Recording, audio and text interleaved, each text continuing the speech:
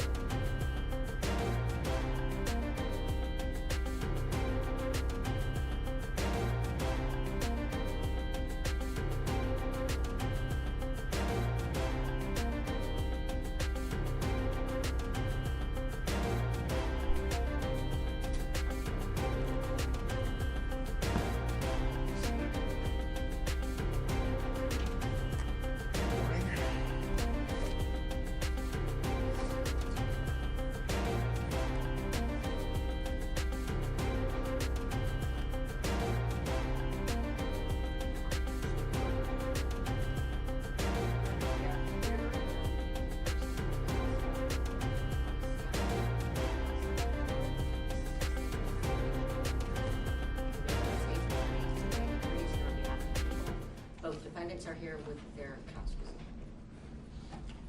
All right, we're here for closing arguments. The court had invited the attorneys, not ordered, invited the attorneys to send demonstrative exhibits to the court regarding the rules of DCFS, which both sides have done. I would like to clarify something I said before, but I'll say it again. What the demonstrative exhibits say are not evidence and will not be considered by me as evidence, just as closing arguments are not evidence and will not be considered by me as evidence. I am very capable of discerning what the facts are based on closing arguments and based on demonstrative exhibits. So I don't think we need to say any more about that. All right, State, are you ready? Yes, Judge. Please proceed. Thank you.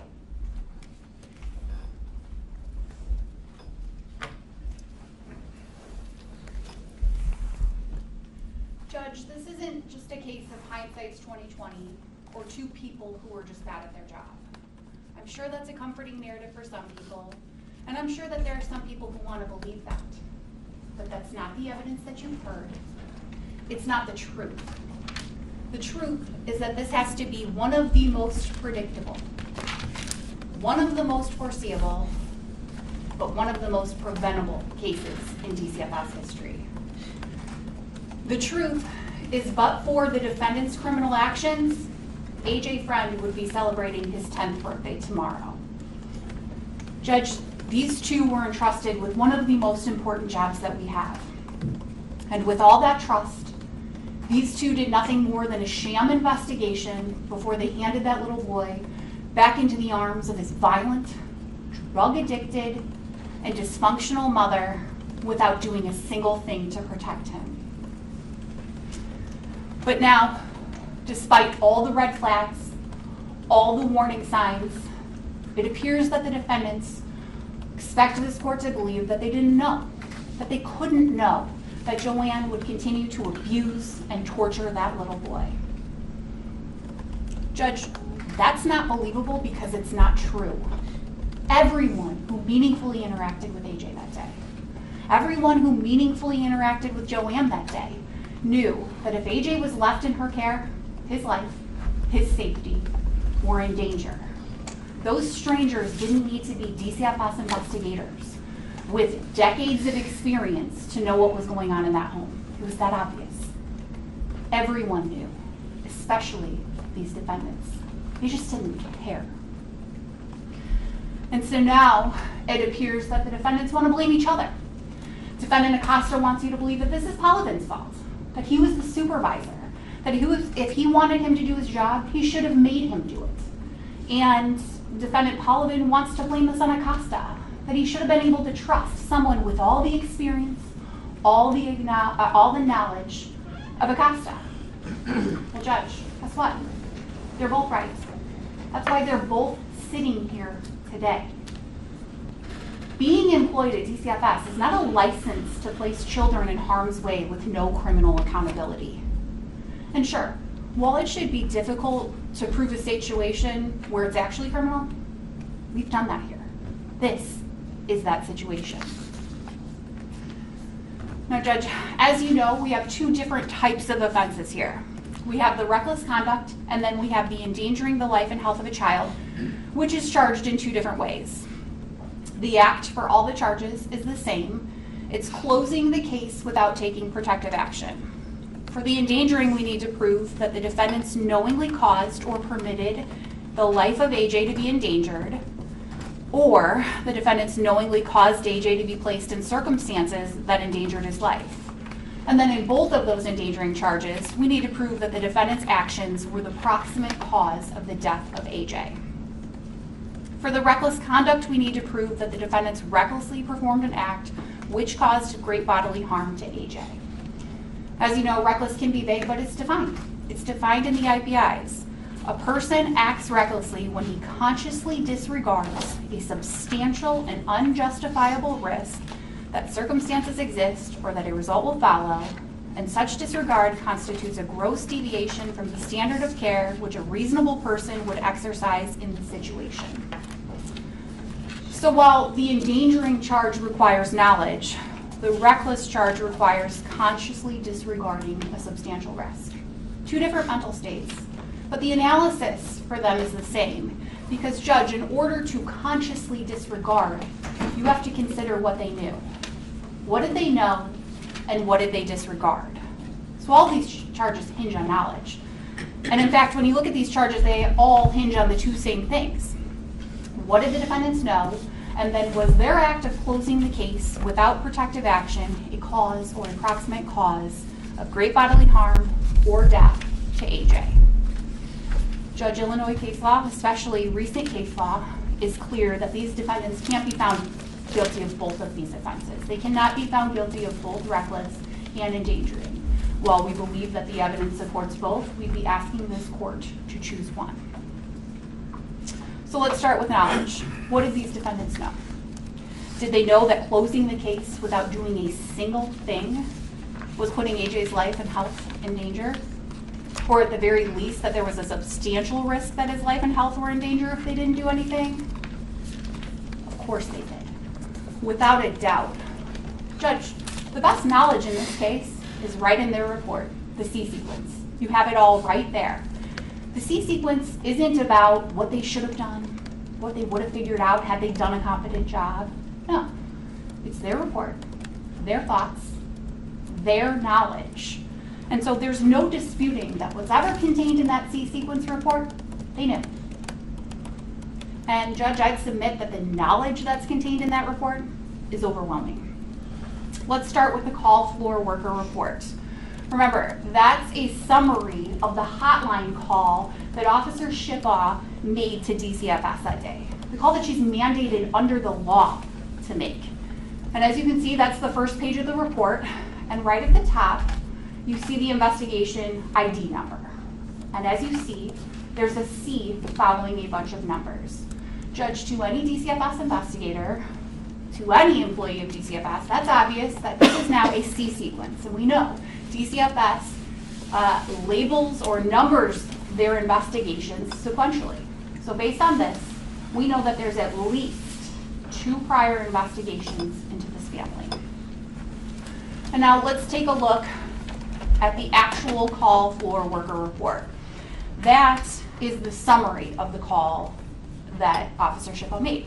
And there's plenty of information in there. What you're going to see right away is that a reporter observed a large bruise on AJ's hip towards the back. You see that Joanne is a former heroin addict and takes Suboxone and Adderall. You see that Daniel, her boyfriend, is also on Suboxone. And let's be clear. Suboxone isn't some antidepressant or some drug to make you feel better. That's the drug of drug addicts. And addicts as parents is risky. Mother called police stating that Daniel stole her prescription medication. It's a nice sign of dysfunction in the family. Joanne doesn't look good, and if she's clean, she likely hasn't been for very long.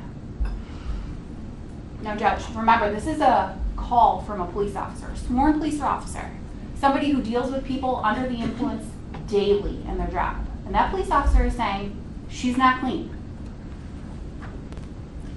You also see that the officer is saying that the condition of the home was disgusting. The ceiling is falling down. The floor is torn up. The kids' bedrooms smell like feces, and there's dog urine on the floor. That is the home of 2 little boys, 3 and 5. And again, that's the description from a police officer who sees the wide spectrum of homes, clean to the worst. And she's saying it's disgusting. Then you see that they're talking about the bruise. Joanne's stating it's from the dog, but the officer's saying the bruise is not consistent with the dog. They don't believe her. They don't believe her so much so that they've taken the children into protective custody. The most drastic action a police officer could take in regards to children. Something Officer Shippa told you she'd only done twice in her career, including this case. And then finally, you see that there's the prior case. The prior case where the victim in our investigation was in DCFS guardianship from November of 2013 until April of 2016. It's 2.5 years, that 5-year-old boy's life. Judge, that's 10 things. 10 things right there that these 2 employees knew prior to doing a single thing on this case. Prior to walking into the Crystal Lake Police Department, interviewing any witnesses, prior to pulling out a pad of paper to take notes. That is 10 things right there that these officers knew, that these defendants knew, that if true, AJ's life and health were in danger, imminent danger. You know, on the barometer of whether DCFS needs to take protective action, this investigation isn't starting at a 0. Absolutely not. Because children who have been abused or neglected are at risk. They're at risk for further abuse. To say otherwise would completely eliminate the need or the purpose of DCFS. But of course, the hotline call can't be dispositive, right? There needs to be an investigation. An investigation to determine first and foremost what caused that bruise. And make sure that nobody intentionally caused that bruise. But then they needed to investigate Joanne. Is she really using heroin? Is she really abusing any drug? And then what about that house? They've got to get eyes into that house and see what's going on. Because if any of those allegations were true, they needed to protect those little boys. That was their job. So let's look. What did the investigation prove?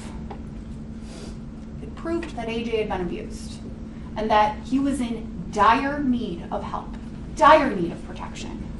That's as simple as it comes. Judge, first let's take a look at the picture of AJ. That's the picture from the C sequence report. It's not Officer Shippa's pictures, which you had, but it's the pictures that were contained in the C sequence. And I'm giving you those because these are the things that we can guarantee. You know without any doubt these defendants saw and that they knew about. Costa took this picture. So what does it show you?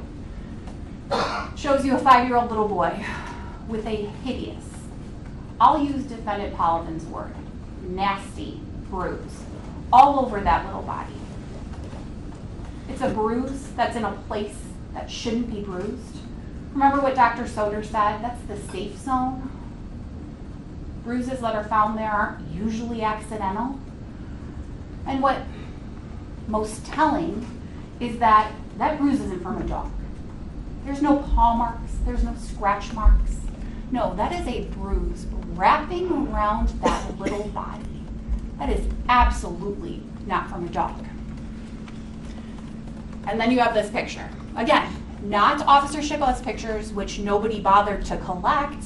Officer Shippa's pictures, which there were more and of better quality, but you can see it right there. Look at that little face. Look at the bruise over the right eye. You can see a bruise on the left side as well as some swelling. You can see the abrasion on the lip, a little bit of a dot on the nose. Judge, what did these pictures prove? What did meeting with AJ prove? That this was a battered little boy.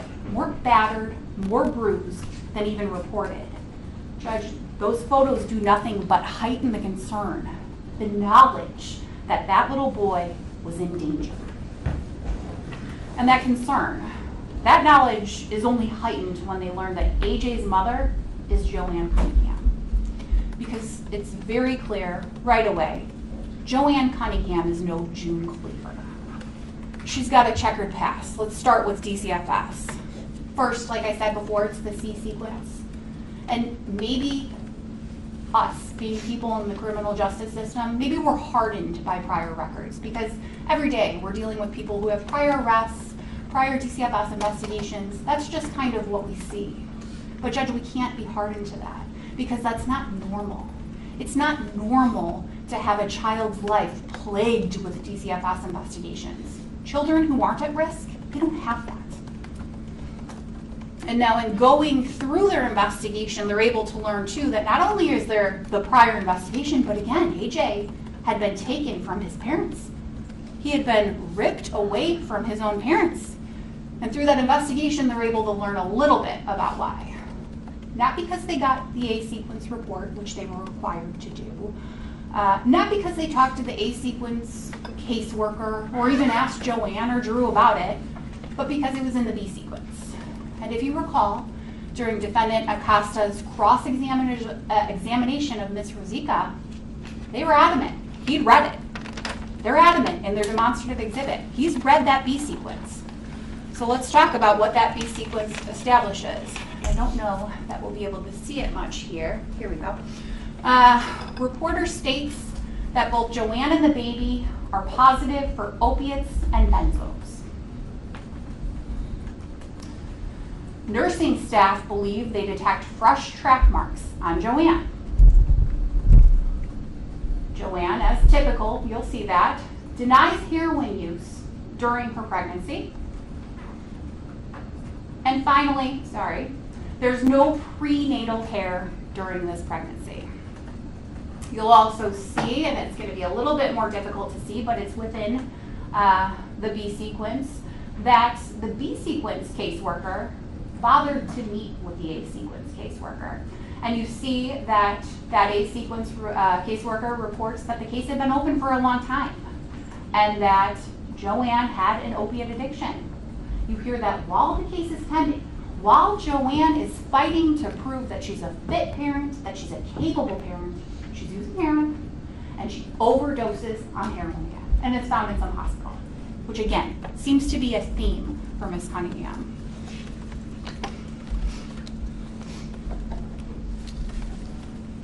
Then you have the B sequence itself. And again, it's a little bit hard to read, but Your Honor has it and you can review it. And what you see from that B sequence is it's no less concerning. The first thing you need to remember is that this is 8 months prior to our investigation.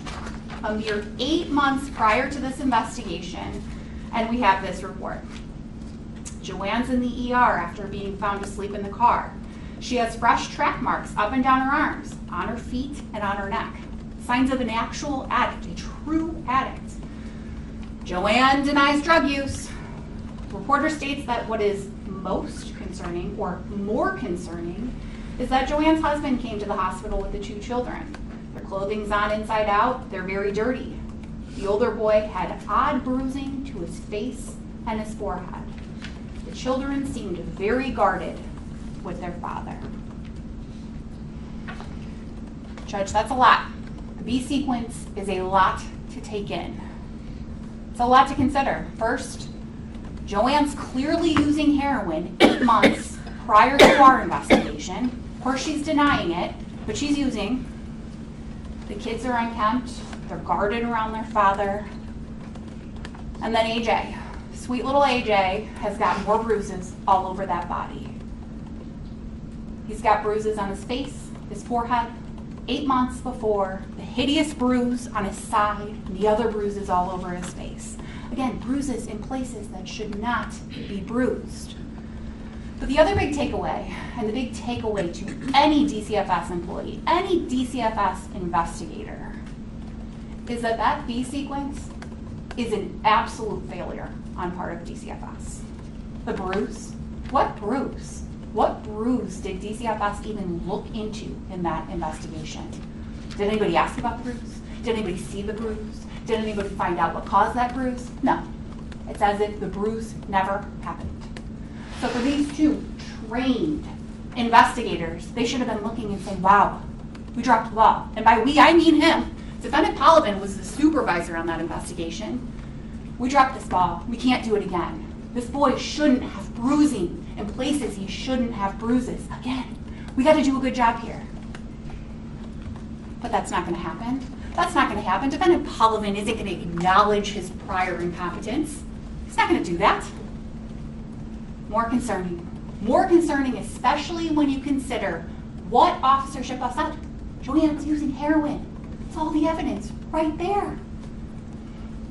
Doesn't stop there though, because you'll see, again, there are other DCFS investigations. June of 2012, Joanne's being reported for abusing prescription drugs. Her foster son is being neglected. Joanne fails to get up in the morning with that foster child. Reporters also concerned because Joanne has been going out, doesn't get home until 1 a.m. or after, and the kids are home alone. And then 6 months later, December of 2012, Joanne is mentally and emotionally abusive, this time to her son. Joanne has been diagnosed with bipolar disorder. Joanne abuses prescription drugs and cocaine. Joanne is taking her child with her to Wisconsin to purchase Vicodin. Andrew pops into the picture. He's also abusing Oxycontin and cocaine. Joanne has threatened suicide. The residence where Joanne resides is filthy. There's animal feces and urine throughout the home, but it is a very bad condition in the child's room. The reporter states that the police have been called numerous times for domestic violence in the home currently and in previous residences. All sounds very familiar. That is Joanne Cunningham right there. You got a picture right into her life. Judge, all those prior DCFS investigations, the one that Defendant Acosta's adamant he read, and Defendant Polavin supervised, all they do is corroborate what Officer Shipaw said that day. They corroborate her decision to take protective custody. AJ is in danger. Joanne has no business with him. And you have to remember, Joanne's past isn't just with DCFS. She's got a criminal history. That's in the C sequence. They pulled the leads. And in there, you have a retail theft, domestic battery, and then an arrest for battery 6 months prior to our investigation. So during an investigation where we're trying to determine if a mother physically abused her child, they learned 6 months before she beat somebody else up. Judge, she's violent. Violent parents are a risk. Their children are at risk, a substantial risk. And then, Judge, they meet her. They interact with her. During that investigation, there's a brief, scant interview with her, and nothing about that interview should have left anybody feeling any more comfortable, because during that limited interview, all we learned is Joanne's a liar. She'll lie about everything. First, it starts with her chaining story about the bruise. You recall, she initially tells Officer Shipaw, no idea, haven't seen it. Wow, what's that? I mean, you saw that bruise. You're telling me that a mother didn't notice that bruise on her 5-year-old little boy? You're telling me that that 5-year-old little boy didn't complain about that bruise? Clearly, it would have provoked some sort of response, tears or something out of that child. And it's such an unbelievable story because Joanne quickly changes it. She knows. The officer isn't buying it. And so then it changes. And it changes to, Lucy did it. Lucy did that to you, right? She leans over, she puts those words into her little 5-year-old's mouth. That drastic story change, the way she did that to her little child, that's enough to make the arms on the hair of a police officer stand up. Now imagine what it would do to 2 trained DCFS investigators. You know what that means. You know what that means, and so do you. That means that she's lying, and now she's manipulating her little 5-year-old boy to cover for her. But her lives don't stop there. Not even close. Let's go to the substance abuse assessment. She lies in such a way, it's immediately obvious. Are you currently on any medication prescribed for a medical condition? No. What about the Adderall and the Suboxone that she's reporting being stolen by her boyfriend that day? Do you have or have you ever had a mental health diagnosis? No. Okay, but what about the bipolar and the B sequence? Are you currently or have you ever been in substance abuse or methadone or a methadone maintenance program? No. Touch. It's laughable. Defendant Acosta knows this. Remember, if you go back through that C sequence, you see he sat down with the B sequence caseworker to talk about the case, and in his own note, in his own writing, he writes down, where is it? Mother had track marks, soon entered treatment. He knows she was in treatment, so what did he do about that? What did he ask her about that? Nothing. Did he ask for a drug screen? No. Have you ever felt you should cut down on drug use? No. Not when her kid was born heroin positive. Not 6 months ago when she's found passed out in a car. Have people ever criticized your drinking or drug use? Come on. Same thing, domestic violence screen. No third-party reports of domestic violence. Not true. No criminal history or reports of assault. Judge Leeds, in his own report, indicates otherwise. Shows her arrest in 2013 for domestic battery and the arrest in July of 2018. Judge, the only thing that these defendants learned from their scant, short, pathetic interview of Ms. Cunningham is that she's a liar. A liar that would do whatever she could to protect herself and her own well-being. Not her children, but her own well-being. AJ needed help. That's obvious. That didn't matter to these two, because these two were just looking for the easy way out. The easy way to close the file and move on. But despite their wishes, the investigation takes a turn, quite a turn, because AJ's sent to the hospital. Nobody really knows why. He certainly should have gone to Merritt, but that's for another day. Because when he gets to the hospital, he's outside of Joanne's presence. His little brother's not sitting next to him. When he feels comfortable and when he feels safe, he opens up. He gives them a tiny, small glimpse into his horrible little life. We know that defendant Acosta knows about that because in his numerous phone calls with Dr. Shannon, not that they're all documented, but right there. Maybe someone hit me with a belt. Maybe mommy didn't mean to hurt me. Judge, the inquiry into knowledge should be over right there. The knowledge is right there. It's right there in defendant Acosta's own words. Same thing that defendant Polovin reviewed. The same thing that suspiciously disappears from that report as you continue to read on when they're discussing the evidence in the case, the things that are inculpatory and exculpatory. They'll never see that again. But Judge, it's right there. They knew. They knew he was in danger. That is a 5-year-old little boy, powerless, outmatched, and he's in need of help. Now, it seems to be that the defense would like you to just throw out that statement. That's not reliable. You can't trust that. He'd already been interviewed so many times that day. Forget about that. It didn't happen. Well, Judge, you know that's not how children work. You know interviewing a child isn't like interviewing an adult. You need to build a rapport. You need to build trust. The child needs to feel safe. It's also not uncommon for a child to protect their abuser, especially a parent. So Judge, it's not surprising when you consider those other interviews why he didn't talk. He wasn't comfortable, he wasn't safe. That's why he needed to go to the Child Advocacy Center. Go back to the first, and we'll call it an interview. Officer Shippa's in the kitchen. Mom's right next to him. What happened, AJ? And AJ doesn't even really respond because it's his mom putting the words in his mouth. And then he's again interviewed by Officer Shippa at the police department. His little brother's next to him, and he's in a police department being interviewed by a police officer with a gun. It's a 5-year-old little boy. All 5-year-old little boys know about a police department is that's where the bad guys go. So it's not surprising he's not comfortable. It's not surprising he's not talking. But it's the same location that defendant Acosta thought would be a good idea for an interview. The interview he's going to rely on for the entire investigation. And again, his little brother's sitting next to him. The little brother that his mother's turned against him. You see that in the later videos that you saw in this case, where his little brother's telling his mom when AJ's done something wrong.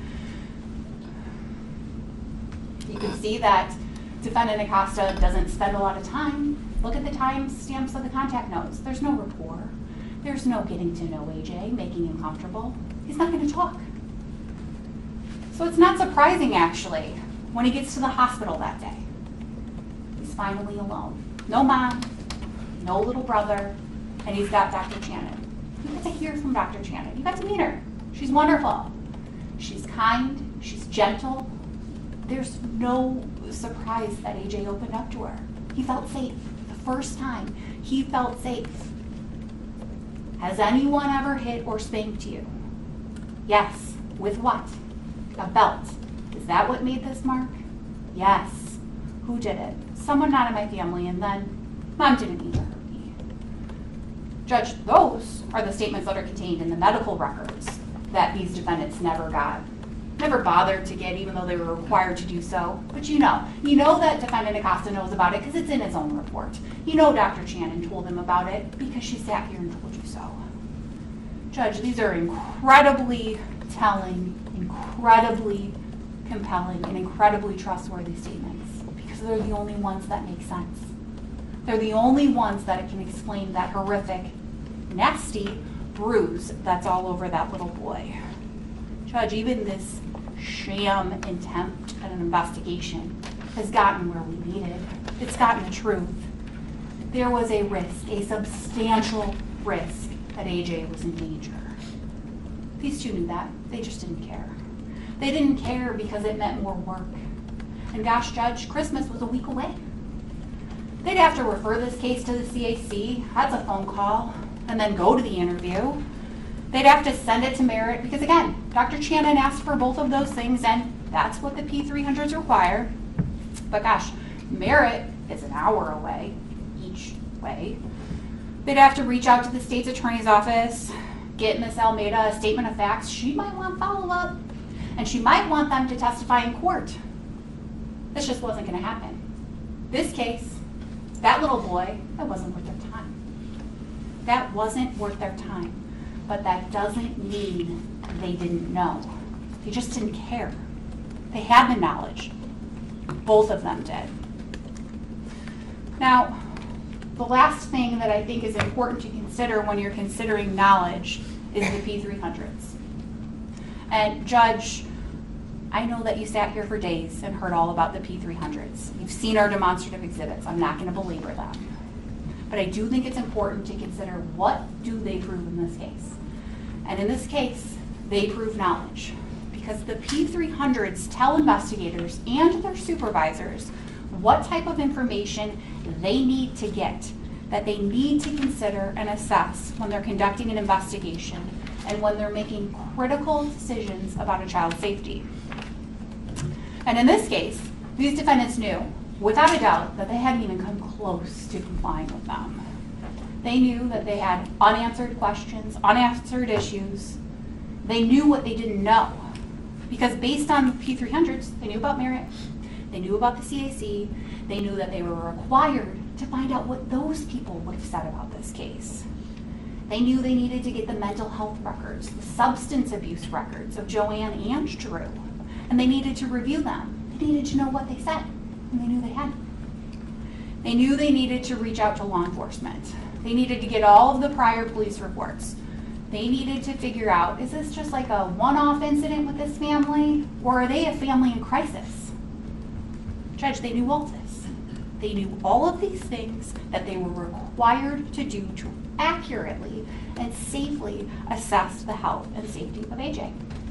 They just knew they hadn't done it. They knew they were taking a risk, a substantial risk, by conducting a minimal investigation and then placing that little boy back into the home, back into the care of his mother, without doing a single thing to protect him. They didn't care because it was clearly more work. And you know that because, Judge, you don't have to wonder what that investigation would have looked like, what type of evidence a proper P300 investigation would have given you. It's all there. all those binders that you got into evidence, it's all right there. It's all the witnesses you heard from, the people from Merit, the people from the CAC. You have it. Compare all those things to the C sequence. 71 pages. It's a total of 71 pages when you count a few administrative attachments. Compare that to all the binders. That is hundreds of pages that they were required to get. And they didn't, because it was too much time, too much work. But Judge, even absent that work, that doesn't change the fact that they knew that AJ was in danger. There is still overwhelming evidence that AJ was in danger. We have proven the knowledge element, especially in regards to the endangering. In regards to the reckless conduct, we need to still establish, or you need to consider, whether a reasonable person would have acted the way that they did. The answer to that is clearly no. Immediately, no. That's obvious. Reasonable people, reasonable DCFS employees don't gamble with the life and safety of little boys. They don't play Russian roulette with a 5-year-old's life. They don't. They don't. Common sense tells you that, and so do the P300s. Because the P300s are written proof of what other DCFS investigators would do, what they're required to do. Those reasonable DCFS investigators, they follow the P300s. Judge, I don't want to belabor the P300s. I'm not going to, but I would just direct you. Consider the one about protective custody. I know you read it in our demonstrative exhibit. It's been in at trial, but remember that. These defendants had no business letting protective custody lapse. That was a fatal decision right there. Judge, under the P300s, when a law enforcement officer takes protective custody, there is certain criteria they have to rule out prior to returning that child home. They didn't do it. Not a single thing. Judge, we've proven the knowledge. So now the remaining issue in regards to both charges is causation. And Judge, the testimony is clear, the law is clear. We've proven this. You've heard from 3 separate witnesses, 2 of which were expert witnesses, but all 3 who were involved in the juvenile abuse and neglect field and juvenile abuse and neglect as a doctor. And Judge, all of them have told you that had these 2 taken protective action, really any protective action, AJ would not have been murdered the way he was on April 15th, 2019. For these charges, I don't have to prove that AJ would still be alive or that his mother wouldn't eventually kill him. We just have to prove that AJ wouldn't have died the way he did and when he did because of the defendant's actions. And Judge, we've done that. Had they just followed the P300s, had they followed the Juvenile Court Act, AJ Freund would not have been in the care, custody, or control of Joanne Cunningham, his murderer, in April of 2019. You heard from Julia Almeida. She's the juvenile abuse and neglect prosecutor in McHenry County at the time. The only one. The one person who had the responsibility for filing and prosecuting these petitions. And she told you very clearly, very credibly, that had she gotten any wind of the December 18th, 2018 investigation, she would have filed a petition. She remembered the family. She remembered the family because it hadn't been that long for their prior case, the A sequence. She remembered it was a lengthy court case with a variety of issues that came up, and there were memorable parties.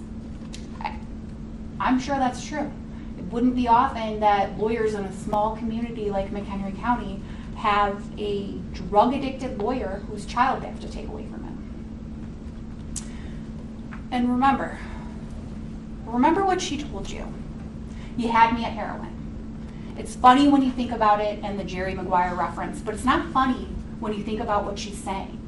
What she's saying is that heroin addicts, really any drug users, are at a risk for abusing and neglecting their children. Their children are at risk, a significant risk. Judge, and then you consider somebody like Joanne Cunningham, somebody with the history of Joanne Cunningham, her heroin history. That's a history that's been spanning all the way back to 2012. Couple that with the allegations of physical abuse, not once, but twice to a 5-year-old little boy. You can't forget the house. Everybody forgets the house. But the condition of that house is truly a sign of what's going on within that family. Ms. Almeida would have no choice but to file a petition. Of course she would file a petition. And it's like what she and Ms. Wells told you. Judge, this isn't going to be a case where a safety plan is going to cut it. This isn't going to be a case where we're just going to hope and trust that Joanne figures it out or works her way through whatever's going on. No, based on that prior court case, the prior case where the court took its most drastic measure, taking a child from its parents, and then ordering the full menu of services and treatment and supervision for years, all of that didn't work. All of that didn't work because they're back there just a couple years later. They can't start at less. They wouldn't start at less. AJ wouldn't have gone home. He would not have been in that home. It's that simple. Judge, that is a whole courtroom, a whole court system designed to just protect these children. And no judge, no prosecutor is going to take that risk. They're just not going to. And even if they did, even if you think maybe AJ would have gotten home in the few months before he's killed, you heard about what would have happened. There would have been protective orders, measures in place. You heard about the eyes and the ears. The eyes and the ears of the court who are going to be within that home, looking at that child, looking at that mother, looking for the signs of abuse and the heroin and all the things that brought them into the court's attention in the first place.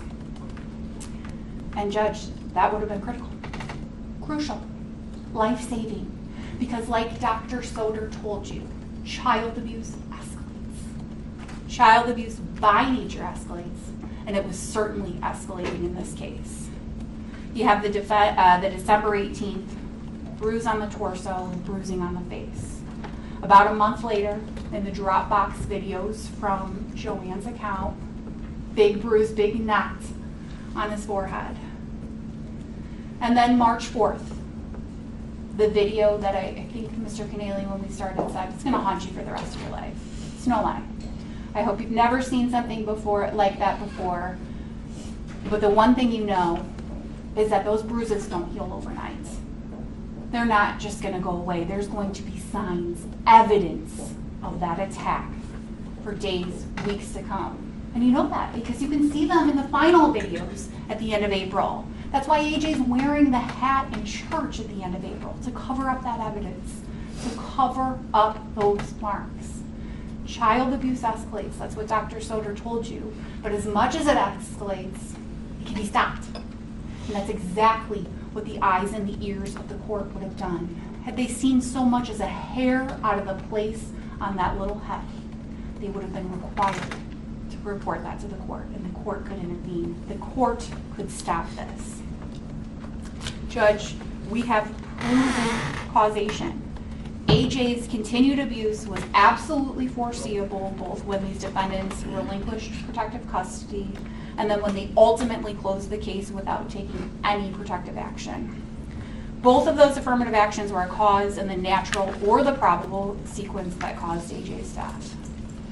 And to suggest otherwise would mean that there's no point to DCFS. And that's not true. They're an important, critical organization. Before we wrap up, I just want to focus on defendant Paladin for a second. I think we've lumped the two of these defendants together for a lot of this trial, and even in this argument. And so I think it's important to identify his role here. Sure, defendant Acosta was the investigator here. Under the P300s, he's the one who's required to get the reports, interview everybody, gather the records, make the referrals. But under the P300s, defendant Paladin was the one who was ultimately responsible for this investigation. He was ultimately responsible for making sure that this investigation was completed and that it complied with the P300s. He was also ultimately responsible for making decisions regarding the safety of the children of this investigation. And as the supervisor, it was his responsibility to make sure that something like this didn't happen. This was his job. He didn't just get to blindly trust anything defendant Acosta said or co-sign whatever Acosta did. And you know that because what would be the point of his job? Judge, if he wants you to believe then that Acosta is just some rogue employee who's not doing what he's told to do or required to do, then it's his job to intervene. He's the only person in this case who had the ability, but more importantly, the responsibility to make sure that this didn't happen. Because remember, protective custody doesn't lapse without Parliament agreeing to it.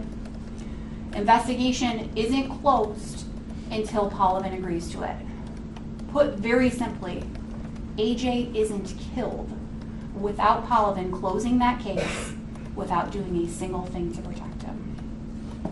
Defendant Parliament is just as much to blame. Judge, we've proven this case. We've proven these charges.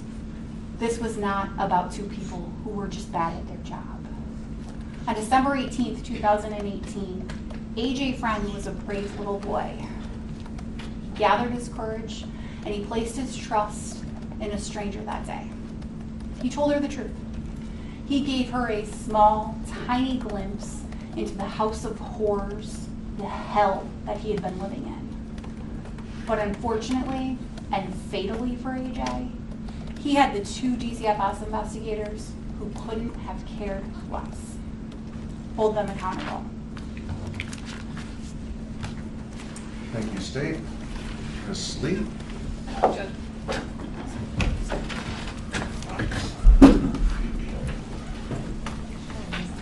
Yeah, 1 second.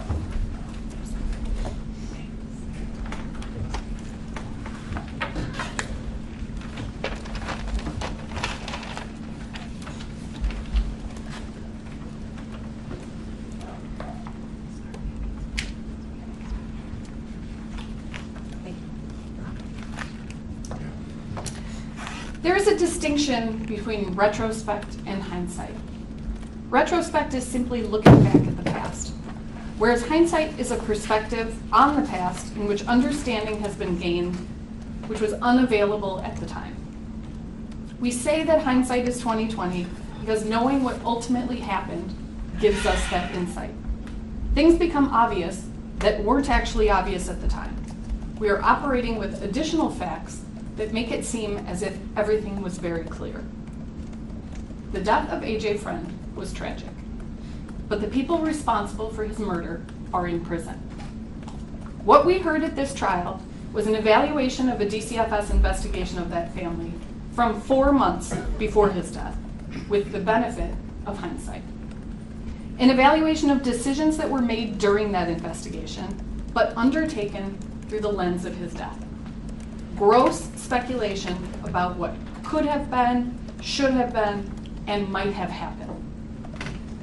The employees of DCFS are tasked with making a series of judgment calls. They are provided the Procedures 300 as a rubric against which each of their judgment calls is made. But at the end of the day, they are making judgment calls. Do we take protective custody, or do we keep protective custody? Do we unfound, or do we indicate? And within those big judgment calls are a series of smaller ones. Do we refer to the state's attorney for a shelter care hearing? Do we let protective custody lapse?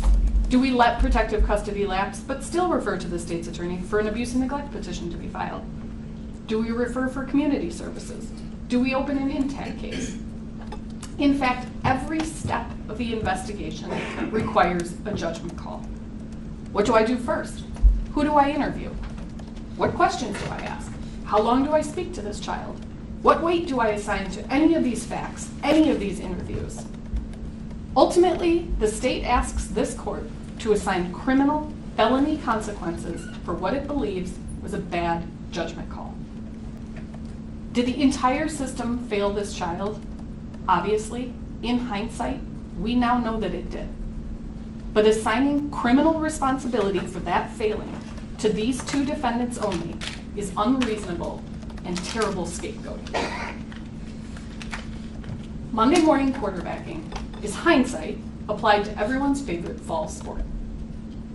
I like to stand around the water cooler as much as the next person and opine about how even I could have done it better. But I walk away from those conversations knowing I barely made it through high school gym class. I'm kidding myself. I couldn't have done it better. I would, of course, have no idea what I was doing. I, like everyone else engaging in this next day review, am kidding myself. And the state, in its analysis and criticism of the defendant's December 2018 actions, is just as unrealistic. The state's argument is heard to be that Mr. Acosta did not do his job thoroughly enough to meet Carol Rizika's standards or interpretation of the procedures, which in and of itself amounts to knowingly endangering AJ Freund's life and proximately causing his death, or recklessly endangering AJ Freund and thereby causing him great bodily harm. So let's take a look at what was actually introduced at the trial, how it relates to the investigation, and more specifically, how all of it fails to prove what the state claims that it did. We heard the testimony of Officer Shipbaugh. Officer Shipbaugh testified to what she did do when she encountered this family in December of 2018. I would submit to you that much of her testimony was revisionist history, couched to minimize her own role. She claimed that the boys were only in pull-ups and t-shirts when she encountered the family at Taco Bell, but she acknowledged that she'd made no such report to the hotline when she made the initial DCFS report. She claimed that when they were back at the boys' home and the boys were getting dressed, they searched the house high and low for AJ's shoes and just couldn't find him. They had to take him to the department with no shoes on. But State's Exhibit B1, a full body picture of AJ in the lobby of the police department, clearly shows he's wearing his shoes. Officer Shipbaugh claimed that in her initial interview of AJ, Joanne leaned down and whispered to AJ. Her testimony was tearful and very specific. The hair on her arms stood up when it happened. But she acknowledged that her account of this interview is completely different in her police report. But notwithstanding the rose-colored version of her involvement that we received in her testimony, she also testified to what she did not do. The officer did not refer AJ for an interview at the Child Advocacy Center. She did not arrest Joanne for domestic battery. She did not seek those charges. She did not seek a warrant for those charges. She did not make any effort to object to the DCFS decision to let protective custody lapse. She did not make any effort to object to or to appeal the DCFS decision to unfound. She did not even extend her investigation. She acknowledged she was aware she could maintain a parallel investigation. She did not. She claimed to have been undertaking an investigation of Joanne for domestic battery on December 18th, 2018. But her own investigation of that bruise amounts to 2 attempts to interview the child about the injury, and that's it. Ultimately, she charged Joanne with driving on a suspended license, processed her, released her, and was done. We heard the testimony of Dr. Channon, the emergency room physician who examined AJ on December 18th, 2018. I would submit to you that Dr. Channon engaged in her own attempts at revisionist history.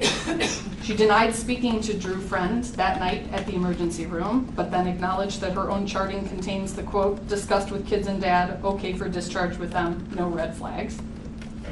She volunteered a bunch of information for the very first time about having independent information about the family and about Daniel Nowicki as a result of some different emergency room incident and treatment of Mr. Nowicki.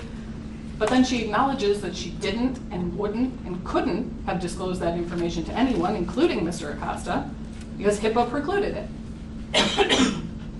In any event, we heard her testimony and heard her explain her examination of AJ's bruise. The state's argument about the purported injuries to AJ that are visible on his face and the picture from December 18th of 2018 are curious, given that the doctor who actually examined him didn't identify those same purported injuries. The doctor specifically testified to her diagnosis and opinions. She identified a mark on his lip, a mark on his ankle, and the bruise on his trunk. She said that AJ was in no pain or distress. She described the injury to his trunk as mild, which she defined as meaning it required observation but no intervention. She also testified that AJ's mother was appropriate with the kids, that she had plenty of time to observe them, and that the kids were comfortable around her. That was essentially the end of the relevant evidence offered by the state. Following the two witnesses who had firsthand knowledge of what occurred in December of 2018, and the state's purported expert that I'll talk about in a minute, all of the other witnesses offered nothing but speculation. Nothing that supports the state's prosecution. Dr. Davis, Shannon Kruger, and Dr. Soder all testified. The state offered the testimony of perhaps the three most preeminent child abuse specialists in the state.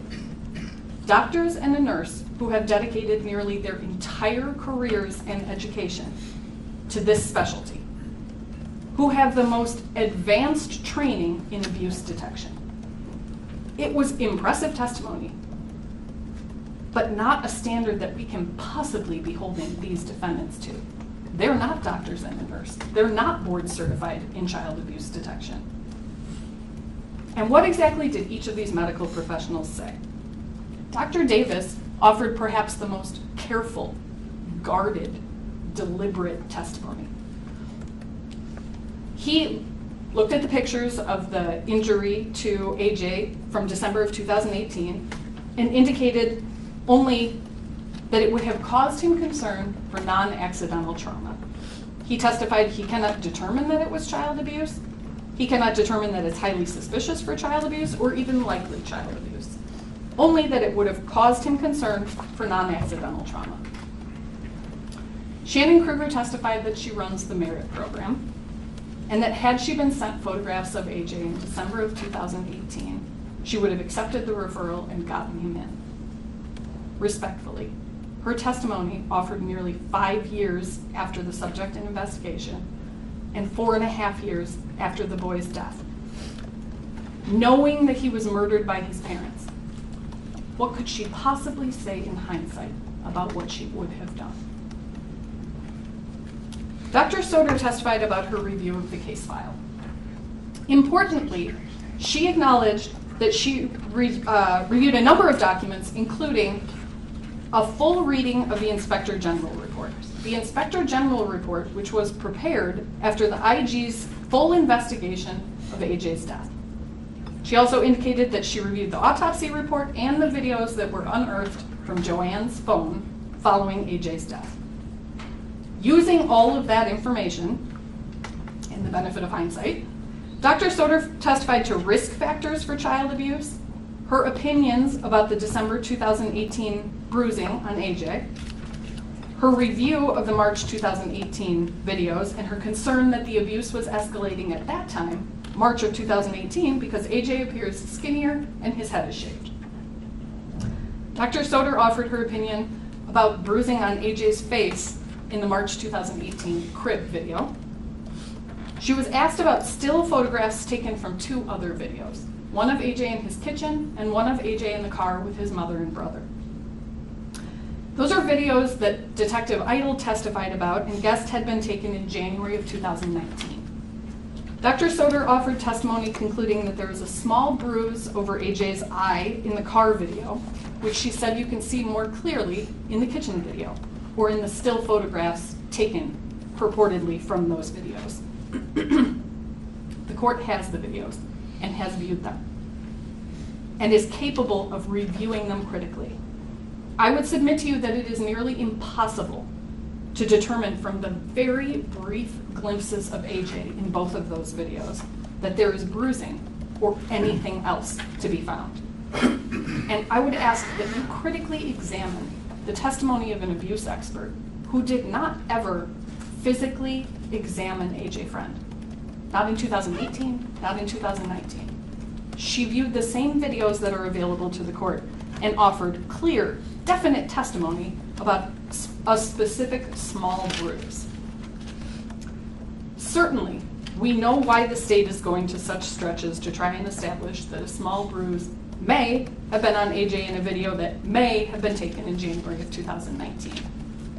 Clearly, the state is trying to tie up something that relates in time to the December 2018 investigation. But the totality of the evidence does not support this theory or this timeline. The only actual evidence of bodily harm to AJ Freund is the March 2019 crib video and his murder in April of 2019. Dr. Wittig, the pathologist who performed the autopsy on AJ, offered his opinion when he was asked about the injuries identified on AJ during the autopsy and whether they were caused at the same time. And he testified they appear to have been in close proximity to each other. That testimony is set forth in Defendant's Exhibit 3. But for a healed broken rib, about which we have absolutely no information, all of the injuries that AJ Freund had at the time of his autopsy were inflicted in close proximity to his death, 4 months after Defendant Acosta's involvement in the matter. Following the medical testimony, we heard from Ms. Mariner. Ms. Mariner is the director of the Child Advocacy Center in McHenry County, or the CAC, who testified that she would have accommodated an interview at their facility if it had been referred to her in December of 2018. Ms. Mariner's other testimony related to a memorandum of understanding and the protocols of the CAC. And that testimony undermined Officer Shipaw's testimony about a CAC interview. The police officer claimed that she wouldn't make, and it wouldn't be her place to make a CAC referral. But that testimony flies in the face of the actual CAC protocol, which was admitted as State's Exhibit 47. The protocol specifically identifies the multidisciplinary team, which includes law enforcement, and explicitly directs that law enforcement, 1, refrain from interviewing the child, and 2, refer to the CAC. What Ms. Mariner did not testify to is that the McHenry County CAC should have been used in this case. She indicated that she would have made it available, but was not asked, was not qualified to answer, and did not provide an opinion about what should have been done, as the state argues in its written materials.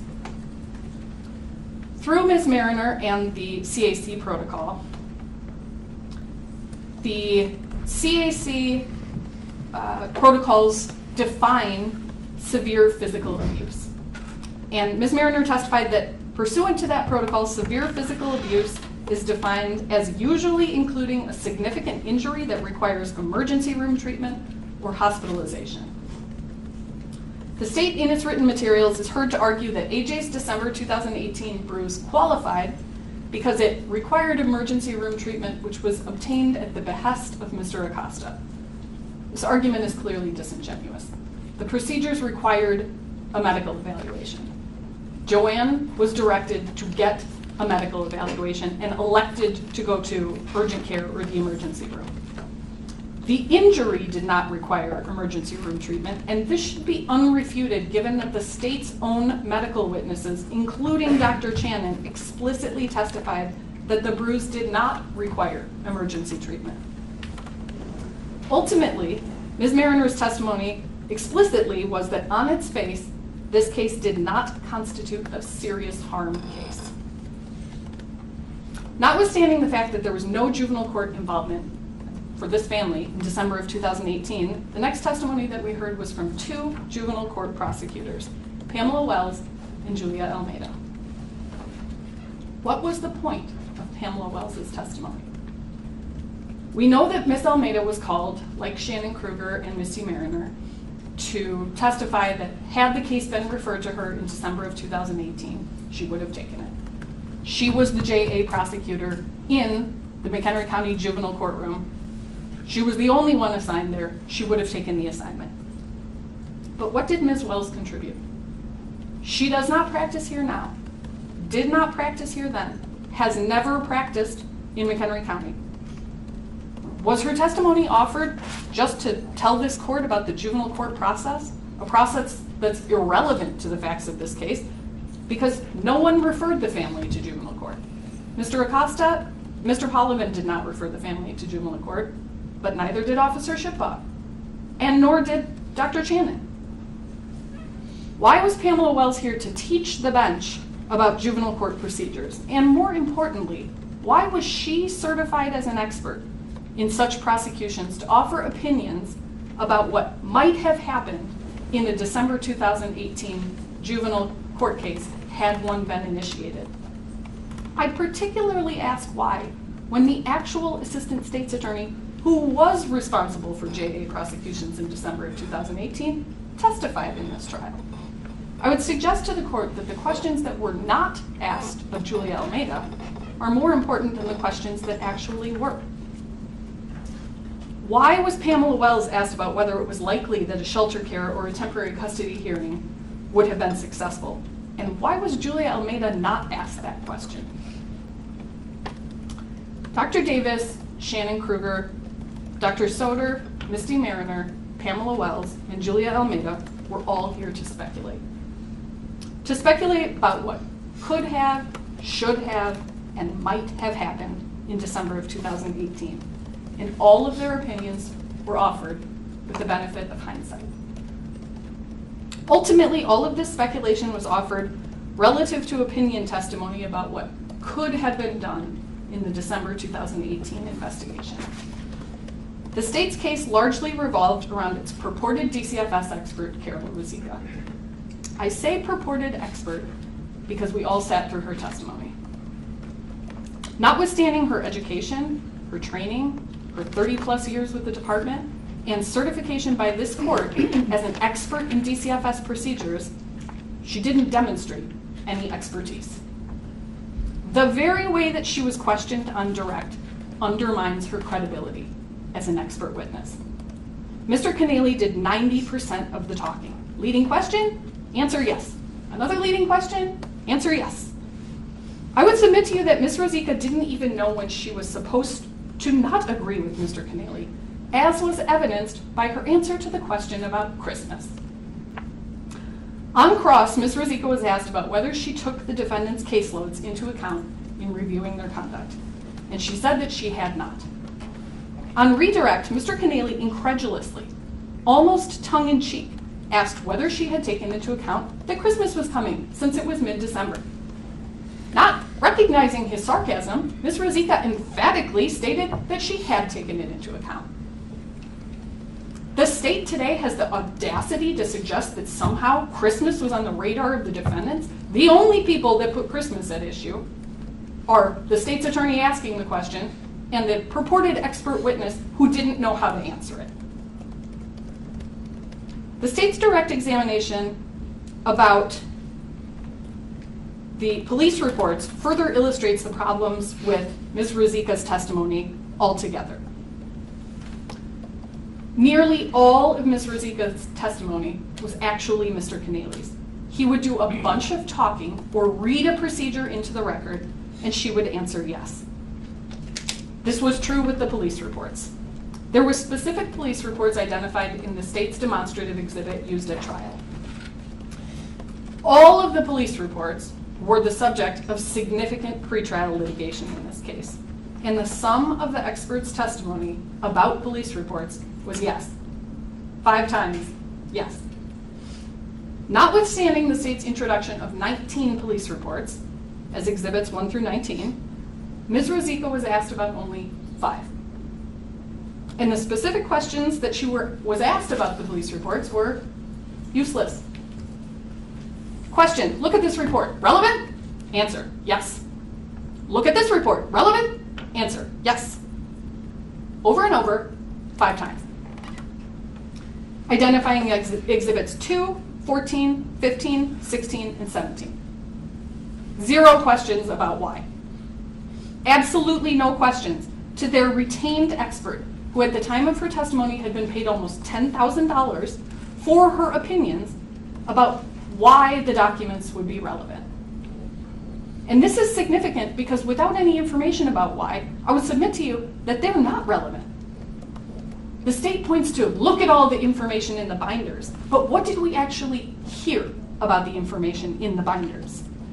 It begs the question why the state sought admission of exhibits 1, 3, 4, 5, 6, 7, 8, 9, 10, 11, 12, 13, 18, and 19 at all. All of the pretrial litigation relative to these exhibits was that they were not being offered for hearsay purposes, only for non-hearsay purposes to the extent that they were relevant to the investigation. They should have been obtained because they were relevant. The investigators should have known about them. Relevant because someone was going to tell us how they were related to the December 2018 investigation, particularly taking into account that 9 of them are from before when AJ was born. But the state's retained expert wasn't asked about 14 of the 19. And the 5 that she was asked about, she offered no actual information, and certainly no information that would give us a glimmer of their relevance. Ultimately, what does Carol Ruzicka's testimony amount to in total? Her opinion that the defendant, in investigating an abuse and a neglect allegation in December 2018 relative to AJ Freund, did not comply with the Procedures 300. So how reasonable is that opinion? I would submit to you, not very. In totality, Ms. Ruzicka's expectations, and by extension the state's, of the investigation are simply unrealistic. They are unrealistic taking into account common sense. They are unrealistic taking into account what the caseloads look like for the Woodstock Field Office and the defendants specifically. They are unrealistic given the finite resources available. And they are unrealistic given the information that the defendants actually had at the time. Ms. Ruzicka's expectations of the investigative report are at best inconsistent, but most decidedly wildly unrealistic. She acknowledged that the procedures explicitly direct that contact notes are to be summaries. And certainly this is consistent with common sense. DCFS investigators are not court reporters. They're not taking video or audio recorded interviews. The B sequence and C sequence reports make clear that contact notes, the substance of the investigative report, are created after the fact. They're written after each of those steps is taken, sometimes hours later, but sometimes days later. Of course, the report is a summary. But a summary wasn't good enough for Ms. Ruzicka. And she went on to say that even though the procedures direct that the notes are to be a summary, there is an unwritten procedure that requires, quote, more. She in fact referred to it as a department mindset. And then she insisted, if it's not written, it didn't happen. But to suggest that it didn't happen because it's not verbatim set forth in a report asks everyone to check their common sense at the door. Certainly, if it isn't in the report, then Ms. Ruzicka didn't know about it, because all of her testimony was based upon a review of documents. She testified that she had absolutely no firsthand knowledge about the investigation at all. Though she was the regional administrator overseeing this office during the December 2018 investigation and in April 2019, at the time that AJ was murdered, Ms. Ruzicka clearly, adamantly denied any independent knowledge about anything related to the investigation. She testified that her knowledge about what investigatory steps were or were not taken was based entirely on her review of the C-sequence investigative report. Notwithstanding that she acknowledged it's clear that State's Exhibit 24, the C-sequence report, is not an accurate copy of the report as it existed in December of 2018 or January of 2019. And she continuously insisted in her testimony, if it's not written, then it didn't happen. And the state doubles down on this argument, at least in its written materials, citing specifically to Mr. Acosta's note about the B-sequence report. The state argues the defendant never read or reviewed it because there's no investigative note or supervisory note that specifically says that he did. We all know the C-sequence investigative note at issue says, confirm details of prior unfounded report. But when confronted with that language, Ms. Ruzicka insisted it did not mean the report had been read because the word read wasn't in the note. This is ludicrous. While I can appreciate that DCFS has 500 pages of procedures that attempt to direct every keystroke and action of its employees, there is a reasonableness standard. Lest we forget, we are in a criminal courtroom. These defendants are on trial for their freedom, and the standard cannot be forgotten or ignored. The state must prove its case beyond a reasonable doubt. And when we are debating ridiculous nuance, we are nowhere near proof beyond a reasonable doubt. When the questions are ones like, does confirmed details of report mean read the report? The state has simply not met its burden. Ms. Rosica was also inconsistent about her opinions of the content of the notes. She criticized some of them for having too little detail. She criticized others for having too much detail, suggesting that they really should have been broken down into individual notes. She criticized some because they showed that insufficient critical thinking skills were used. An example of these inconsistencies relates to the supervisor's waivers. Ms. Rosica's testimony about the role of a supervisor was clear. A supervisor is to supervise investigators, guide them, and ensure that they're performing all of the investigatory steps. This testimony is supported by the procedures that directs almost exactly that, and specifically says that only a supervisor can waive investigatory steps. And the system is practically put into effect by the department through its computer software, SACWIS, which requires the supervisor to waive investigatory steps by an automatic prompting system. And in fact, here, there were waivers sought and approved. The state is heard to argue that this is not true because they're intentionally ignoring the supervisory consult note. It's found at bait stamp page 198 of Exhibit 24, the C sequence, and indicates all waivers approved. But either because if it isn't written, it didn't happen, or because the note doesn't fit the state's narrative, or because it lacks the detail that Ms. Rosica insists has to be in there, the state insists it can't possibly mean that the waivers were in fact approved, even though that's exactly what it says. Ms. Rosica was also critical of parts of the C sequence report where she was flat out wrong. She adamantly testified that Mr. Acosta took no pictures, and then had to acknowledge that in fact there are pictures of AJ taken by Mr. Acosta and appended to the report. The expectations are unrealistic with respect to the CAC and the merit referrals. It's unrealistic to suggest that a CAC referral should have been made. A CAC referral is simply unlikely given only a bruise allegation because resources are limited. It is unrealistic to expect that in every single DCFS investigation, every available resource can be utilized. Missy Mariner's testimony aside, which establishes that the protocol does not identify a bruise as the basis for a CAC referral, it is sheer speculation to suggest that a CAC referral would have changed anything, that a CAC interview would have changed anything in this case. AJ, by the time Dr. Channon suggested a forensic interview, had been interviewed 6 times. Twice by Officer Shipbaugh, once by Mr. Acosta, once by Dr. Channon's nurse, and twice by Dr. Channon. The only time he made any inconsistent statement or strayed from what he had consistently told everyone across the board was in the doctor's second interview of him, where he reported in response to very specific questioning by her, maybe he was hit with a belt by someone who was not in his family. Maybe mom didn't mean to hurt him. By all accounts, AJ was happy, comfortable, talkative.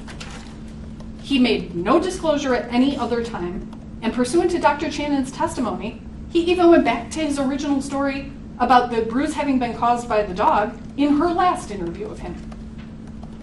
Taking all of that into consideration, it is wild speculation to suggest that we know a CAC referral would have disclosed anything.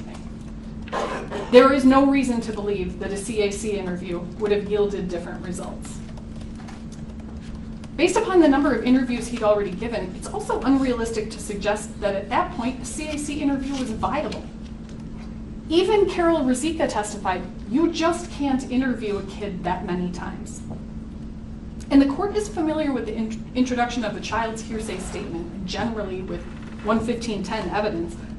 A seventh interview of a child is just not reliable. A second medical opinion is likewise unrealistic. Just as with the CAC interview, it is unlikely to involve merit for a bruise. The Procedures 300, to which the state clings so tightly, doesn't even include a bruise allegation as a specific basis for a merit referral. Yes, the language in the procedure says including but not limited to.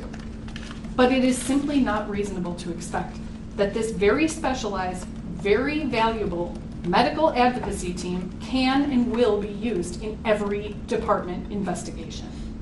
There is a list of physical abuse cases provided for which their services are available and very specifically designed, and bruises are just not on it.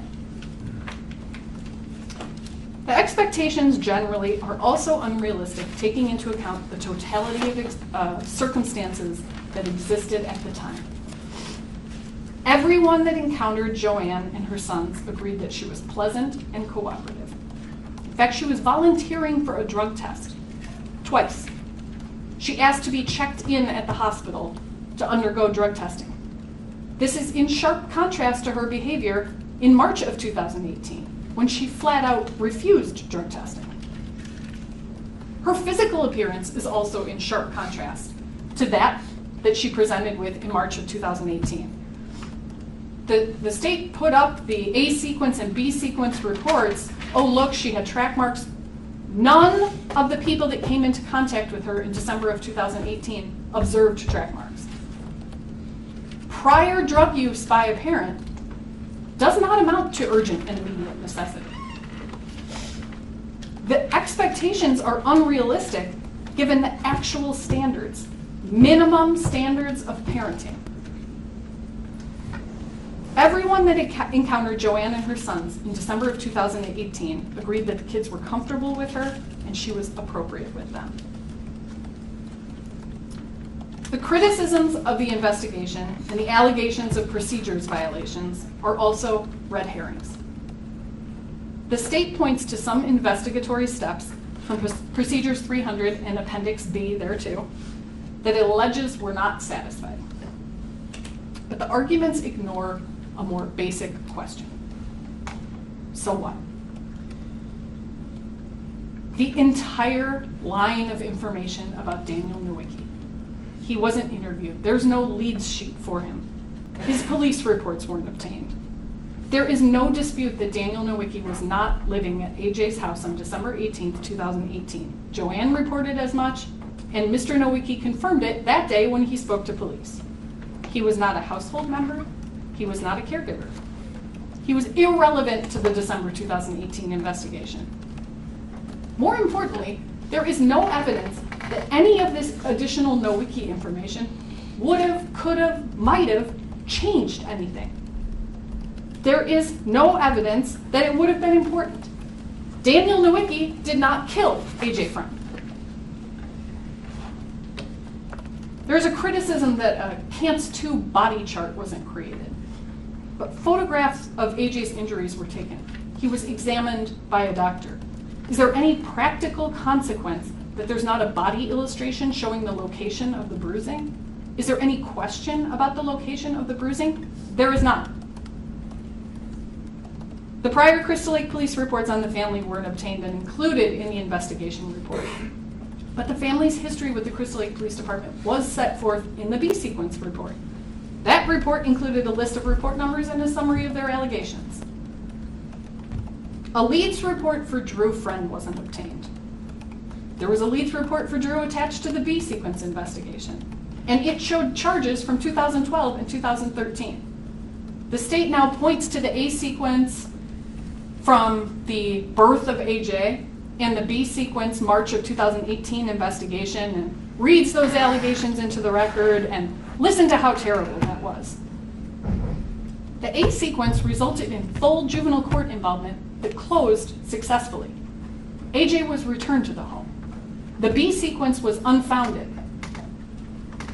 DCFS cannot operate under the standard, oh, well, where there's smoke, there's fire, It doesn't amount to urgent and immediate necessity. The fact that a family has a history with DCFS simply doesn't direct the kind of action that the state is pretending that it does. The alleged procedures violations are red herrings too, because there was widespread violations of mandates.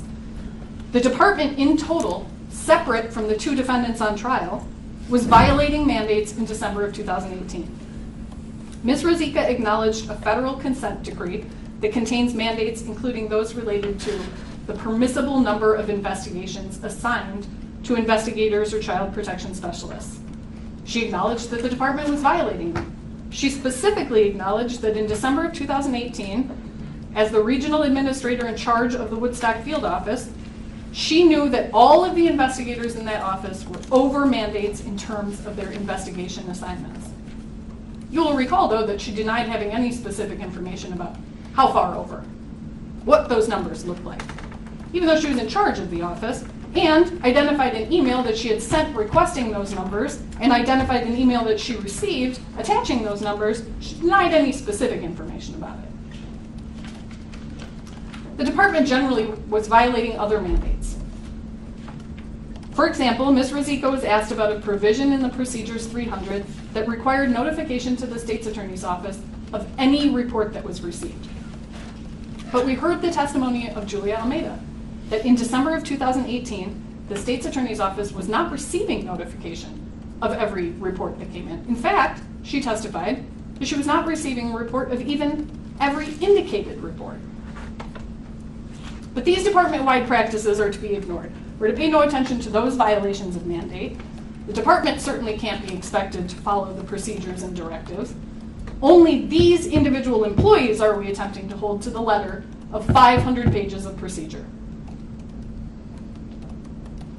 I don't mean to be misunderstood by getting into the weeds on the Procedures 300, by getting into the weeds about what was done, what wasn't done, what was waived, what wasn't waived. What do the procedures require? I address those arguments and continue to beat the dead horse of the Procedures 300 because the state continuously and confusingly points to specific procedures. They allege that there are clear violations because Carol Rosica can conclusively say, based solely on her review of the C-sequence report, that certain things did not occur. And the state maintains that those violations of the procedures is proof positive of knowing behavior. And I address those issues because we believe it's important to address the reasonableness of the expectation, the reasonableness of what the state's expert suggests was the standard for DCFS employees to do their job, because that's what this was. Ms. Rosica acknowledged all of the actions undertaken by the defendants were in the course of their official capacity. But I don't want to lose the more important overriding point. This is not a negligence trial. The defendants are not on trial for malpractice. This is not a matter of demonstrating a standard of care and a breach of that standard. Being accused of doing your job poorly or not thoroughly enough does not amount to felony conduct. Even though it sounded a lot like the state was trying to prove that Mr. Acosta is a bad DCFS employee who did not follow procedures, written and unwritten, this is not about negligence. This is not about violations of a personnel policy, violations of employment procedure. And that's the bottom line. Ms. Rosica was very clear in response to a couple of questions, and one of them was about violating the procedures. She agreed that there is no provision inside or outside of the procedures that includes a consequence for a violation of them. But she did clarify, and in fact volunteered, that the department has disciplinary procedures in place to address violations of procedure, and those were implemented here. The state argues that DCFS works if you care enough to follow the rules. Rules that the state characterizes as directives, commands. But they are employment commands, employment directives. And this is not a trial of DCFS and whether DCFS works. DCFS is an agency that is clearly broken. Carol Ruzicka acknowledged children die in DCFS care at all stages or iterations of it, including protective custody, including intact cases. In fact, when Mr. McQuaid asked her if DCFS was humming on all cylinders, her answer was, I don't think it ever has. This is not a trial of DCFS. The charges are against two individual defendants. The charges against Carlos Acosta are endangering the life of a child and reckless conduct. The child endangerment counts allege that Carlos, in a willful and wanton manner, knowingly caused the life of AJ Freund to be endangered, and that his action was the proximate cause of AJ's death 4 months later. Or in the alternative, that in a willful and wanton manner, he knowingly caused AJ to be placed in circumstances that endangered his life, and that action was the proximate cause of his death. The reckless conduct count alleges that while not acting in good faith within the scope of his official capacity, Carlos recklessly performed an act that caused great bodily harm or permanent disability to AJ Freund. These charges require proof of an action by the defendant, different mental states, and causation. What is the action or omission that constitutes the knowing conduct? What is the action or omission that constitutes the reckless conduct? Is it the lapse of protective custody? Because I would submit to you that that is the only time that Mr. Acosta actually had control of the child, was during the period of time that he was in protective custody. So let's examine the lapse. The procedures direct that the lapse of protective custody is a critical step, which is a decision that must be made by the supervisor. Carol Ruzicka reiterated this in her testimony. Mr. Polovin alone had the ability to make that decision. Mr. McQuaid, on behalf of the supervisor in his cross-examination of Ms. Ruzicka, tried to establish that this decision was made at 10:30 a.m. on December 18th. But this timeline is undermined by all of the testimony and evidence. Pointing to the contact note in the C-sequence investigation regarding Mr. Acosta's interview of Cunningham on December 18th, which is found on Bates stamp page 190 of the C-sequence investigation, he includes a note about allowing PC to lapse, specifically stating, worker, after consultation with supervisor, informed CLPD that DCFS would be allowing PC to lapse. Mr. McQuaid pointed out that the note indicates that that interview with Joanne was conducted at 10:35 a.m. That page, the report, clearly reflects that the contact note was created the following day, on December 19th at 1:51 p.m. I would submit to the court that the time attributed to the interview, 10:35 a.m., the time attributed to the PC lapse is an error. And that position is substantiated by this SCR entry. The SCR entry, which is reflected or documented by a downstate worker about the time that PC actually lapsed, it's found at Bates stamp page 172 of the C-sequence. And it reflects that PC lapse or PC outcome date was December 18th at 12 p.m. And that timeline is consistent with Officer Shipbaugh's testimony. She testified that she was with AJ at the Crystal Lake Police Department until he was released to his mother at 12:53 p.m. Is the action of Mr. Acosta the ultimate unfounding of the report? Because Carol Ruzicka, Pamela Wells, and Julia Almeida all testified that an indicated report in and of itself doesn't guarantee or even suggest any further action. The report could have been indicated, and the result of that could just have been a form letter being issued by the downstate department to Joanne Cunningham, Drew Friend, and the reporter, Officer Shipbaugh, confirming it, and absolutely nothing else. Is the action or omission the decision not to refer for services? Because Carol Ruzicka acknowledges that service referrals are voluntary. Joanne or Drew or both of them could have said, thanks but no thanks. And that could have been the end of it. The very fact that we're asking what the action or omission is amounts to reasonable doubt. The very fact that each analysis requires so much of the use of the words could have and should have and might have amounts to reasonable doubt.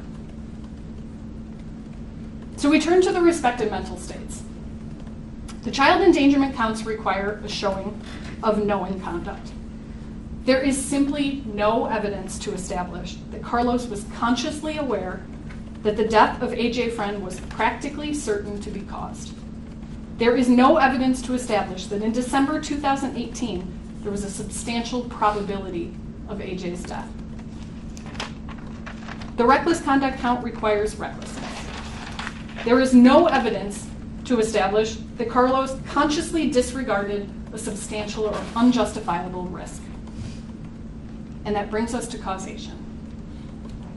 There is absolutely no evidence that Carlos Acosta's actions or inactions proximately caused AJ Freund's death. There is no testimony or evidence that suggests that AJ's death was in the natural or probable sequence in December of 2018. There is no evidence that Carlos's actions or inactions caused great bodily harm to AJ. Certainly, following the tragic death of AJ Freund in April of 2019, looking backward with a microscope and a ton of hindsight and endless time and resources, we can Monday morning quarterback all of the things that should have been. But this trial is not about what we know in September or October of 2023. It's not what we knew in April of 2019. And it's not about what the state has been able to unearth between 2019 and 2023. And the problem is not hindsight alone. It's about the state's presentation of the evidence, the let's throw it all against the wall and see what sticks. Looking backward in the most confusing way possible, conflating the issues and the information and the documents until they are almost unintelligible.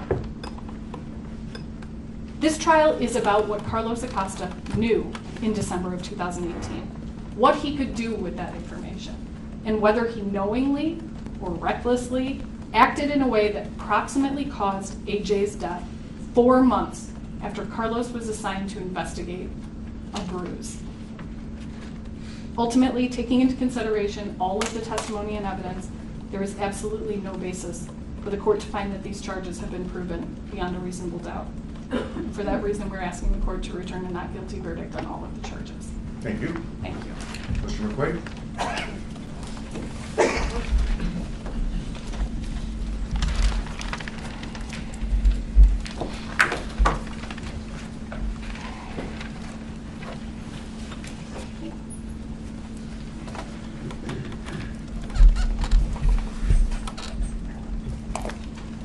Your Honor, at the beginning of this trial, in opening statement, I told the court that there would be very little, if any, dispute as to the facts of this case.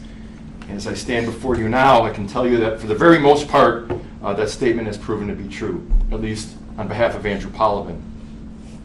And what remains, Your Honor, is the only issue left in this case. Do the facts of this case establish evidence that Andrew Polovin committed a crime here? These crimes charged: endangerment of the child and reckless conduct. And Your Honor, the reason that we are here was born from a monstrous act: the violent beating death of a 5-year-old boy buried in a shallow grave by his mother, his birth mother.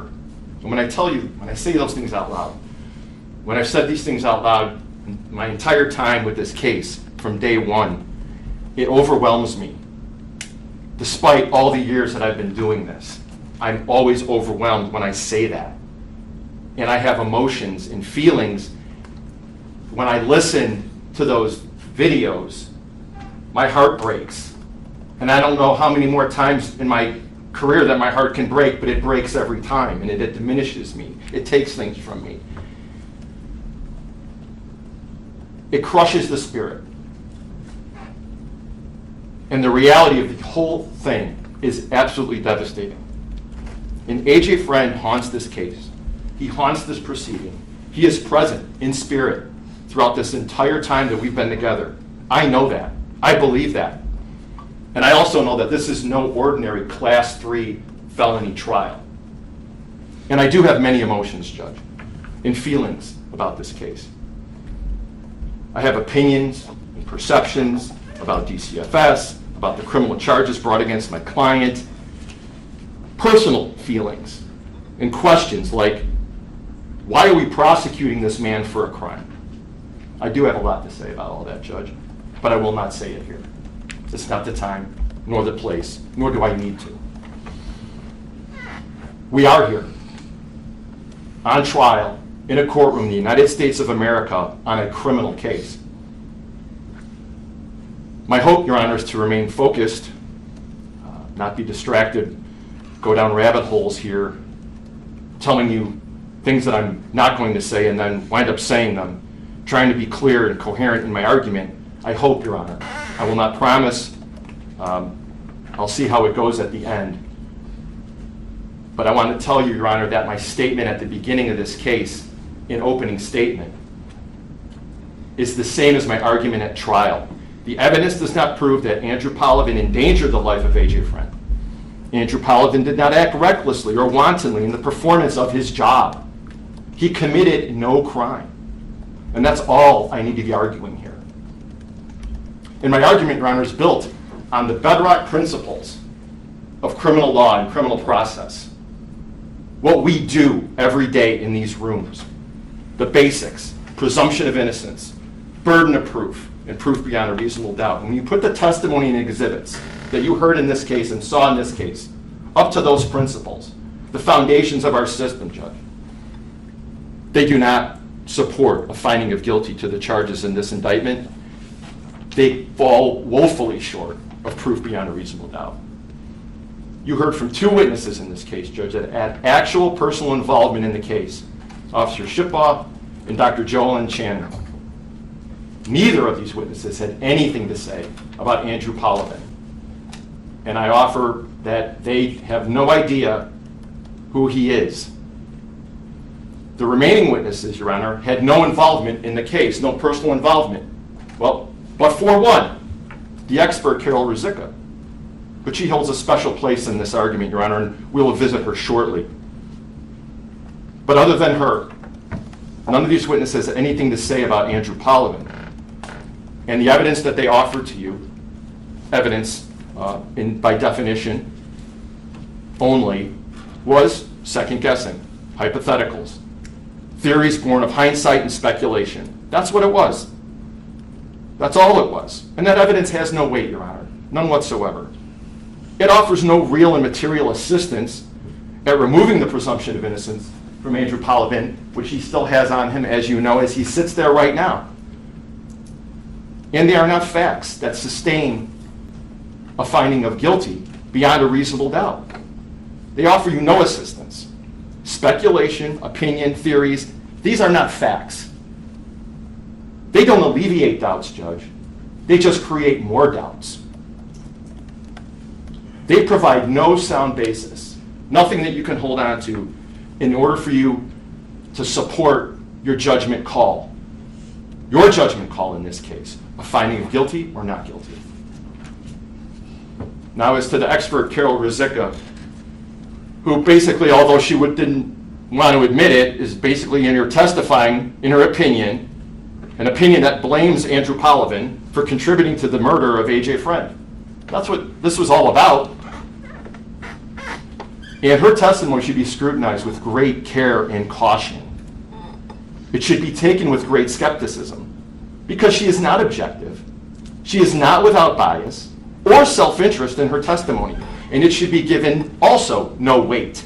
She was involved in this case, Judge. She was the regional supervisor overseeing several offices of DCFS in the area of the state of Illinois, including the Woodstock office where Andrew Polovin was employed when all of this happened. She was a boss. This all happened on her watch, too. She happened to be Andrew Polovin's direct supervisor for several years when he was an investigator, actually overseeing his work for several years. She was the one who promoted him when she was an area administrator over the Woodstock office. And the expert Carol Ruzicka testified that to you that she is objective, fair, and unbiased. And that is incredible testimony, Judge. Absolutely incredible. Her proximity to this case and her relationship and work experience with Andrew Polovin alone is a problem. Moreover, she has opinions and assessments about Polovin that were not revealed to you in direct examination, nor were they revealed to you in the process that she undertook to review this case under the purview of the P300s, the 500 pages. That did not come out right away. She knows more about Andrew Polovin than just from reports and case notes. And only on cross-examination, she was able to then tell us what those assessments and perceptions of Polovin were. They included that he was an experienced DCFS worker, that he was not lazy, not known for shoddy work. There were no complaints about the quality of his work. He did not ignore supervision or was subversive. And also, though, she did add this, Judge. She then tells you that Polovin has a reputation for closing cases hastily. She offered that up on an open-ended question that I asked her, that he was not thorough. Isn't that exactly what he's being charged with here? It's absolutely what he's being charged with here, that particular behavior. Yet, she tells you, well, he wasn't disciplined for it, because it's not part of discipline, she said. Not a part of discipline? But now it's criminal conduct? Criminal behavior? This was in her mind the whole time, Judge. Her whole time when she was preparing herself to be the expert witness here. Whether it is true or not, she believed it. And it absolutely destroys her claim of objectivity. Now let's recap her process. Allegedly, this was all based on her review of the P300s in contrast to the reports that were prepared here, ultimately coming to the point where she gave an opinion, another one offering an opinion on the judgment call that Andrew Polovin made here. And she told you, Your Honor, and then she factored in no external factors, no other conditions other than the paper. Although then she does mention on redirect that she factored in Christmas. First of all, that is, it's ridiculous. But let's just say that's not, I'm not considering any outside factors. Well, you did. You did consider an outside factor. So what are you talking about? It's absurd. If it's specifically not in the report, it didn't happen. Absurd. How does that help you?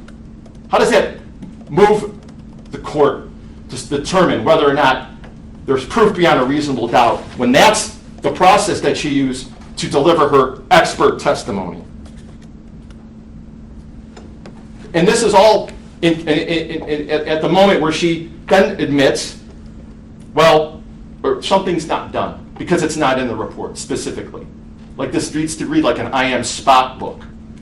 A plain reading of English by an educated sixth grader of these reports clearly leaves no doubt that some of the things that she said weren't done actually were done. And at the worst, may have been done. Not done. And then she talks about Polovin's opening note, the note of information and the direction to the investigator. Well, and I went through it with her. Oh, all's good, good, thorough, good. This is it. This is exactly what you're talking about here. This is, well, no, that one's too specific. That's too specific. It's too good. Isn't this exactly what she was testifying to on direct about how this all should look? And now it's too specific? This woman cannot be satisfied, Judge. This is ridiculous. I'm more confused than ever when you get an answer like that about what she's up there doing and how that helps us. Imagine how the people that she supervised must have felt dealing with that kind of unreasonable scrutiny. And this whole concept of the mindset of the department. What does that mean? So in reference to certain P300s, you read it literally? And then some you read, well, it's the mindset of the department that it should be done this way, and you're going to read it this way. I have no idea what she's talking about.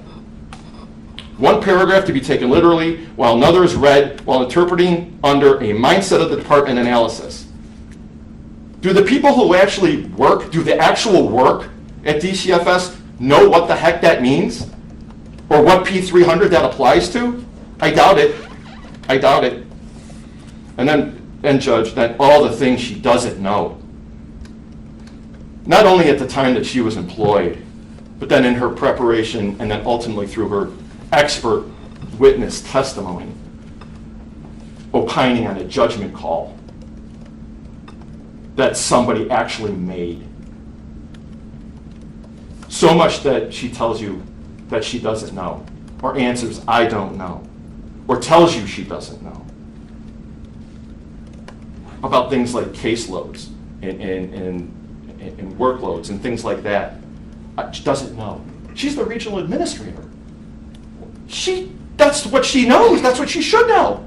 She's not a supervisor over an investigator. She's not an investigator working on cases. She's the regional administrator over this district at that time and doesn't know?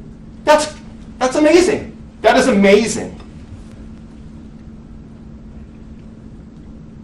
Well, the consent decree.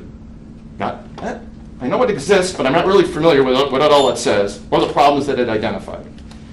But then she admits that DCFS doesn't work on all cylinders. Basically, DCFS is a mess. Excessive caseloads, not aware of a problem there. Well, does the consent decree deal with excessive caseloads? Well, I don't think that it's mentioned in there. At least you know it's mentioned in there, yes? Yes. Well, don't you think if it's mentioned in there that it's a problem that's being dealt with?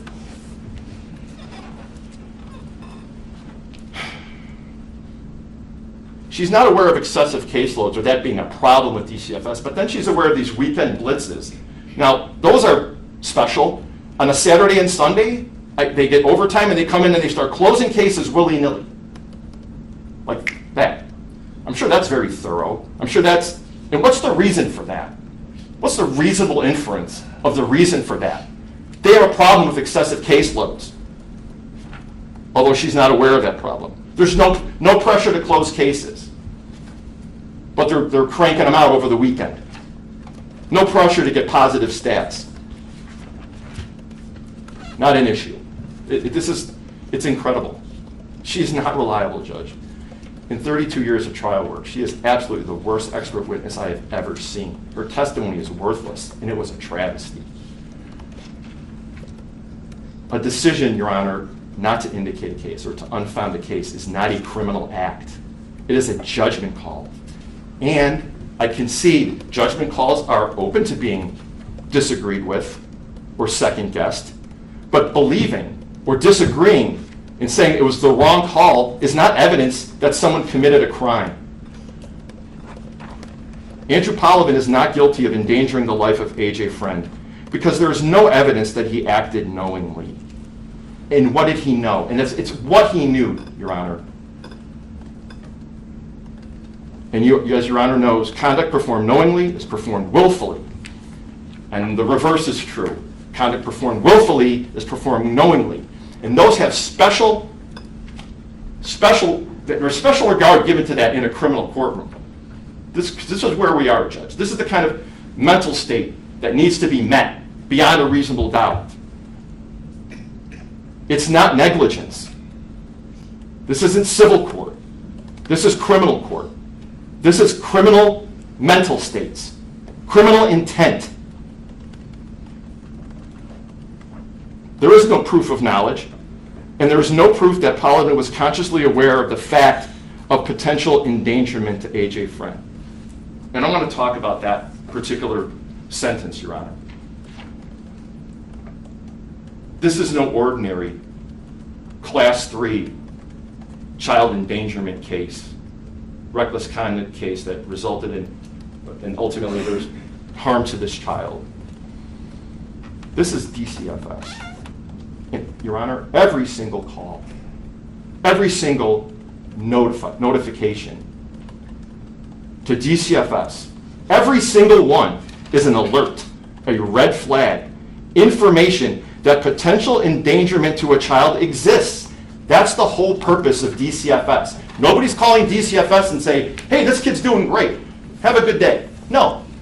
Someone's thinking something bad's going on. Inherent in the beginning of any case is potential endangerment to a child.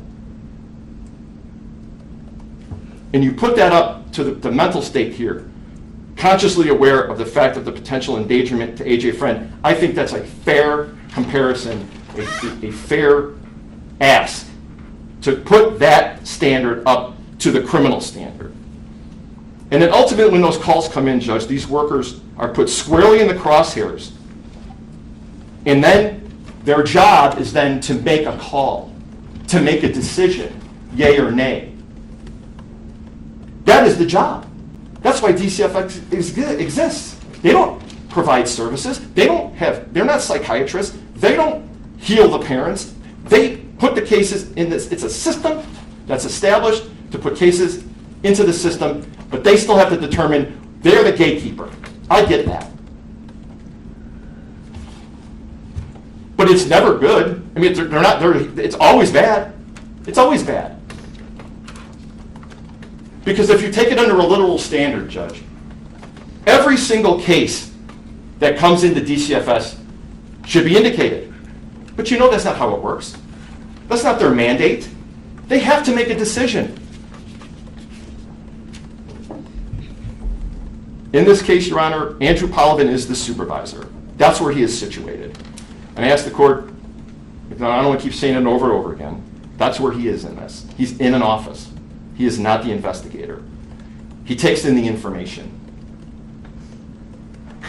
He takes in the information that the investigator gives him. I say that he has to trust what he is told. I have no reason to believe why a supervisor wouldn't trust the investigator unless he absolutely knew that he was lying to him or something, or had a history of doing that. But that's what Polovin as a supervisor has to do.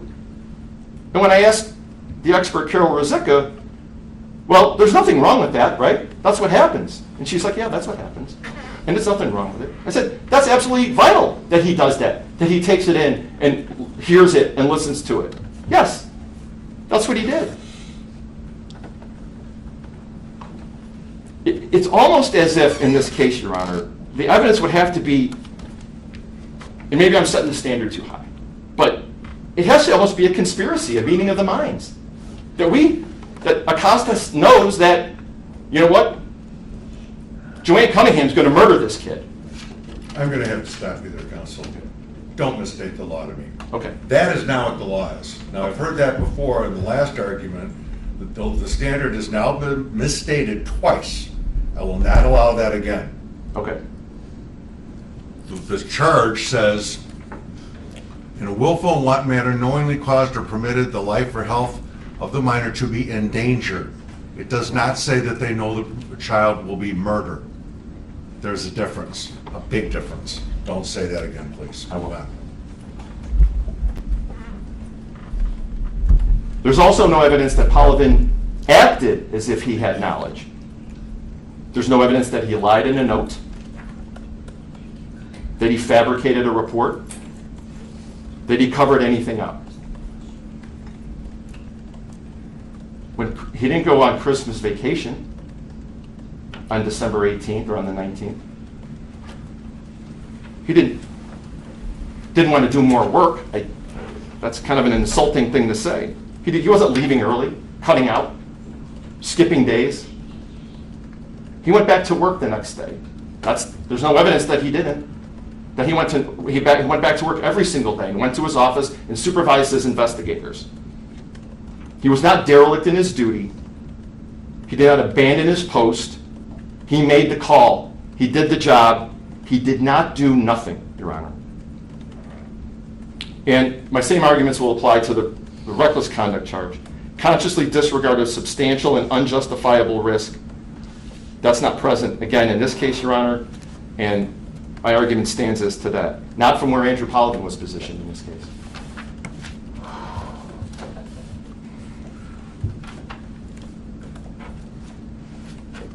In the end, Your Honor, They got their scalps. They got him here. DCFS fires him, takes away his life's work, his living. Judge, there's not evidence of that. He's allowed to argue what he believes reasonable inferences from the evidence to be shown, so overruled. Cast him aside. He gets charged with a crime, subjecting him to the judgment of the likes of Carol Ruzicka. Bells are rung in his life that can never be unrung. For what? To offer up some scapegoats to blame? To offer Polovin up, determine that the buck stops with him, so they can wash their hands of the whole department's failure? Blame needs to fall on someone. Don't look at me. Look over there. We would have stopped the murder if we could. If we had the chance, if it was us over there, we certainly would have done that. What are they gonna say? This is an impossible position to be in.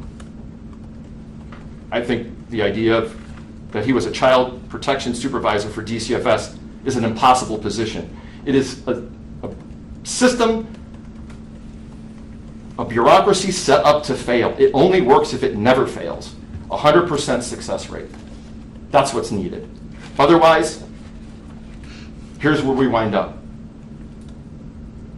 A chance to lose everything and being blamed for a murder.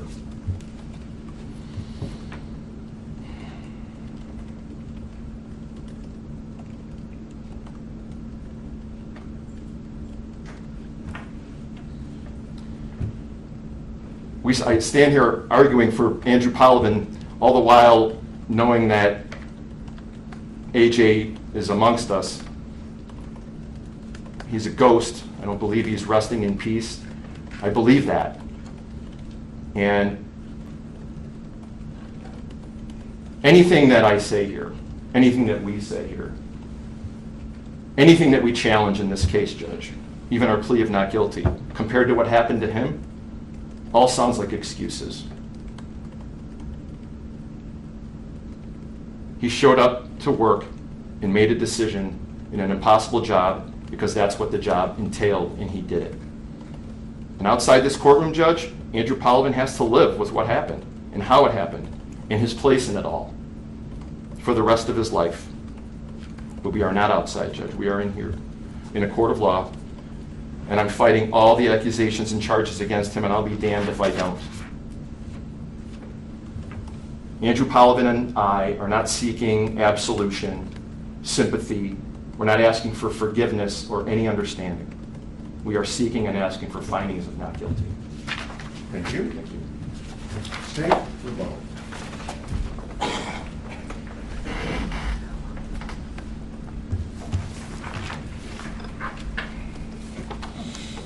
Let me start out by telling you something this case is not.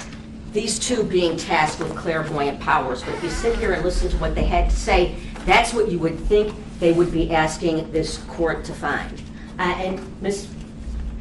Lee said something really interesting, because they came out to investigate a bruise. Well, no, they didn't. There was a whole lot more. And Defendant Polovin's initial note says exactly that, but this is what it boiled down to them. And a decision was made in about 5 minutes. Kid says, dog put his paw on me, take it to me to scratch. That looks nasty, but if that's what the kid says, that is what steered the ship thereafter to get to the design conclusion that they wanted. What a 5-year-old said in the 2 minutes they talked to him. It's not about one bad judgment call or anything remotely close to it. Certainly not having anything to do with double jeopardy for any of his civil issues. This case is an extreme outlier in about an intended willful blindness. And let's look what was known to them immediately. There was no elaborate facade, that there was a stunning house of horrors going on behind closed doors with a secret life. Andrew Freund and Joanne Cunningham were certainly not pillars of the community, and what they were looking at in the first minute demonstrates something far below any minimal parenting standards. And really, a layperson would see the trio, and we're going to include Nowicki, and I will happily get to that subject matter. of dysfunction as a ticking time bomb, a powder keg that everyone was sitting upon. How many heroin-addicted lawyers are there with an abysmal criminal record and a history with DCFS? That A, B, and C sequence he was part of. Memorable. Julia Maida said that. Of course it was, in just 8 months before. But we're going to disregard that, and we're going to just look at this bruise and ignore the history. Was it Joanne Cunningham's charming personality? Look at her ridiculous behavior, crying hysterically over some stolen Suboxone and Adderall, yet again, because if you bothered to look at the police reports, you'd know this is a bit of a common theme bothering with the police. Not to mention a phone with no cell phone service. But then when she's arrested and her kids are suddenly very flat. Giant bruise on her child. The dynamics are unbelievable. And when you look at and if you bothered to look, you've got Nowicki and Cunningham basically vacationing in a psych ward at Mount Sinai a few months before this incident, and Joanne is battering, physically violent, a nurse. The entire reason for this B sequence was not that Joanne Cunningham was passed out behind the wheel of the car. Had anybody known about that, and the kids, sure it would be. It was about Andrew Freund showing up at that hospital room with those children looking guarded and uncomfortable with him, not calling him dad, and AJ having pattern bruises on his head. That's what was more concerning. And who was the supervisor on that case when it got closed? This defendant, yet again, Andrew Polovin. The entire reason for the A sequence requiring AJ to go to foster care instead of home with his father was that Andrew Freund was also a heroin addict. That is what was going on at that time. And if you look at the notes and the A sequence that he was supervising, a collateral contact, Joanne Cunningham's mother said at the time, by the way, this newborn baby can't go home with him, he's potentially worse. My daughter's going to jail because of him because he's a bad lawyer. That was all right there. And with a matter of months from this B sequence, the paramour, Andrew Nowicki, enters the scene. That should have let them stumble into something that would get some protective services happening, some action on this case, rather than, if that's what the kid says. Let's take a closer look at this Nowicki development. We appear to only be very interested in hearsay being offered for the truth of the matter asserted when it's coming out of Joanne Cunningham's mouth. He doesn't live here anymore. Really? It literally took engineering by these two, you want to talk conspiracies, to avoid the dynamics of something so dysfunctional facing that house. Nothing to see here. Dude moved out. Dr. Channon clearly thought that was an issue when she was adamant, let's let the child go home only with the father. But hopefully not.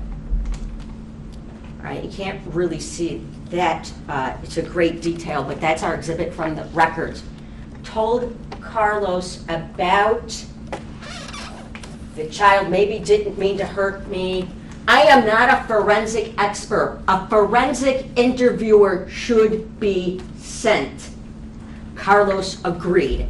That is what's documented there. So the plan was, and if you actually look at the note from Carlos, I'm letting protective custody lapse. Let AJ go with some random guy we haven't talked to. I know now that he's a sponsor, and go to an urgent care. Really wasn't his plan for this child to go to emergency room. Go to urgent care and take a look at that bruise, and let's see if it needs, what, a Band-Aid? A cold compress? Instead, they got a conscientious emergency room doctor that said, hey, I don't do pattern injuries. This is not good. I'm giving you pushback from minute one. Get a forensic interview out here. Get someone who can assess this. And by the way, I'm staying past because now I think temporary custody's taken. The boyfriend's in the psych ward next door, but Dad can get there. All right, well now Carlos is getting some pushback. This isn't really going according to plan. So he's making lots of phone calls, and that's all there in the documents, in the C sequence that he wrote. Do I care if the times are a little bit off? He's writing the substance of that. I'll get to the hypercritique of the SACWIS DCFS documents in a minute. But if you look at what she has to say, then in all capital letters, child to go home with father, signed by Dr. Channon at 20 military time at 8 something. I can't read it from here. And in case you weren't really sure that they weren't concerned, as we sit here and we critique Dr. Channon, she should have done more. Well, let's look at, in case there was any real question, and maybe it would have been a real good idea had you gone there in person. I'm not going to get picky on these P300s. This case doesn't turn on that either. I'll agree to that. Had you gone there in person, you might know that there's a boyfriend there having a lot to say about the mother, who, oh, by the way, now we decided can't go with her, so let's go with the dad. In case there was any wondering, they got, this is what's in the C sequence, the hard file. The caption up top, documentation of suspected child abuse in documenting to great degree about the inconsistent stories, what's concerning, maybe mommy didn't mean to hurt me, maybe she didn't mean to, I was hit with a belt. That's what made these injuries. Based upon that, everyone decided it would be a good idea that, okay, Andrew Freund is the bastion of responsibility. Let's go home with him. Let's talk about the very conditions of the house before I get to him. Or I will go back to the conditions of the house before I get to the police reports, which council takes so much issue with and how we're using them. The very condition of that home, because we're looking at this in a vacuum now, screamed that you were seeing a household in utter chaos. They terminated protective custody before he even had seen a thing about that house, despite the long, involved hotline call from Officer Schippa that Ms. Freeze detailed. Worried about the drug use, worried about this paramour, worried about the condition of this house. Before they even took a look at that, he's letting it go. Not interested in where this man who's got created a grand mal scene before 8 o'clock in the morning. The very condition of that home screamed, are you looking at childproofing? Are you kidding me? There's long cords dangling everywhere. Open, short, sharp boxes in the pictures in the dining room. Torn up floor on the counter. Carlos Acosta's sage advice is maybe cordon that off from the children. The ceiling's falling down. Did we see a picture of that taken by him when he got there the next day? There's a giant piece of wooden furniture propped up, leaning on the wall next to the bed. Yet another potty chair, filling, overflowing diaper pail. Open chair and toilets in the living spaces and in the bedrooms. A cold fireplace that looks like it's being used for heat. It's cold. Chip paint, suspected mold on the door. And had he bothered to get the police report, he'd know. Why didn't he get building and zoning out there the next day? Did he turn on the water to see if it worked? Did he see if the heat? Did you see if the heat worked? They were using it. If the house had burned down, we'd be standing here having the same argument had we unearthed this case on that date. And now looking at Drew Freund as being the absolute bastion of responsibility, let's take a look at the documented evidence of dysfunction that were lying in this case in plain sight and within their own files is absolutely staggering. It is staggering looking at the pictures of that house, looking at what they were willing to forego without resorting to the investigative work that was required, would have pushed it clearly over any kind of the top. So I'm not tasking them with a clairvoyance request. I'm telling you what they walked into on that day would require a complete and utter suspension of your common sense to hand that child back to Joanne Cunningham and expect Andrew Freund to protect her based upon everything they knew at that moment. Not a singular question about the family dynamics. What about this guy who just moved in? Really? If Andrew's living there by himself, that place looks like an utter disaster when she just moved back. And make no mistake, we are talking about an affirmative act of handing AJ back to Joanne. The ultimate decision, and made it worse by not doing anything that day. The nomenclature that we keep hearing during the course of this trial is that protective custody lapsed, as if somehow it waned or it ran out of time. But it was an affirmative rejecting the decision of Officer Shippaugh, who took protective custody and gave it today. The woman who was his mother, who wound up killing him sometime later. The affirmative act of closing this case was solely something they did. It wasn't an omission. The lack of their investigation is appalling. But what they did affirmatively handed that child back, which ultimately led to the ongoing case of child abuse, and there was no intervening circumstances. Now, Andrew Freund, as a reasonable alternative to keep this child safe when he's got an appalling bruise, you're in an appalling house, you've got an unstable woman with clear dysfunction going on. Let's look at the events of December 18th on that morning of crisis. Before 8 a.m., Andrew Freund is not there while there is a domestic going on in that house. The CADS report reads it as a burglary.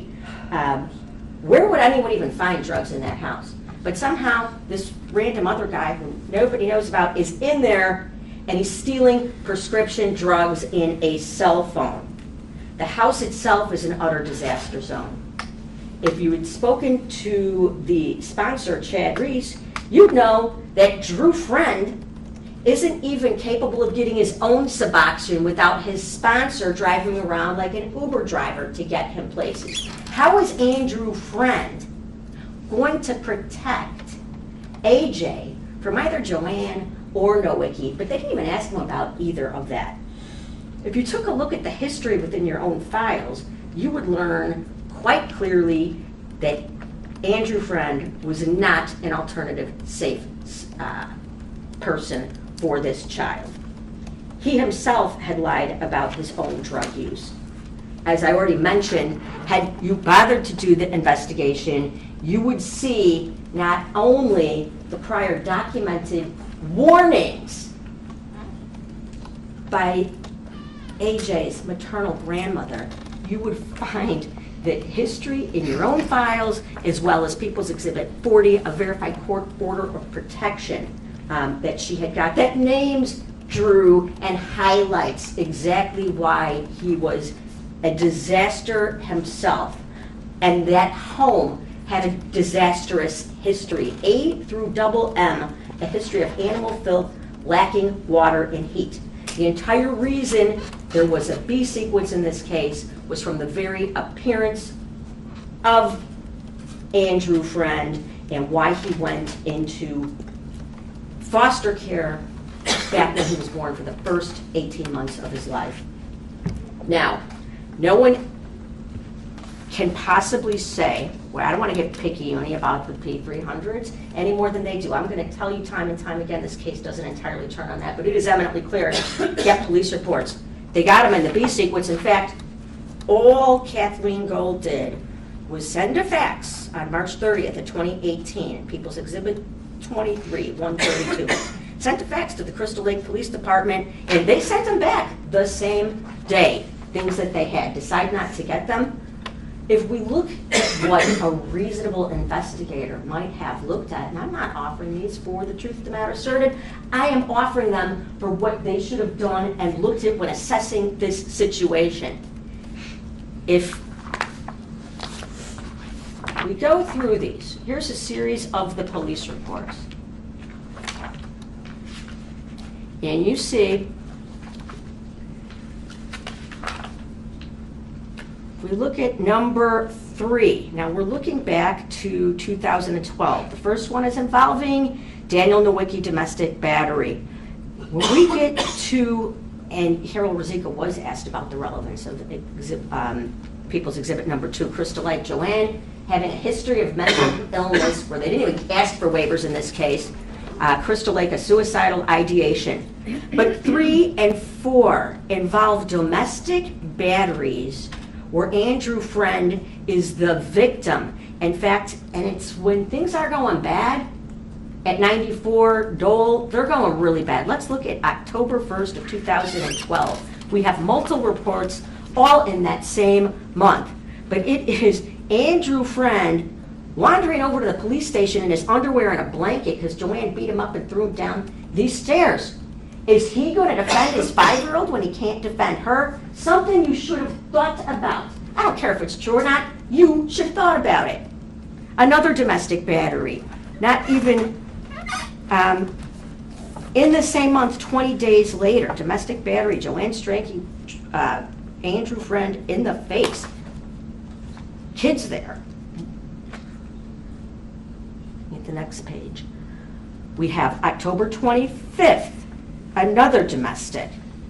January 18th, domestic battery. Joanne is beating Andrew Freund, causing severe swelling and bruising to the left eye, scratch marks to the left cheek. More arrests, June 9th of 23, June 25th of 2013, July of 2013, and then we get to AJ is born, October 14th of 2013.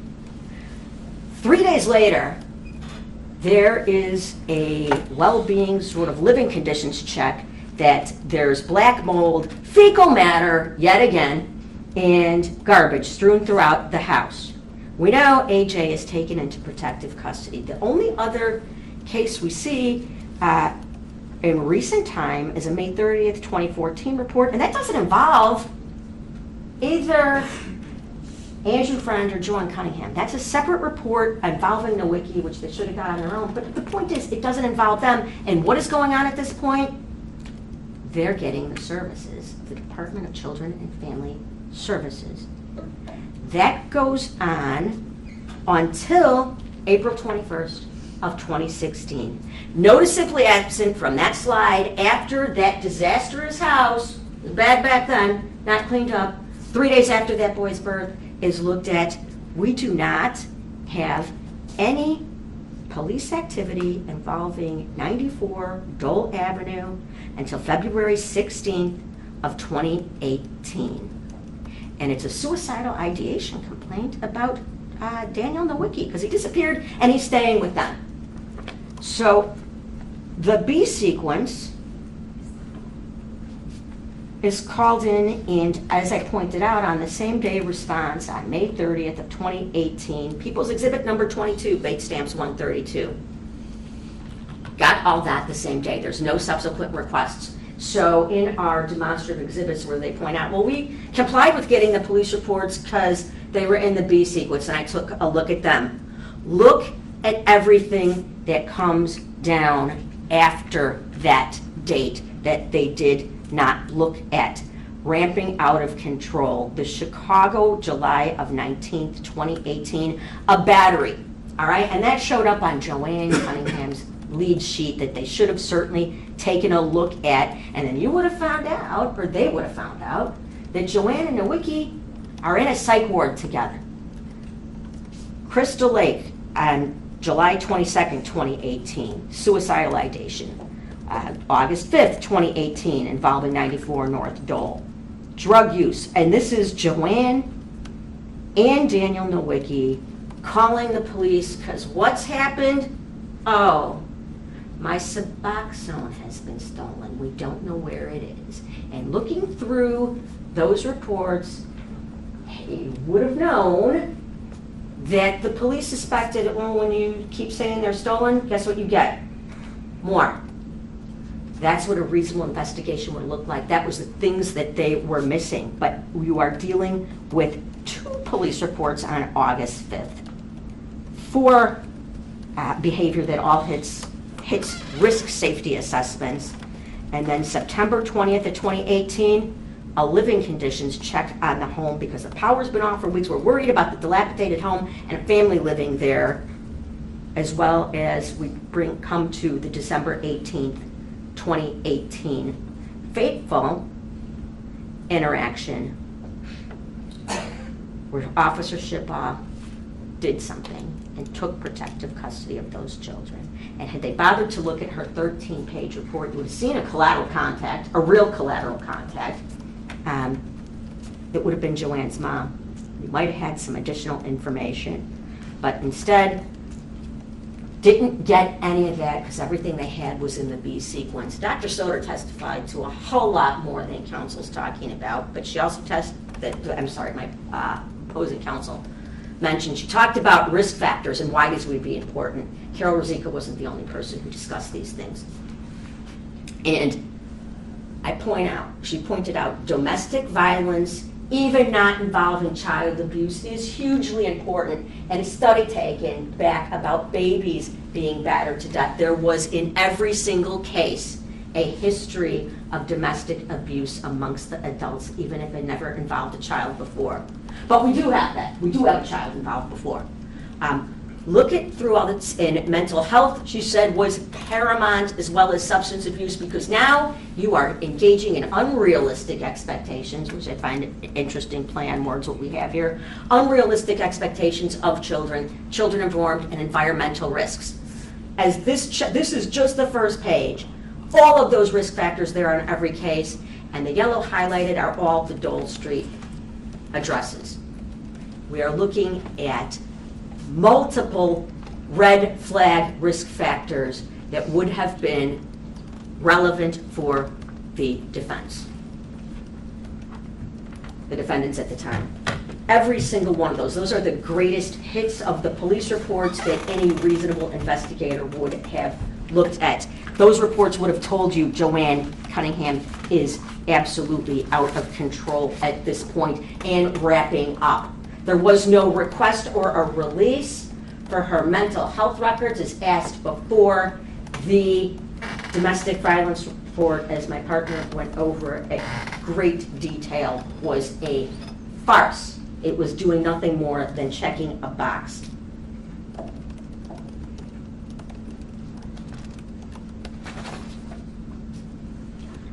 Counsel both have argued these are unrealistic expectations, and they properly followed the P300s to the expect that anyone could expect them to do. I respect my colleagues, but their arguments aren't evidence. There was no evidence specifically relative to a consent decree or what happened to them after the fact or his lows. In fact, the most you heard was that Andrew Polovin was properly staffed at the time of this incident.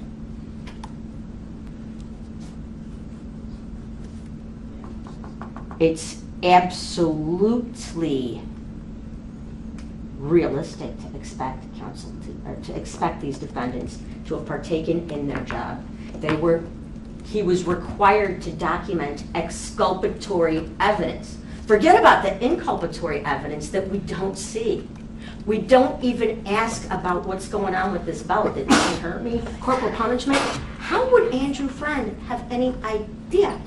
She hadn't been living there. We know that he's living in a house that's utterly disgusting. Looking at his own room, what are these dangerous cans underneath the bed that any child could get into? Did he take one picture of the ceiling? Where's the exculpatory evidence? He's obligated to do that as part of their job. Veritably missed everything of significance.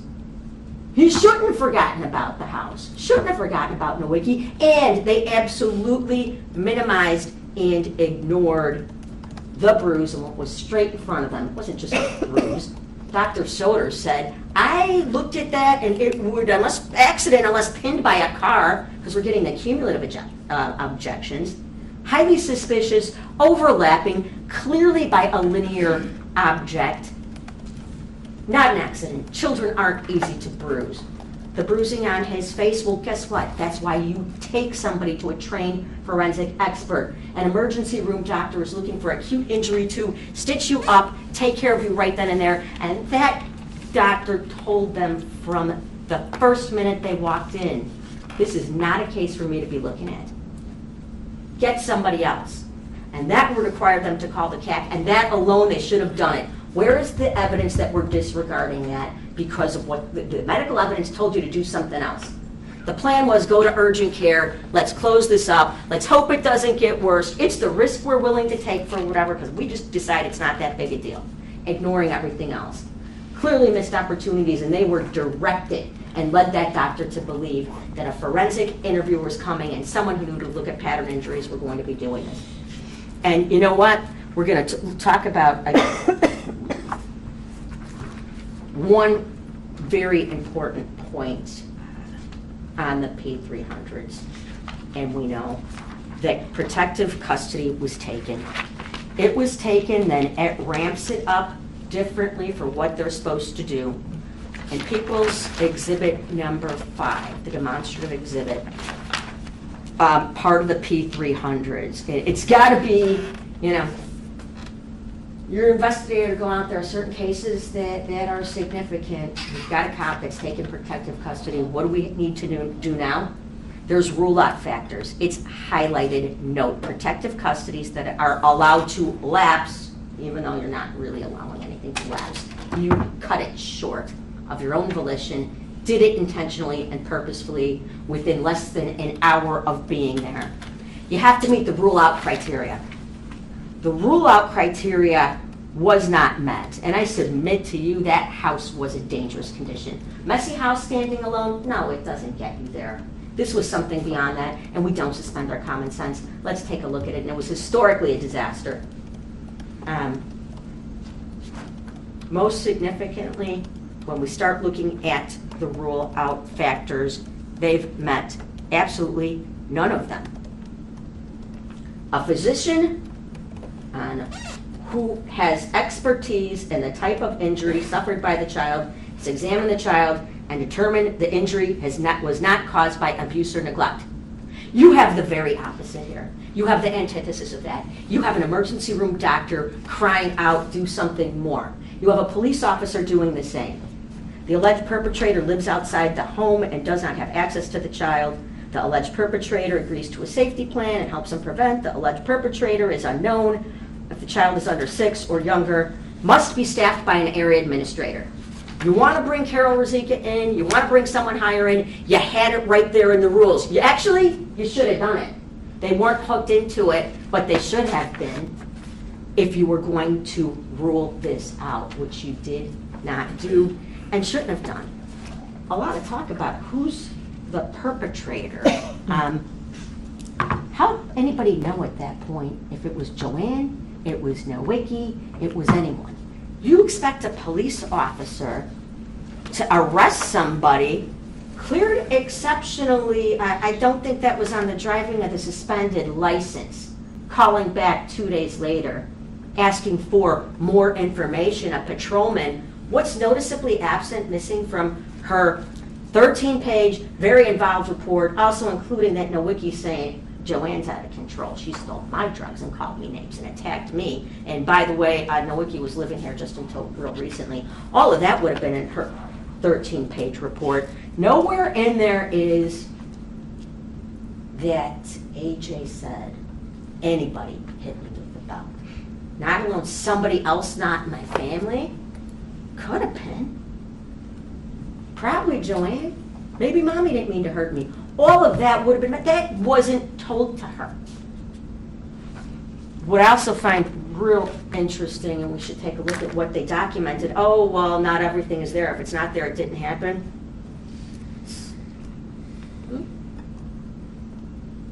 That's the waivers. That's the big waiver page that we have in this case. What do we waive? Oh, school age, that makes some sense. He's not in school, we can waive that. Child hasn't lived in other states. Okay, let's waive that. What's what I looked at highlighted? Other adults unable to locate. Andrew Pollard. Does not live in the home. Not able to locate? Where'd you ever look for him? Did you do anything? You didn't. You just checked the box. But now, how about like why we didn't get any police reports? Why we didn't call building and zoning back in the house? Let's look at every other thing they were obligated to do. Everything is waivable? I submit to you, it's not.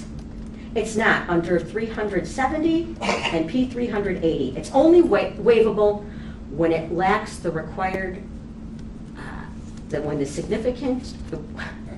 the required activity does not significantly impact the ability of the investigative team to do a complete and thorough investigation and make an informed and final decision.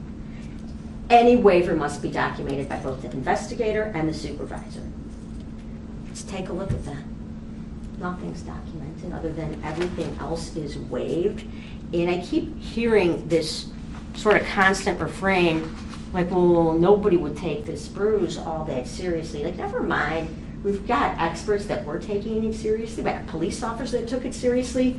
If you look at what's required in Exhibit 20, P360, a scene investigation, they describe, when you're going out there looking, investigating, taking protective custody, and you see a linear type bruise or something that looks like a stripe or maybe even a pattern, does it look like that TV remote? This is exactly in the P300s of describing these sorts of situations that you're supposed to do when you see an injury, and it's documented, and this is all part of your investigation when you went to the house.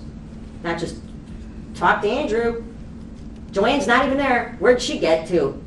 Interesting, she doesn't have a driver's license. But they talk about in these P300s, like you see a pattern injury, check to see if there's a TV remote.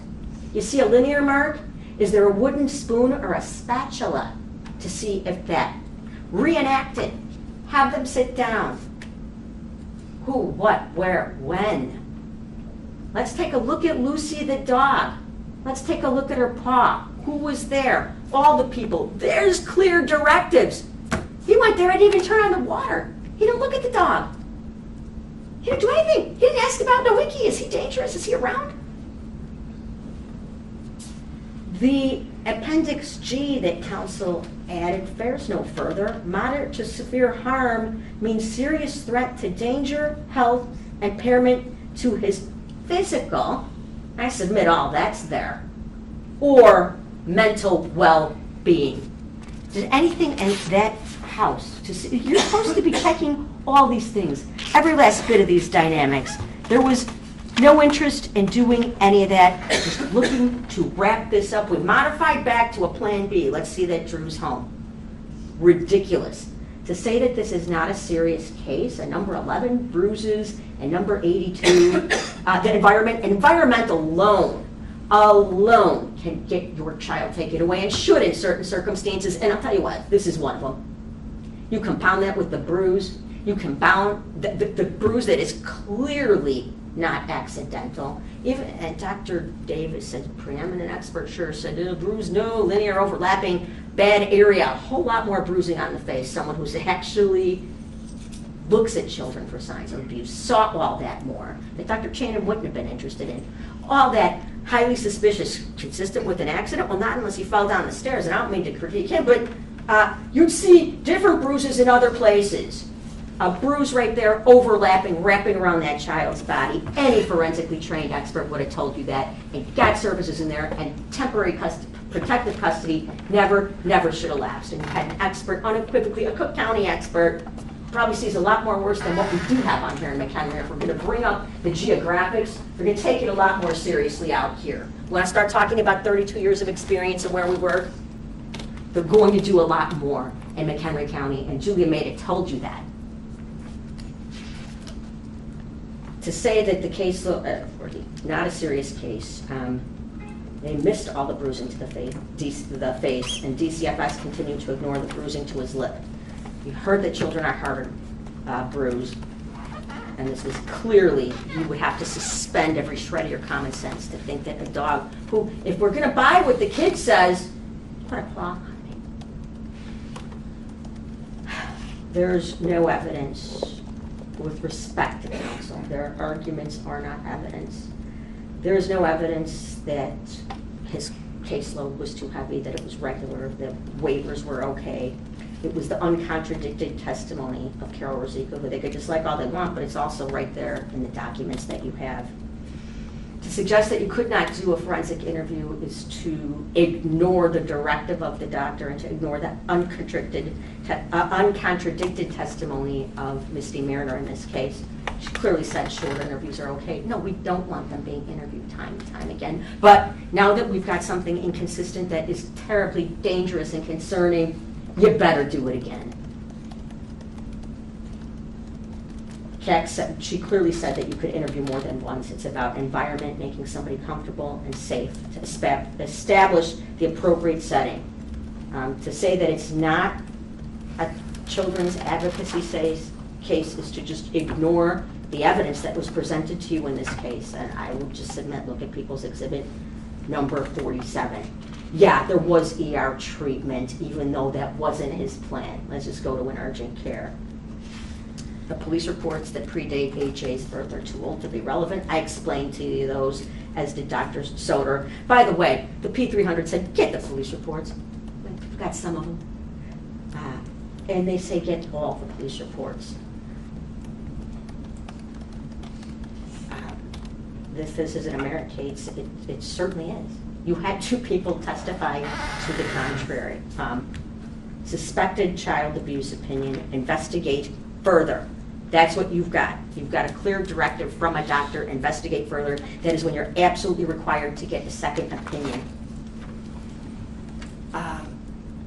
There was urgent and immediate necessity, still staring them in this face. And even if in your wildest situation think that this is the sort of thing that you should let go, how do you not enter protective services?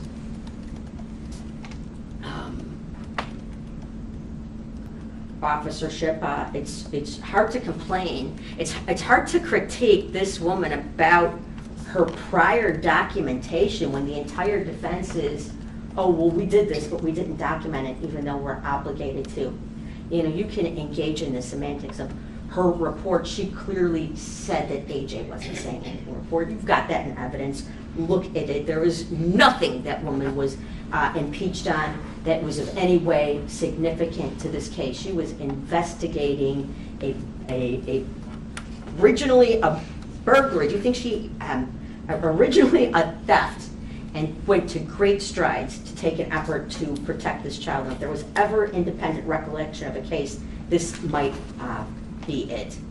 And the fact that she called back later to see where this case was going and looking at exactly what she did here, that standing alone, do we really care? Like, if they were not dressed in clothes, if that's all that happened here, where they were not dressed in proper attire out while she's making a police report, that wouldn't make a call to DCFS. But it certainly does seem logical given the state of that house and the way Joanne was behaving. It's ridiculous to assail her credibility based upon, we're talking about picking things, that would be it.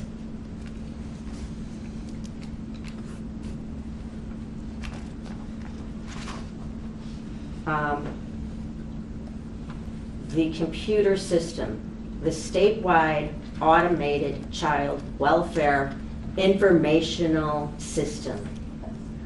Council takes issue with when the exact minute, because sometimes they auto-populate and overwrite from the intake worker. The sum and substance of everything that is being written down has come from defendant. Do I care if PC was actually, I know when he's documenting his interviews the next day, maybe his times are off. I don't really care.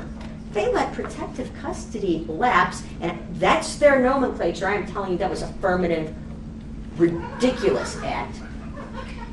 Do we care if they did it at 10:30 or a little bit later? It shouldn't matter.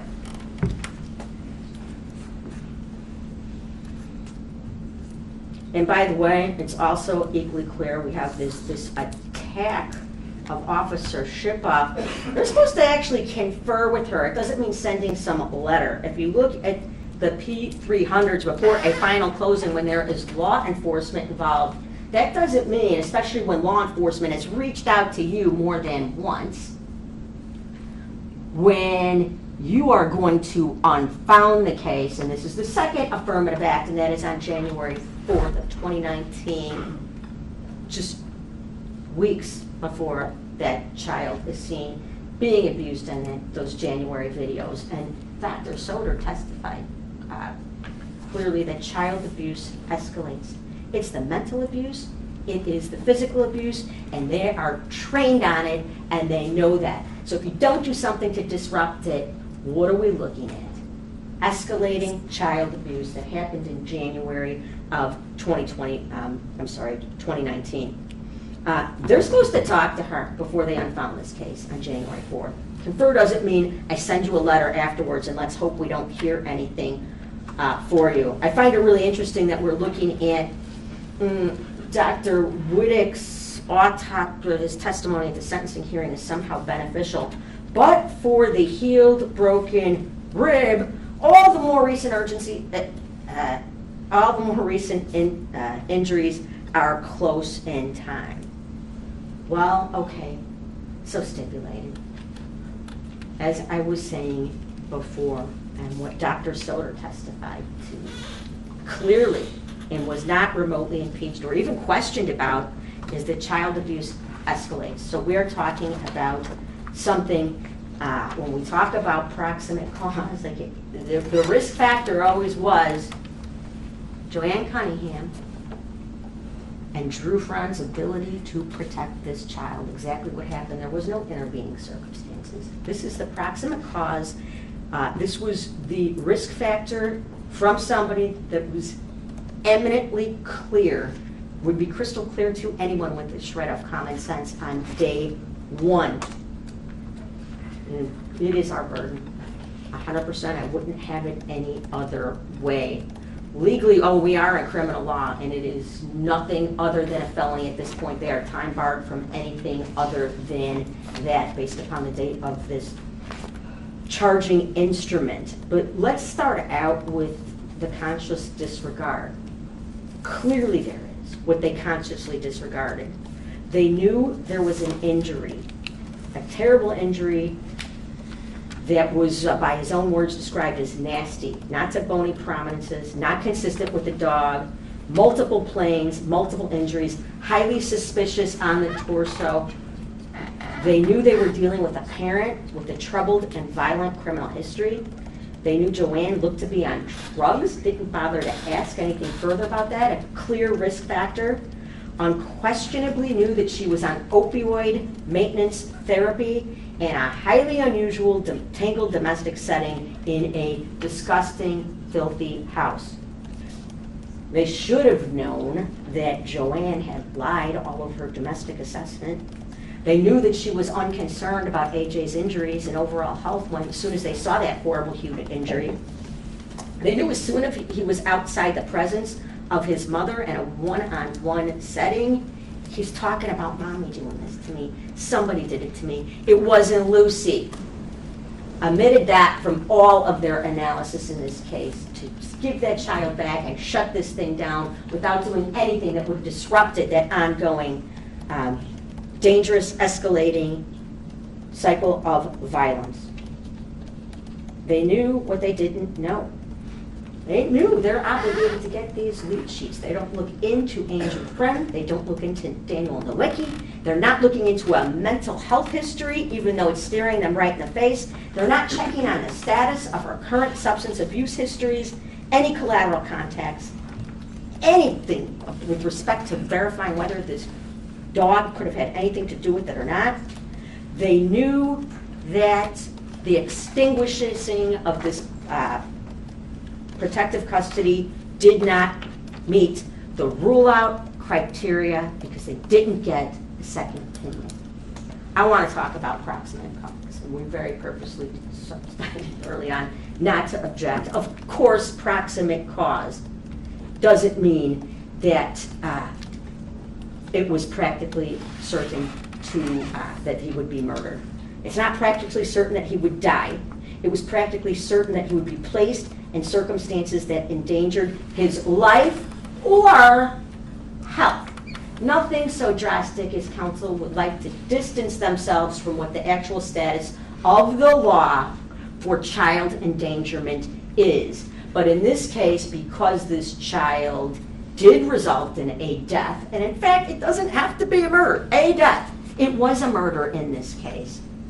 We have to show that it was proximately caused from part of those acts, not the sole or immediate, but proximately caused, as we're all clear on what the law is. And certainly the passage of time in this case, there was no intervening circumstance whatsoever. And you heard from the multitude of people in this case that he wouldn't have been home by April, it would have been disrupted. For the offense of child endangerment, the term proximate cause means any cause which the natural proper sequence produced the death of the child. It is sufficient that it occurs with some other cause or combination therein. Dr. Soder testified, we're going to critique that she looked at other reports. That's preposterous. That's what experts do.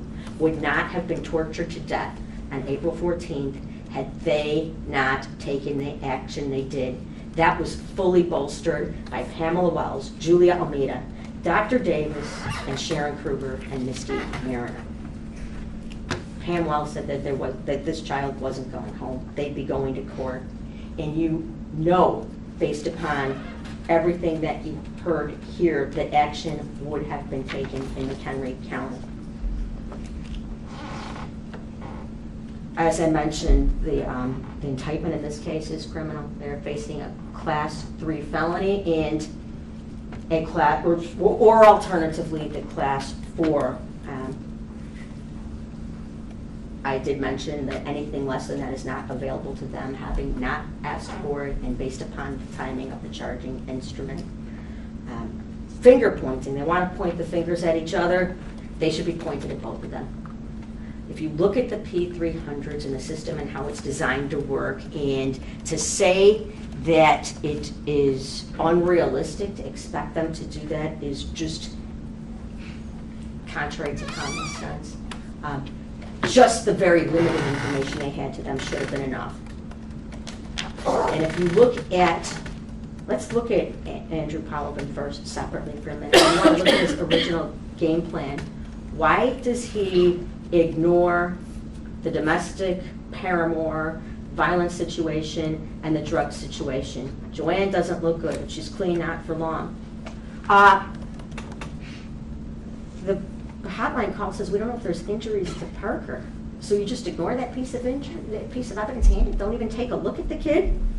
What merited disregarding that? Was it a cut and paste job? It says in his own note, follow the P300's collateral contacts and police priors. That is what Andrew Polovin wrote down and directed him to do. What justified waiving all that?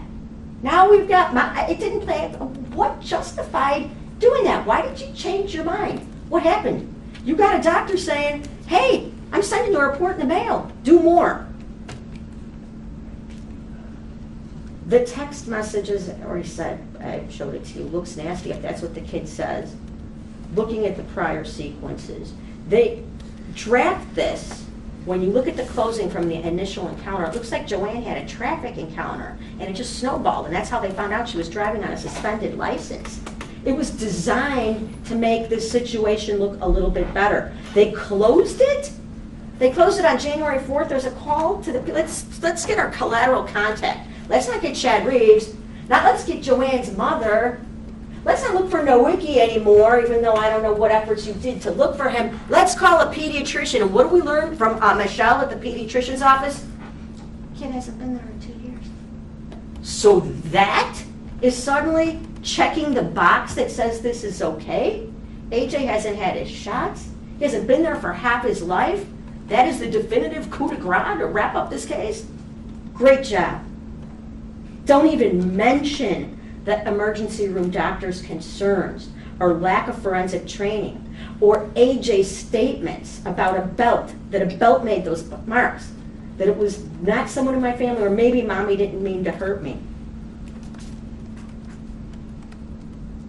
Looking at Acosta, this defendant, what propelled him to say he just decided he didn't think the bruise was that significant?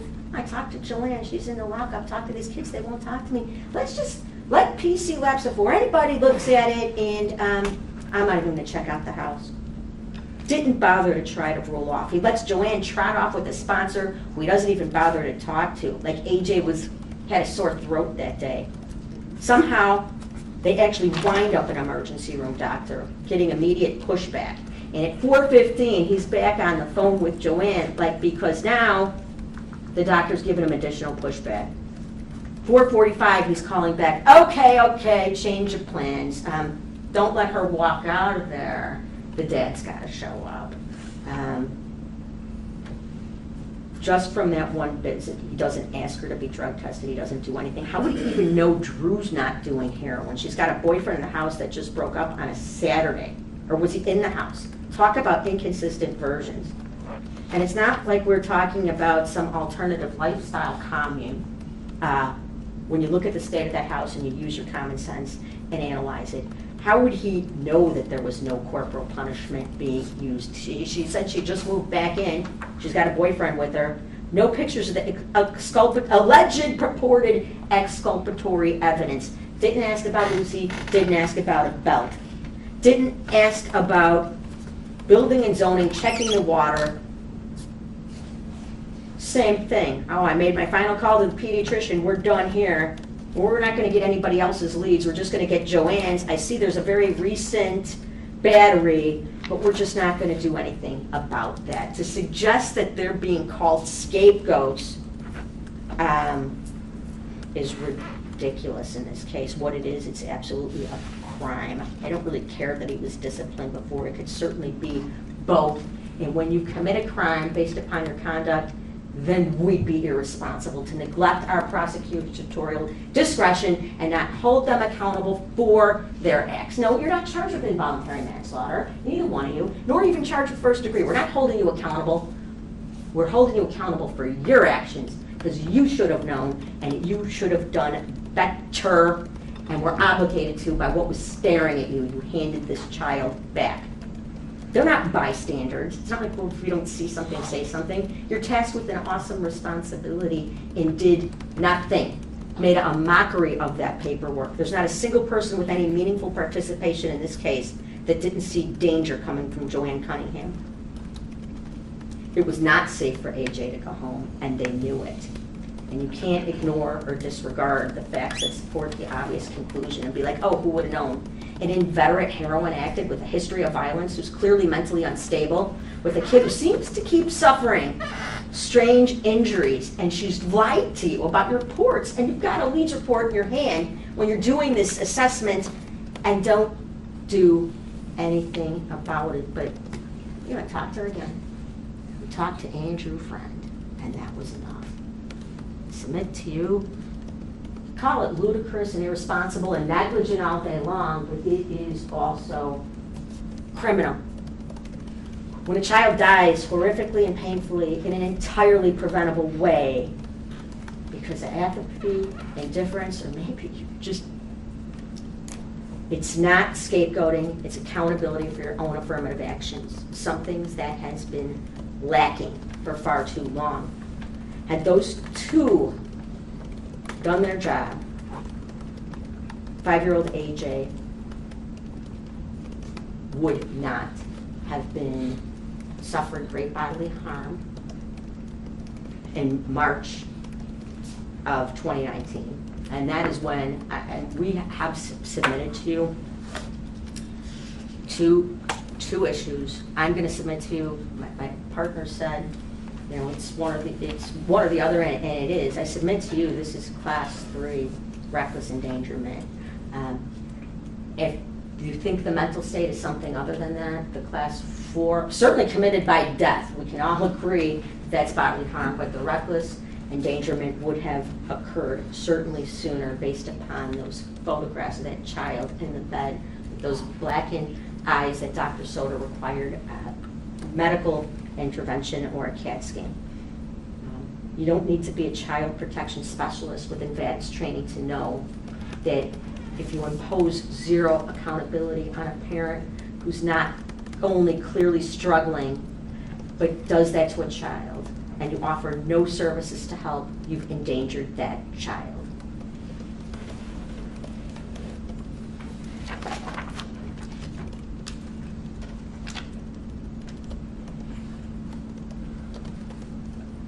Your Honor, based upon all the evidence that we presented to you here in this case, the overwhelming evidence, we ask that you find the defendants guilty. Thank you, State. It's now 20 to 1.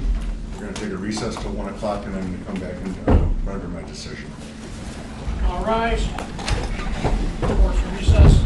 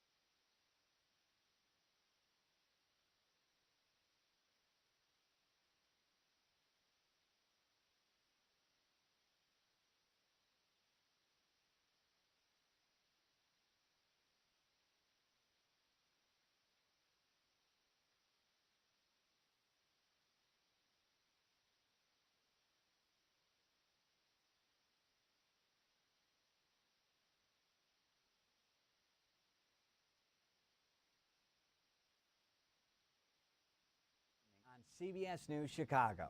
Committed to telling your stories. CBS 2.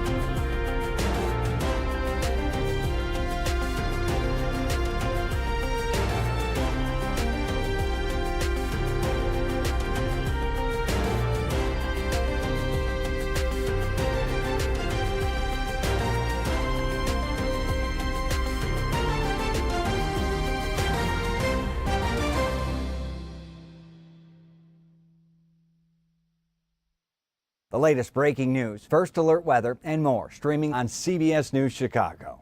Keeping you safer sooner. CBS 2 First Alert Weather.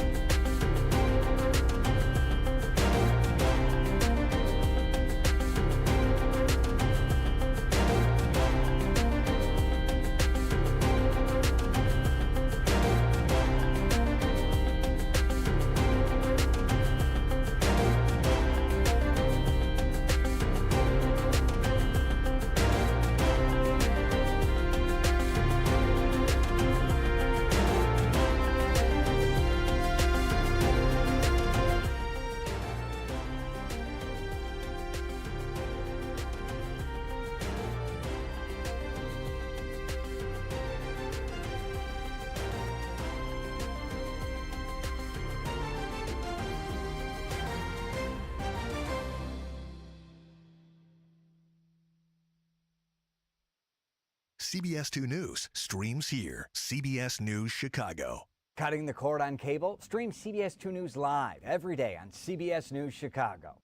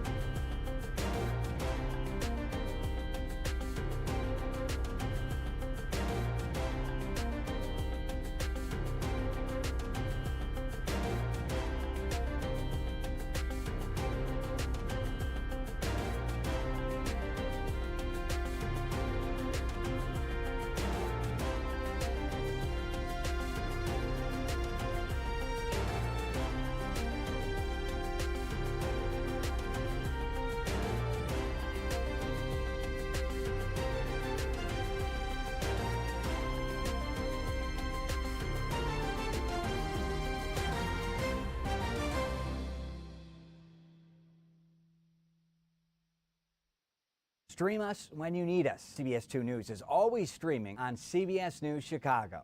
Committed to telling your stories. CBS 2.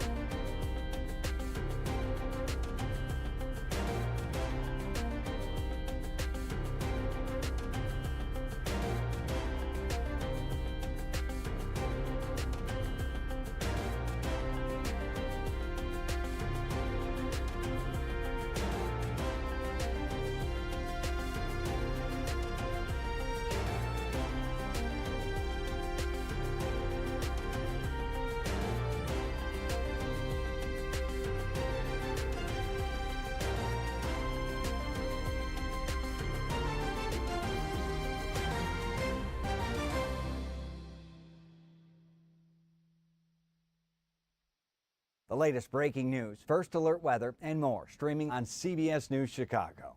Keeping you safer sooner. CBS 2 First Alert Weather.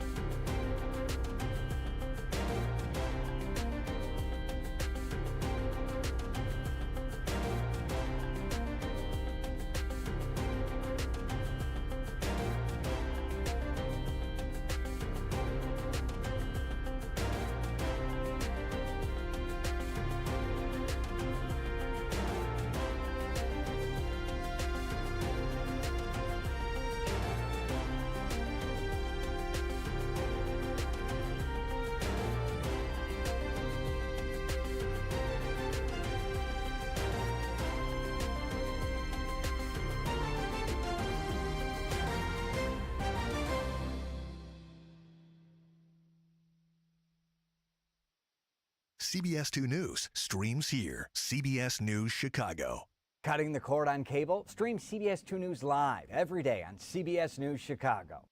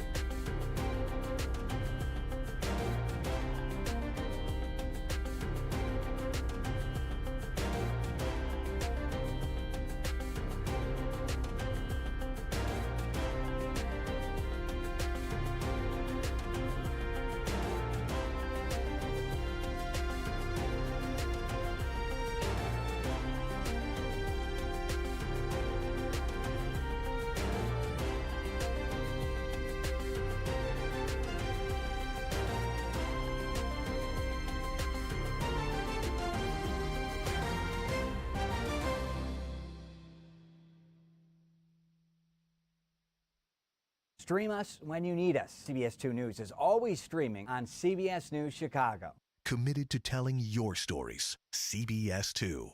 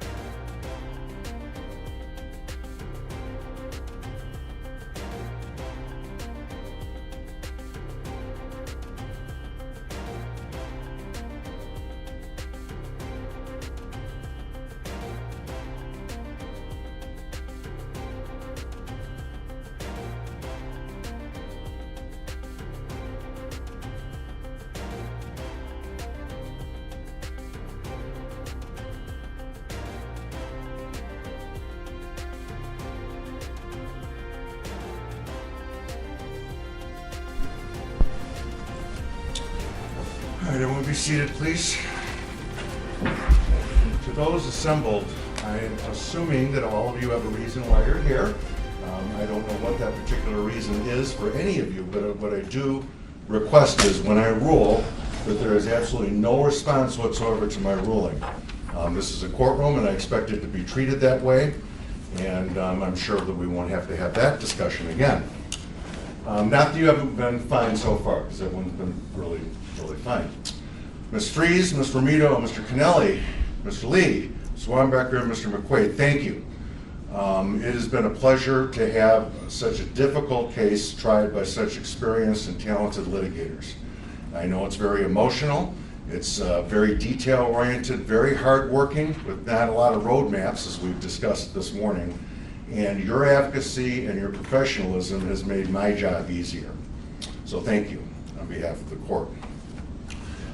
And I will tell you, it should go without saying, I think I made it somewhat clear when I was here last time, that I was intending to expend substantial amounts of time studying this case, and I have, in fact, I can assure you that I have done that, almost to the exclusion of other things that I'm supposed to be doing in Lake County, but I have spent countless hours going through and back over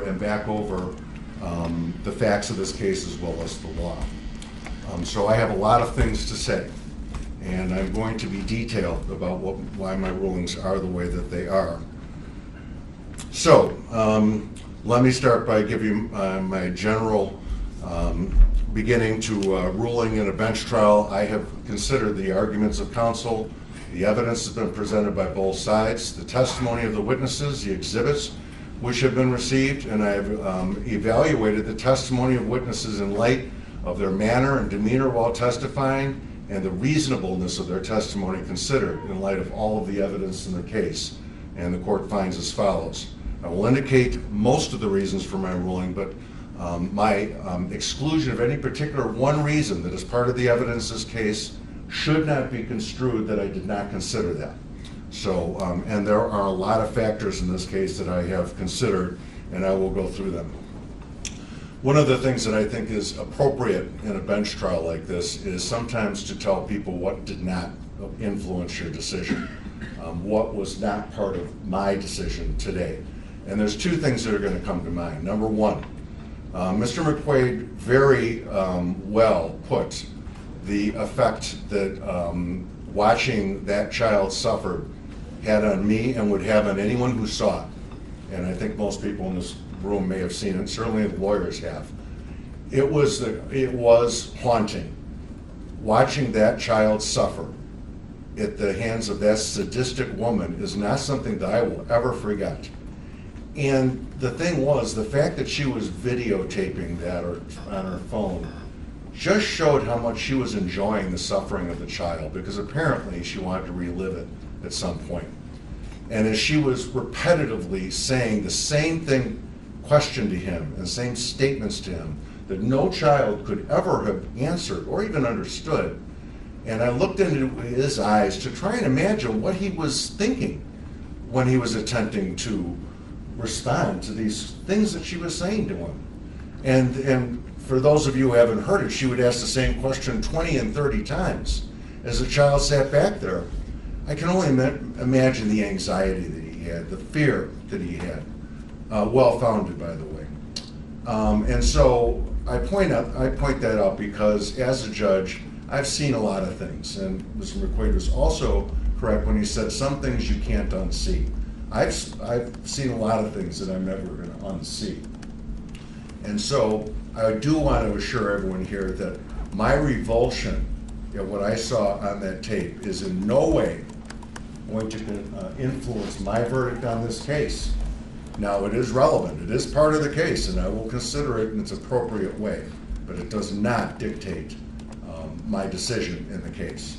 This is not revenge. This is a court of law, and I intend to treat it like that. I have constitutional duties, and I intend to follow those constitutional duties.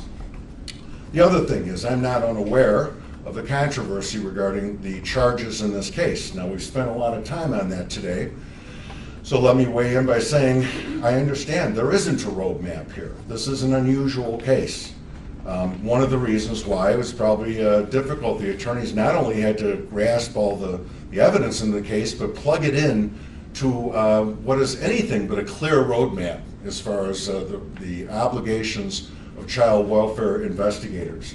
And so while I understand, and I do intend to give my ruling as to what I believe the law is, but it is not my intention to do so to impact public policy. That is for other people to do. My intention is to read the law the way I see it and to apply that law and the facts in the best way that I can. And other people, it will be up to them to determine whether I was right or wrong, or whether they agree with me or not. And frankly, it's not my particular concern whether people do or do not agree with me.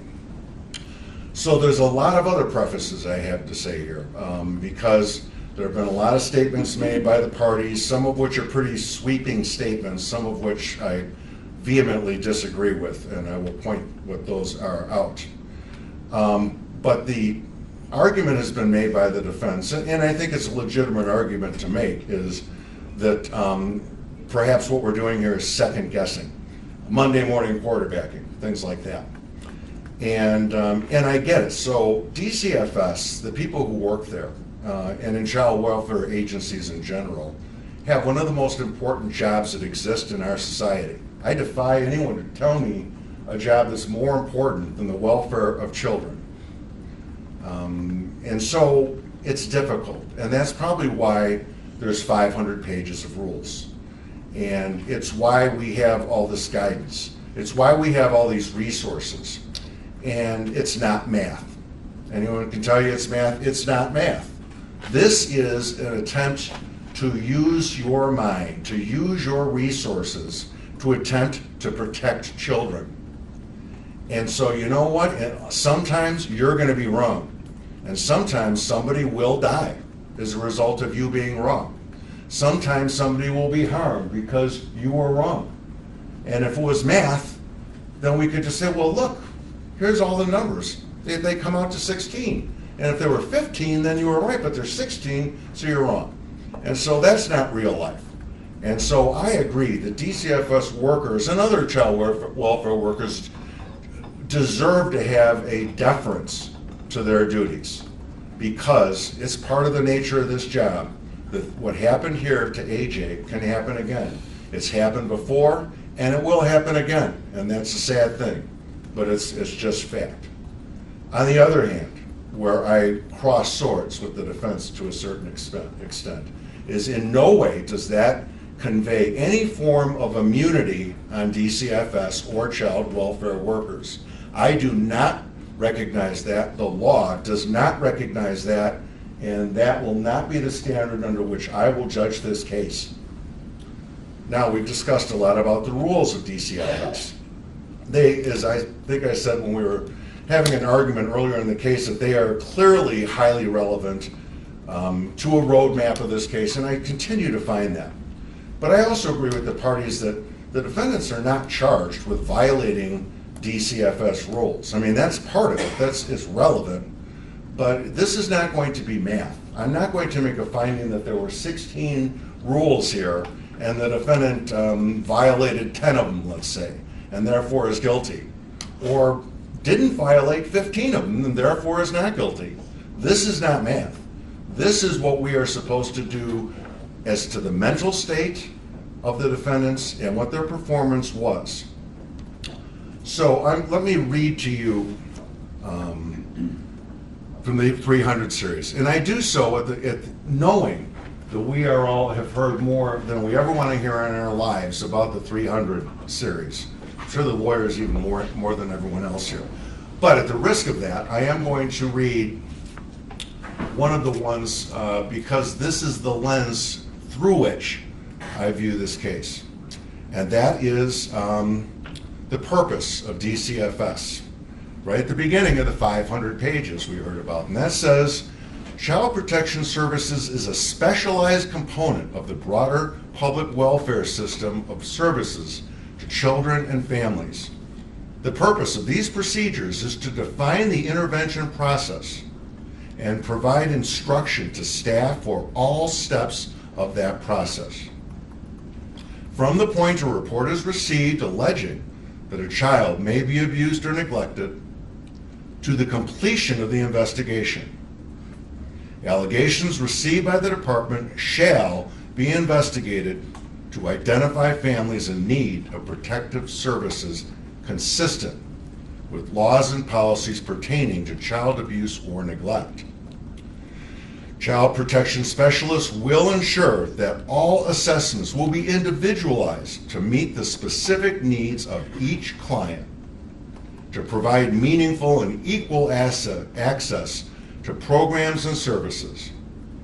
The department's intake system encompasses all service and investigative activities, whether a child's been abused, neglected, or is dependent, or is at risk of harm. So let me tell you what I think that means, and I'll be ruling that that's what this means, is we don't lose the forest through the trees. So in my world, all of the rules of DCFS here are the trees, and the ultimate goal of protecting children and effectuating what I just read to you is the forest. And so I will look at all the trees and recognize that they're there because they're relevant. But I will not forget what the forest is, because these rules, let there be no mistake about it, are to be read in conjunction with each other, with a purpose to effectuate each other. That's why there's 500 pages of these rules. The overriding statements that are in these rules are investigate and investigate thoroughly. And part of that is to accumulate data and documents and do that thoroughly. And part of doing that is use other resources that we know exist and do that to the extent you need to do that. And we've heard about those resources, and I intend to talk about those resources because that is part of the intention of what DCFS is supposed to be doing.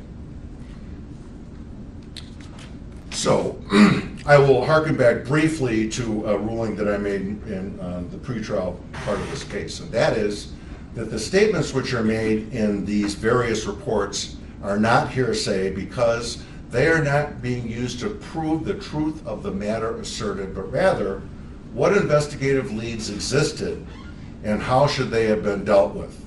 So basically, are they on some document or in some record or within some witness, and it could have been something, should have been something that was investigated and was or was not. And then what is the relevance of that? And so my ruling and the way I have looked at all of these exhibits is the exact same as I was when I give a very detailed ruling in pretrial. Regarding the law, and you heard this come up briefly about endangering the health and safety of a child, the law was read correctly by Ms. Romito later. My quibble with defense counsel McQuaid was that he said, inferred at least, that death had to be anticipated, which it was not. It's part of the elements, but it's the safety. Permitted the life or health of a minor child to be endangered. My quibble with what the other defense said was that it had to be the proximate cause of the death of AJ. That is not correct either. It is a proximate cause of the death. The law can and does recognize potentially more than even two proximate causes of death. So, but that having been said, once again, the attorneys were very good at summing up their arguments. So what I want to do is discuss some of the other factors, that phrases that have come up here very often. And so two of the phrases, and this has to do with thinking and investigating, are critical thinking and not in a vacuum. So what does critical thinking mean? It means that we are using our brains. It means that we are using our resources. It means that we are doing what a professional is trained to do and expected to do by our society. Critical thinking, that's what it means. It means we're going to take these factors and put them all together, and then we're going to make a studied decision on this because there is so much writing on our decision. Thinking in a vacuum.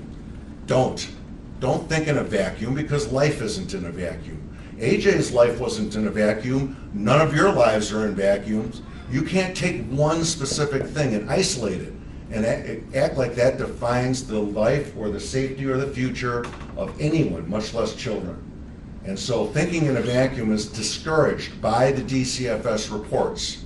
Once again, we're supposed to look at everything, use all our resources, and make studied decisions. Nothing less than that can be or will be tolerated.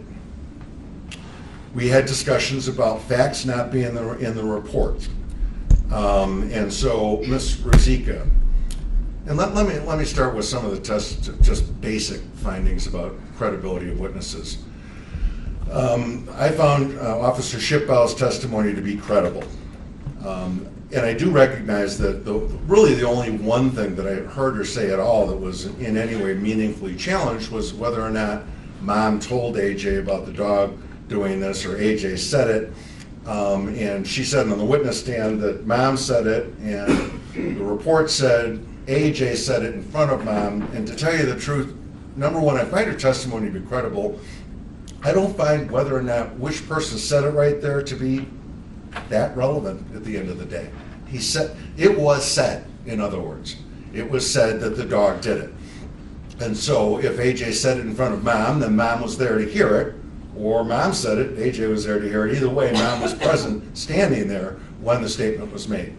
Regarding Ms. Ruzicka, so I found, and by the way, I'm guesstimating here, at approximately 7.5 hours of testimony.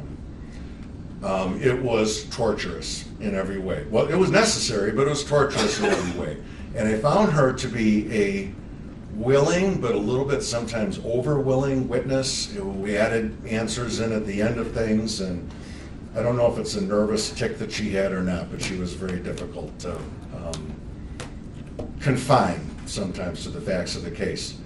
And her testimony, for me, was really just a discussion of what these rules are. Because somebody's going to be on the stand. So at the beginning of the trial, the attorneys gave me a banker's box worth of documents. And I'm thinking, what am I supposed to do with this? Am I supposed to read this 1,000 pages tonight or tomorrow or this week or how? And I expect testimony, expect it, when you have volumes like that, to define where your case is. What's the theory of your case? Don't make me hunt for it. The lawyers have a job to do, and I expect defining what the evidence is and the law, that's part of their job. And then I'll make the findings. So for me, that's what she was doing there. She was saying what she believed the rules were. I didn't find there to be a lot of difference, and you may recall there was a time where we had to recess for quite a while because it turns out that the original rules that had been given had been supplanted, and she was testifying at first for about an hour about rules that had been promulgated after AJ's death. I didn't find, we went back through every single one of those rules. I didn't see substantial differences between the rules at all. And so I didn't consider that to be hiding the ball, defrauding anybody, or anything else. Her testimony about what she believed, whether or not this would have happened to AJ. You know, she's an expert. I guess she can testify to that, but that's my province at the end of the day to determine whether or not this would have happened. And I would note that I have one good thing in this case is I do have a certain advantage in determining what a judge would have done. Sometimes we have cases where I may have to determine what would the manufacturer of a chemical industry have done. What would a human resources person have done? What would a psychologist have done? Well, those are a little bit more difficulty because I'm not trained in those things. But I do feel that I am somewhat well prepared and well equipped to determine what a judge would have done. It did come up before about expert testimony about juvenile law. And as I ruled before, juvenile law is the same in the entire state of Illinois. There are different counties that do things differently. The law does not only apply to McHenry County or every county other than McHenry County. The law is the law is the law all over the state of Illinois. And once again, to the extent that any of that was incorrect, I feel in a good position to have disregarded that. So, facts not in the report. She testified that that means it didn't happen. I don't agree with that completely, but I don't disagree with it. For those of us who have done criminal trials, police officers testify all the time. And actually, it happened in this trial here with Officer Shipbout. They write reports. If their reports are inaccurate, it's relevant. Of course it is. Why wouldn't it be? That's what we do. The defense very correctly brought to her attention that something in her report was not accurate. And so I guess the way I would define if it's not in the report, it didn't happen, is I would give it a caveat there. There's no reason to think it happened if it's not in the report. No reason. Doesn't mean you can't have other evidence that shows it did or didn't. But if it's not in the report, I'm not going to assume it happened if it's not in the report. And let's keep in mind what these reports are for. These reports are for other people to rely on. And so when I look at a report, I'm going to determine the context of that report. Because whether it be your supervisor at DCFS, or a police officer, or the state's attorney of McHenry County, or whoever, is going to rely on what's in that report. And so I'm going to look at omissions in the report and determine within context whether or not those omissions are reasonableness, are reasonable. And that's what my role is, to do that. And so I will look to see that. During the course of this ruling, if I use the word dishonesty, my definition of dishonesty is the lack of honesty. And so some people's definition are, if you don't make a material statement that's a lie, that you're not being dishonest. In my world, if you make or you omit a statement within context that is important, and you know it is or should know it is, that is dishonest. So just so we're clear on when I'm using that particular phrase. We've talked a lot about the DCFS's caseload. I agree, it's heavy. I also believe that there's no evidence in this case at all that DCFS didn't have the time to do the work that they needed to do here, an argument made even more ironic by many of the resources which we heard from here, most of which were ignored. Another thing, I think it's important, because we rightfully in this trial spent a lot of time on the injuries to AJ, and clearly should have been. But let's make it something clear from a judge's perspective here. A child living in a home where mom is a heroin addict and is relapsing on heroin and is allowing her paramour, who is a heroin addict, to come into the house, along with dad, who may be there, maybe not, who also is a recovering drug addict, that is not healthy. It is not just about injuries to AJ. It's about the entire life of this family. And so when I say don't look at this in a vacuum, I would say anybody who just wants to pick one part of this case out and then identify that, you are thinking in a vacuum, but I'm not going to. So there are two separate and distinct major issues here, and that is the use of drugs and the continuing use and relapse of drugs, and the physical injuries that took place to AJ.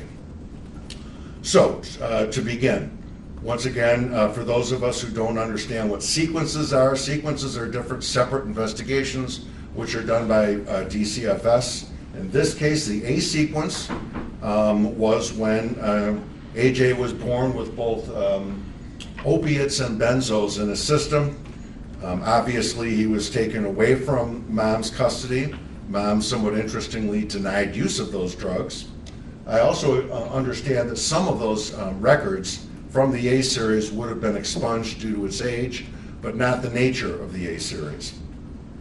So the B series was this incident that had happened March before. So mom ends up in the hospital. She's asleep at the wheel. She's got track marks up and down her arms apparently. And then dad brings kids in.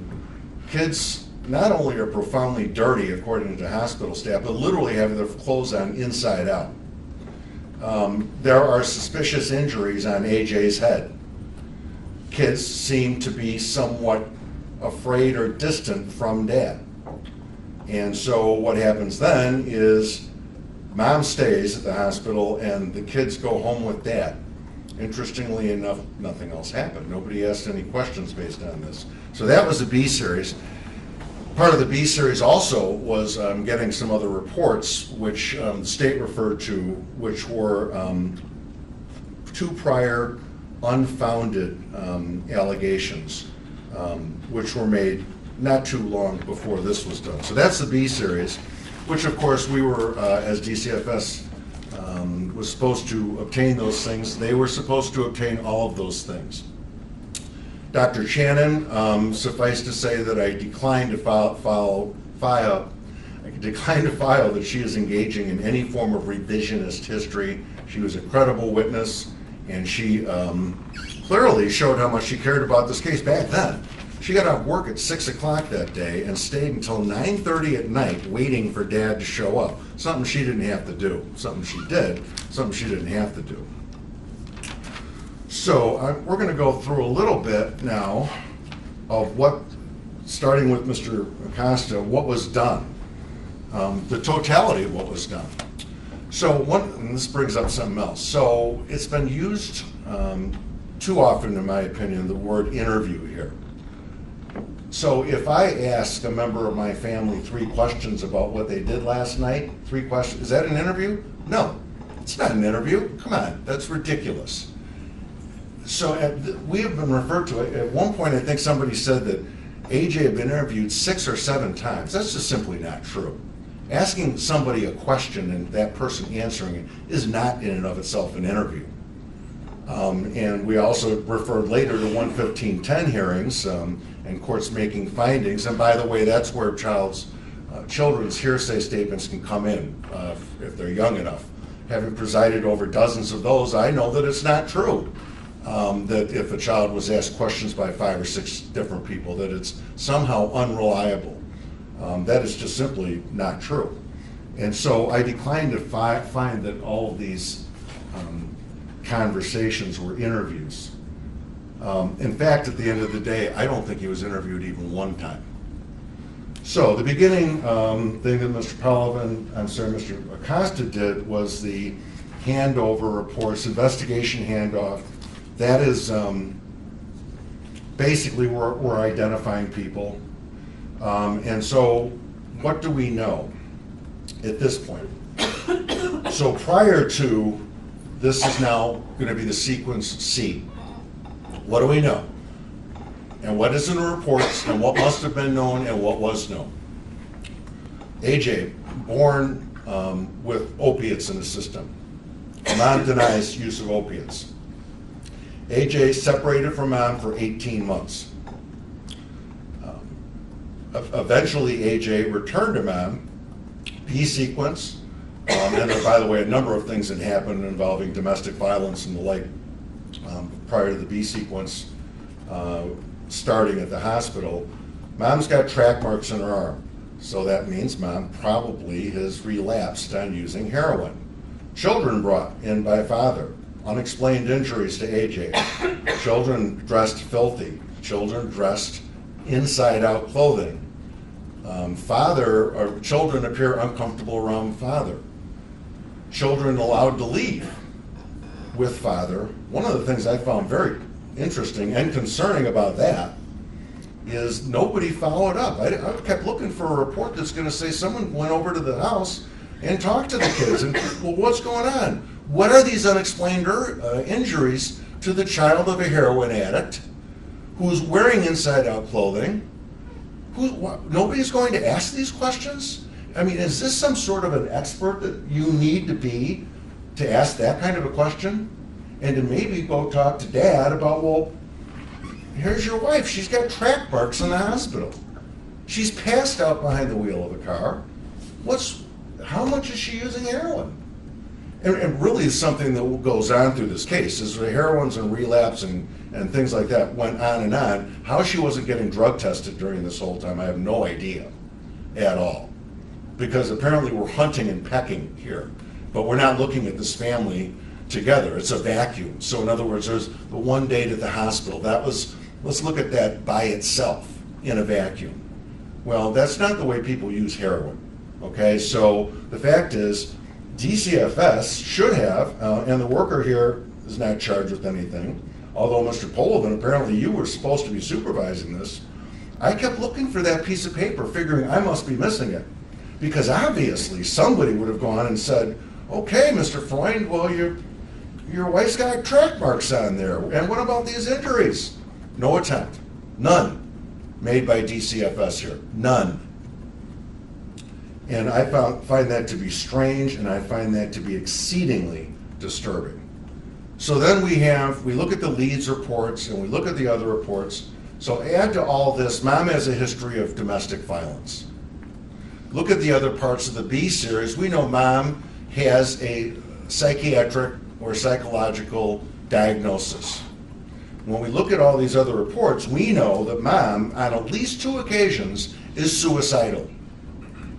Looking at all these reports and looking at Mr. Nowicki, inserting him now, and I still, for the life of me, have no idea what was going on in that house where Mom and Dad are there with Paramore, and Mom and Dad, apparently Paramore and Mom, are heroin addicts who are using Suboxone.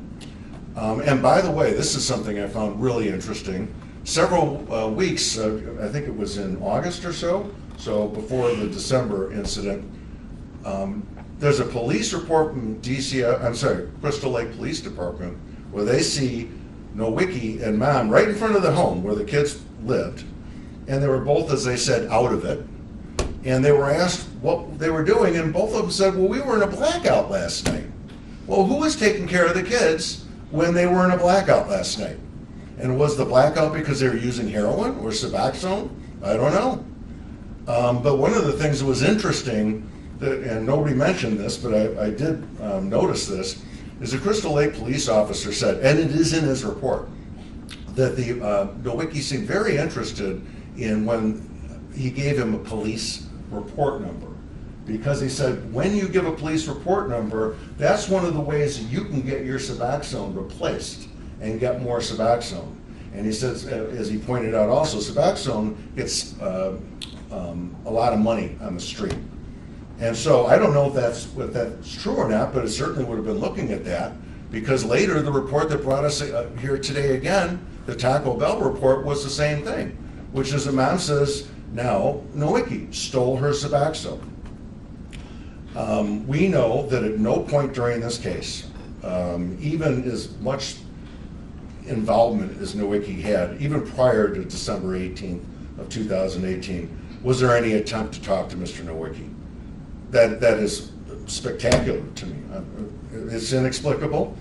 I've never heard, there's nothing even approaching a rational explanation about why he was not being interviewed, about his heroin use in the house or Suboxone use, about her heroin use in the house or Suboxone use, about domestic violence, about stability of the house. No one made an attempt. Now, this is one of the resources that could have been used and was not, and that's the Crystal Lake Police Department, because Mr. Nowicki was very well known to them. So after the incident that I just talked about here, where they're both in front of the house, both of them in a blackout, or they were in a blackout last night. And by the way, I would ask the Crystal Lake police officer, why did you find out whether there were kids in that house? Who took care of these kids last night? The people who were out of it in a blackout, were they the caretakers of these children? So, I mean, there's a lot of levels that I'm disturbed by here. But Nowicki and her get brought to the hospital, and the police leave. And they come back, and not to the hospital. An hour later, at a laundromat, Nowicki is out of it again. He's just apparently gotten out of the hospital. Now he's like lying around in a laundromat, and they got to bring him back. He's got a virulent drug problem. He also is suicidal. And on at least one, if not more occasions, he has expressed suicidal ideation. So we have 2 suicidal, mentally unstable heroin addicts with these children. Ongoing. That's what we have. We have a dad who at one point says, well, I'm almost never home. I work late at night, I come home late at night. We know dad is recovering, but we don't know a lot about dad. And that's a problem too. And I'll go into why that's a problem in a second. So we get over to Taco Bell. We know that this house is full of chaos, and that's to be charitable. This house is full of chaos. and uncertainty. And by the way, I'm forgetting to mention the police contact before, where apparently the heat had been off for a couple weeks when they went there. Nobody followed up on that either. So just leave the heat off, and Mom wouldn't let them in. And so apparently it was just, oh, she won't let us in. Well, we did our jobs, let's leave. And that's what they did. They didn't do anything else. So who knows if the heat was on or not on. But on December 18th, the police responded to Taco Bell. So we know that Mom broke up with Paramore. Now we're talking once again about stealing Suboxone, which once again independently tells anybody who hears about it that yes, this is a drug used for people weaning themselves off heroin. This will bring us, by the way, reminds me regarding ShipBow. There's been discussion about whether ShipBow should have referred this to the Advocacy Center or assumed the investigation or not. What I keep in mind is Officer ShipBow is a patrol officer. She probably spent the rest of her day writing speeding tickets. And so the thought that she's supposed to be making critical child care investigative decisions is absurd, simply absurd. So we have the children, they're not dressed appropriately, and we have Mom who's not looking wrung out. We have the complaint about feces in the house, cold in the house, mess in the house, things falling from the ceilings or look like they're about to.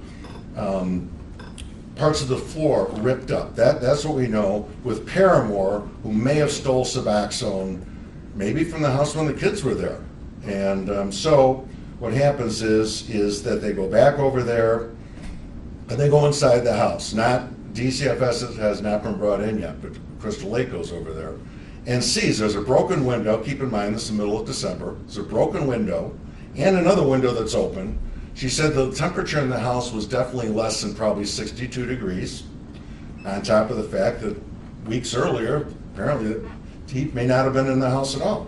The children aren't dressed appropriately for this type of weather. AJ, as a 5-year-old, has a diaper, a pull-up diaper on. And so here's where we see AJ's injury. And to call, I guess you could call it a bruise. You wouldn't be wrong, but I don't think that does justice to what this injury is. It was kind of hard to see because of the lighting here on this bruise, what it looks like. Suffice to say, there is no way it was done by a dog. It's ridiculous. There was no way it was done by a football. The size, not even remotely close to the size of a wound that this senior citizen dog they had could have possibly caused. The shape, totally different. It's on, as they said, different planes. So a dog's paw is going to hit you on the back or it's going to hit you on the side. Those are two separate planes, not both. What does hit you like that, and one of the things that's mentioned in here in these guidelines, is a belt does. So when you're using a belt on somebody, that does transcend one lateral side to the other lateral side. It wraps around as you're whipping somebody with that belt. And that is something that should be looked for by investigators. In addition, the boundaries of the wound are so large, but in the middle of there's a white area where there is not a wound in the middle of it. So a dog's paw would not have done that. A football would not have done that. Something irregularly shaped and most likely more than one blow would have done that. That's common sense. And the experts have agreed on that, and I could certainly see why. Also, it was in areas that were not under bony protuberances, which are easier to bruise. Children are not as easy to bruise as we think they are. In addition to that, the wound was also below the underwear line, was in the crotch area. That's another thing that is not consistent with the type of injury. So that's what we have when we're handing this case off. And I agree that the exact time the case was handed off is probably not as relevant whether it was 10:30 a.m. or 12 o'clock. Suffice to say, protective custody was relinquished that morning at some point while they were at the police station. So here is the report, first report Mr. Acosta did. Spoke with mother in the holding area, stated she only returned to the family home on Saturday. By the way, who's been taking care of the kids during that time? She had been living with Mr. Nowicki, but they separated. He does not live with her now. She suspected that he entered the home and stole her medication, so she went to Taco Bell to call the police. She also claimed that he stole her phone. She denied the floor, which is in the kitchen, is torn up due to neglect. Her husband is remodeling and is pulling up the floor. Worker recommended that they block off the children so they cannot hurt themselves. Mother also denied that the ceiling is falling down. They suffered a water leak, cut through the drywall ceiling to fix it, and had not yet replaced the drywall. Mother admitted that there may have been feces and urine when the police arrived, because when they left the house, the home to call the police, the dog, who is older, may have accidents while they were out. While we were talking, a family friend came to post bail. Mother agreed to go to a local immediate care facility to have the injury examined by the doctor. Friend was Chad Reese, who agreed to do the transport. Mom said she would be drug tested by Worker, and Worker stated that would be addressed once the nature of the injury is better determined. Worker, after consultation with supervisor, informed CLPD that DCFS would be allowing PC to lapse prior to any medical examination being done. What is not in here, what is not mentioned in here anywhere, is an interview of the mom as to how this happened. And is it second guessing to say that mom should have been interviewed about this? Really? Is that second guessing? Mom's standing there assuming the kid said it was the dog. Mom's standing there, mom's the adult there, and so there should have been an investigation. This is not some sort of esoteric little principle that I'm asking that should have been done here. No investigation of mom's statement at all. Second of all, why are we sending the kid to immediate care or frankly the emergency room? It's a bruise, so they're not going to treat it at the emergency room. And the Dr. Channon said, I was mystified why it came into me to begin with, because it's a bruise. There's nothing I can do. It doesn't mean it wasn't painful or concerning, but what's she going to do? It's not a compound fracture. There aren't bullets that she has to extract from somebody's body like people do in emergency rooms. So she was mystified, and she said, she asked the child outside mom's presence. And this is another thing that was interesting. So as opposed to taking the child over there himself prior to letting protective custody lapse, he lets the person who may be the offender take the child over and didn't even direct where it went. He said immediate care. So here, mom, maybe you're the one who did it, but whatever. We're going to let protective custody lapse. You go take the child somewhere. I'm not going to go with you, but you take the child somewhere. And so at this point, Dr. Channon, who was very credible, contacts him after the child makes a direct accusation, and I view this as nothing less at all than a direct accusation against his mother, that she hit him with a belt. And after that, she says, number one, I am not qualified to make this decision, number one. Number two, the child is accusing mom of hitting him with the belt. And number three, please bring him somewhere where that can be investigated. And we know, by the way, that there was a place to do that. It's called Murrow. But it wasn't. It wasn't done. And so this apparently was ignored. Now, the hospital confirms that they believe that there was potential child abuse in the forms they did. They also mentioned, by the way, the lip injury, which is referred to apparently in that incident, AJ fell against a wall. And so that's how his lip injury took place. So we have a drug screen that was done by Mr. Acosta. Some interesting answers here. I think the state points some of these out. Are you currently on any medication prescribed for a medical condition? No, that's not true. Do you have or have had ever had a mental health diagnosis? Now we know she's been diagnosed as suicidal and bipolar. Her answer, yes, I have. Are you currently on any medication prescribed for that? No. Have you ever taken prescription drugs that are not not been prescribed for you? No. That's interesting, being that benzos are in AJ's system when he was born.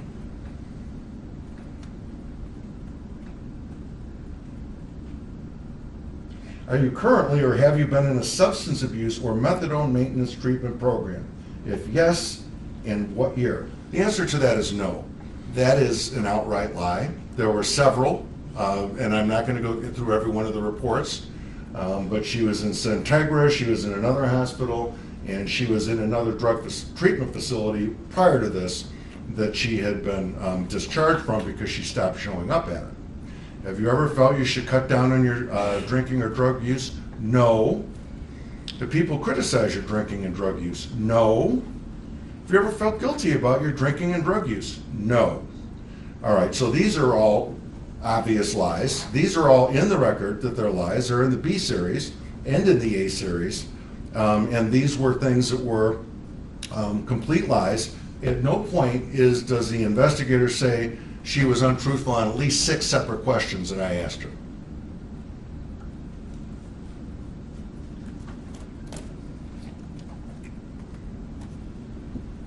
All right, so now Mr. Acosta's report. This is the Crystal Lake Police Department. This is an interview of AJ. I'll read it to you in its complete form and its brief. Worker at CLPD. Worker was allowed to interview Andrew Freund alone. He initially appeared generally healthy and well cared for with no obvious sign of abuse or neglect. He stated last night he and Parker were watching Polar Express on the couch. Lucy, their boxer, was on the couch with them. Worker observed and photographed a large bruise on his right side and asked how he got the bruise on his side. He stated, Lucy put her paw on me. He denied that he or Parker were playing with or otherwise engaging Lucy. He tried to tell Mom last night, but she was busy. This has been characterized as an interview.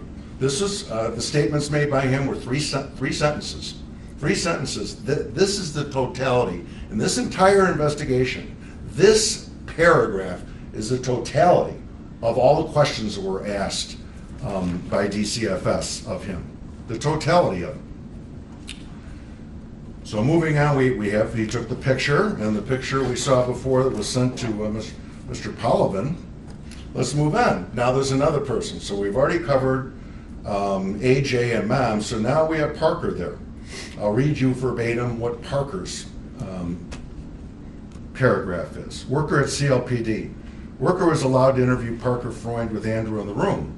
Worker made several attempts to engage Parker, but he would not. He would lean over a chair and hide his face. After several attempts, Worker discontinued his efforts. He appeared generally healthy and well cared for with no obvious signs of abuse or neglect. So this was the entirety of Parker's part of this case. That's it. This was it. That was all that was done. We heard about the Child Advocacy Center. We heard about victim-sensitive interviews. We heard about child-friendly atmospheres. What we didn't hear was why wasn't Parker there? Parker, obviously, if something took place, no matter who you believe, is going to be an eyewitness to it. So why are we not utilizing resources which we have? I would say that that's a refusal to use that resource.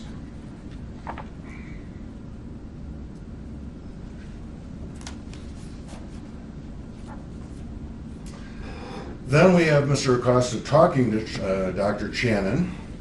Spoke, and this was 12:18 to 4 in the afternoon, spoke with Dr. Channon. She stated that she could not specifically state how the injury was caused because she is not a forensic specialist or a child abuse specialist. She stated it could have been a dog or a belt or a football. She was concerned because when she interviewed Andrew alone, he stated that maybe somebody hit me with a belt. Maybe Mommy didn't mean to hurt me. So was AJ spoken to after this? Is this a nuanced idea that AJ should have been interviewed about this accusation? Or is it common sense to anybody who isn't even an investigator, who has no training whatsoever, that he would have been asked, possibly in a victim-sensitive interview at an advocacy center? Was not done. This is a refusal to investigate. We move on to the hospital saying that they are concerned that they believe it's child abuse. So moving on then. Oh yes, and once again, regarding the lip, explanation of injuries provided by parent and/or caretaker, and it says lip, fell against wall. Please note, and these are something that I would echo, please note if any of the following risk factors are present. Number 1, changing explanations of the injury. We have that here. Number 2, unwitnessed injury. We appear to have that here. Number 3, bruises on non-prominent areas. We have that here. And then 4, multiple injuries. We have that here as well. So now we have another thing that was done. And by the way, this is just about the end of things. Anything was actually done as far as an investigative role. And this was done in 12/19. After 12/20, nothing for the most part was done. We filled out a couple of forms. There wasn't any investigating done that I saw. And so here is where he goes to the house. I'll read you this entire paragraph also. Unannounced visit to Freund home. Father, Andrew Freund, home with Andrew and Parker, who both appeared generally healthy and well cared for. Worker observed the home. Living room and dining room are somewhat cluttered with clothes and toys. Kitchen appeared clean. No rotting or moldy food within reach of the children. Floor, while it is missing tiles, did not feel unsteady. Ceiling did not appear to have falling pieces. Temperature in the home was cool but tolerable. Bedrooms did not appear to have been picked up and were organized. Worker did sense the slight odor of a dog, but did not observe any feces or urine in plain sight in the living areas. Mr. Freund stated that he picked the children up at the hospital around 9:30 last night. He denied he or mother used any corporal punishment other than an occasional spanking with their open hand over the children's clothing. He also denied that mother is currently using heroin. While he is working long hours during the week, he had not observed anything concerning when he was at home. So this is a required visit to the home. So he did comply. He did go to the home. It may have been more than exactly 24 hours, but this is substantial compliance. One of the things, although I do find here more of a technical thing, as opposed to the cant drawings and things like that, is he didn't even apparently look at the dog. Not that the dog was even anything but a laughable explanation anyway, or do a timeline, which you were supposed to do, because this is supposed to be details. Didn't do any of those things. So the house was cool but tolerable. I saw the pictures of the house. If this house was anything but a mess, a pigsty, then it was substantial cleaning up that got done from the day before. And maybe it was. Maybe it was done.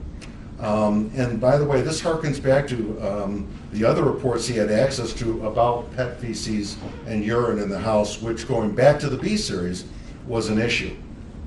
But really disturbing here is the interview with Mr. Freund, because, well, no, it's not an interview. The 2 sentences Mr. Freund said. Other than saying he picked him up last night, 3 sentences. That's all he said. That's it.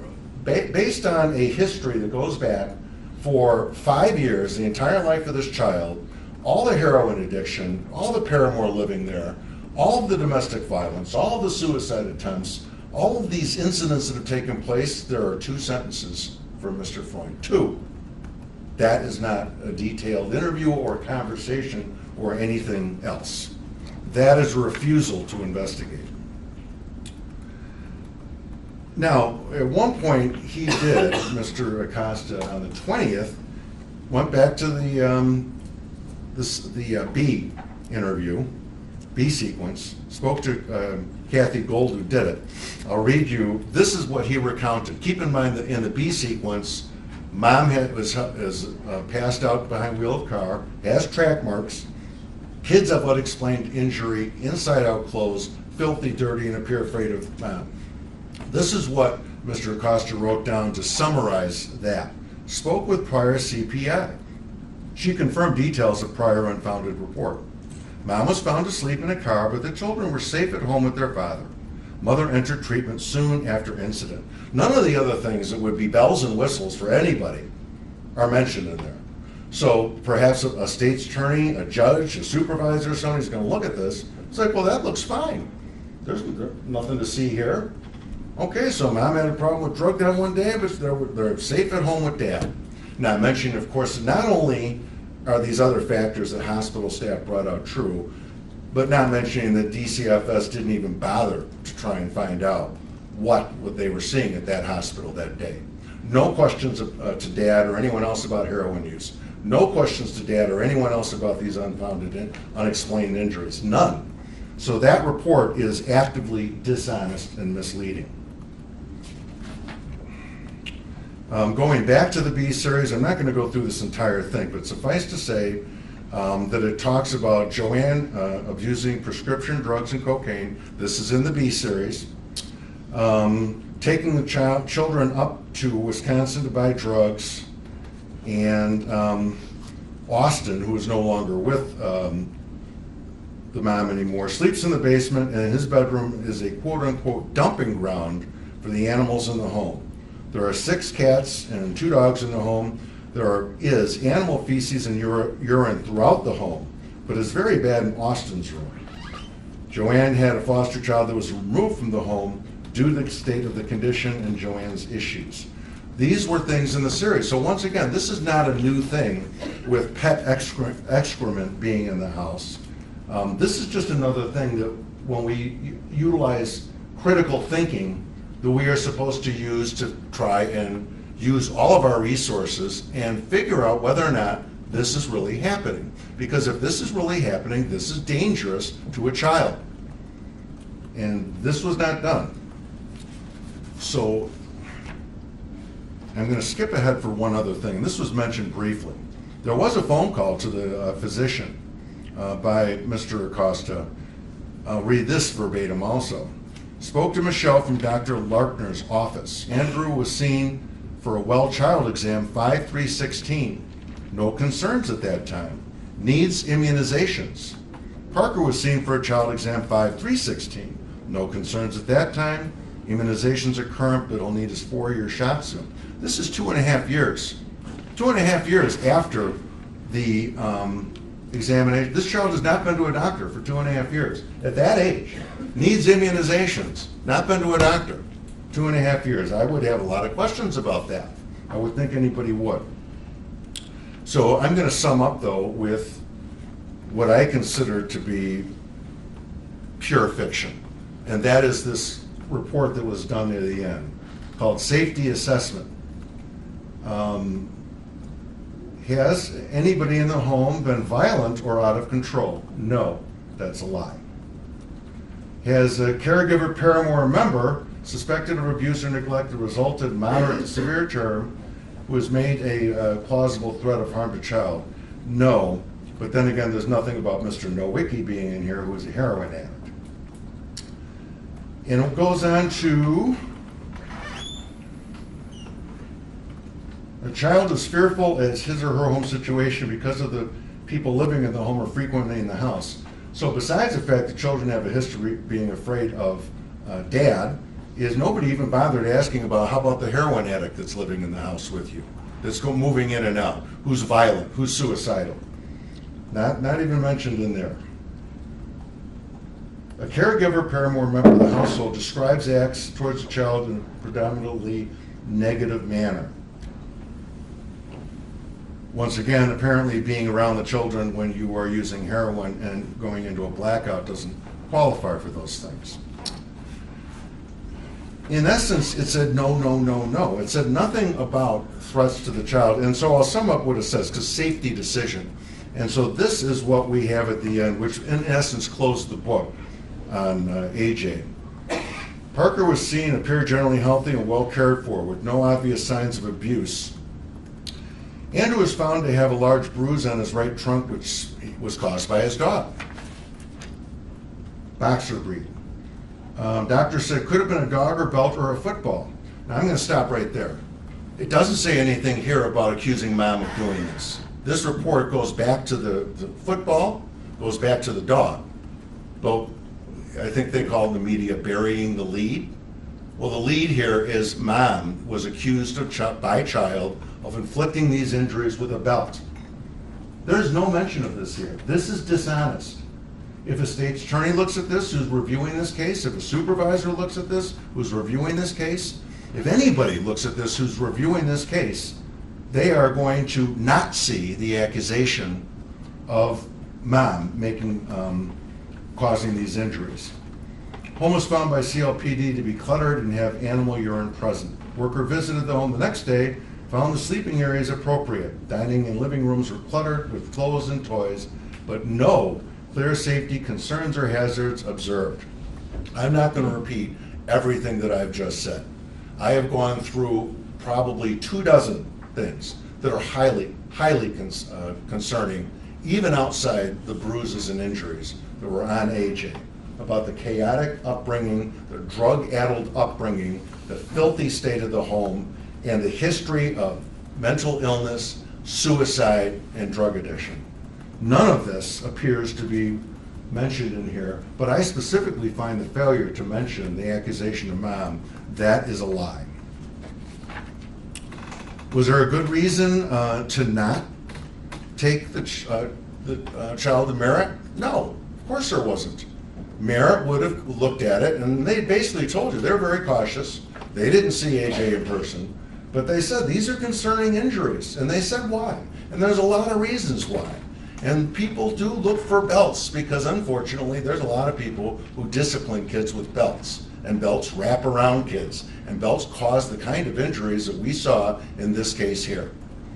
The child should have been brought there. And so when we're saying that we're too busy, that we're too overloaded with cases, well then how about this? How about let's start having the Crystal Lake Police Department find Nowicki and bring him in for a long interview? How about having the Children's Advocacy Center, which by the way, he should have had the child go there. The regulation says should, not required, because he was over 6. Then I'll say he should have brought the child to the Advocacy Center, and it is in the Memorandum of Understanding. This child should have been taken to the Advocacy Center and been given a victim-sensitive interview in a child-friendly environment, just like Parker should have been. And it was not done, and it could have been done. And one other thing about the state's attorney. Now, the state's attorney in this case is, whether or not all cases come in or not, she has indicated that she is always available, always was available to talk to investigators from DCFS. She also, by the way, just happens to be the same person who prosecuted the A sequence here and is familiar with the family. And so while I recognize there are certain records that are harder to get than others, like medical records, Chicago police records, they have subpoena power. And so they would have had the combined resources, had they decided to, of the Crystal Lake Police, the McHenry County State's Attorney's Office, the McHenry County Children's Advocacy Center, and Merritt. All of those things put together, and we heard about the expertise that those things offer. And one other thing, I have little doubt as to why there was never a meeting with the State's Attorney's Office. There should have been. But if there was a meeting and they actually had to give these reports to the State's Attorney's Office, that could turn into a really long and difficult conversation with the investigator. Like, well, where's your follow-up with AJ? Where's your follow-up with Parker? Where's your follow-up with the forensic testing? Where are any of these things? Where's Mr. Nowicki's statement? Where's your long interview, actual real interview with any of these people? That'd be very hard questions to answer. I would submit there are not answers to them. And so at the end of the day, this, and I'm speaking right now to Mr. Acosta, is a refusal to investigate. I therefore find you guilty of neglecting and endangering the welfare of a child, counts 1 and 2. Regarding you, Mr. Pullivan, you've been somewhat of a phantom in this case. And I don't know if that's a good or a bad thing. I suspect it's a bad thing. And so you were there, you were one of the people, inexplicably, I'd love to know the answer to this. I don't expect you to answer it, but I'd love to know the answer to how dad takes kids home from hospital where mom may or may not be overdosing and have unexplained injuries, and somehow nobody bothers to go talk to the kids, or Andrew, or anybody else who could say, well, how often is mom, she's got track marks up and down her arms. How long has that been going on? It's inexplicable to me, and apparently you signed off on it. And everything else that I've just discussed here, I don't understand it. I really don't. I have no idea what in any way. So I do recall. So one thing, your name didn't come up a lot in this case, and so I don't know if one of the reasons for that. I know you weren't on the ground, as they say. I don't know what you were doing. You weren't working on this case. I know that. I know that you weren't supervising anything. You clearly weren't doing any critical thinking, except to the extent that you said what will, for me, be an immortal statement in the history of child care. Well, if that's what the kid said happened, as if that's definitively reliable. And you did nothing else at all. But it is true, as it came up in the history of this case, that sometimes you're only as good as you are as your investigator on the ground. I have found, and I continue to find, Mr. Costa is not a reliable reporter of what he is doing. He makes material omissions. I believe that he did so on purpose, where he could put an innocuous or benign reason for something happening. He did, and omitted what I consider to be the very obvious facts of this case. And so for that reason, and by the way, don't take anything that I'm saying today as in any way exonerating you of your responsibility. As far as I'm concerned, you completely abdicated your responsibility in this case. However, because I don't know exactly what you knew and when you knew it, I cannot find you guilty beyond a reasonable doubt. So I find you not guilty. One other thing that we discussed, and that's proximate cause of harm, without summing up every single thing that I've already said here today. This case would have been referred without any question. And the prosecutor was very correct when she said, "You had me at heroin." That's absolutely correct. Absolutely correct. And if there was a hearing, I cannot imagine any judge would not have taken this child out of the house. There's no question at all, because there's virulent drug use. There are so many recurrent themes, things that are not capable of fast fixes, that exist in this house. So at a minimum, there would have been a guardian ad litem, the child's attorney. The child's access, by the way, to due process. That's what the child would have had. That's what AJ would have had, which he never did get. The eyes and ears. And frankly, I can't imagine that a judge under these circumstances doesn't take AJ out of the home and Parker out of the home. This was a chaotic atmosphere. But looking forward to, was this a proximate cause of what happened to AJ? And yes, it was, because it endangered him. This was an inherently dangerous situation that he was thrust back into. No reasonable person can say anything other than that. It is clearly an inherently dangerous situation. But when we look at these videos, so we know the one in January, and by the way, I don't know what anyone else says. They can't see the bruises. I could see the bruises.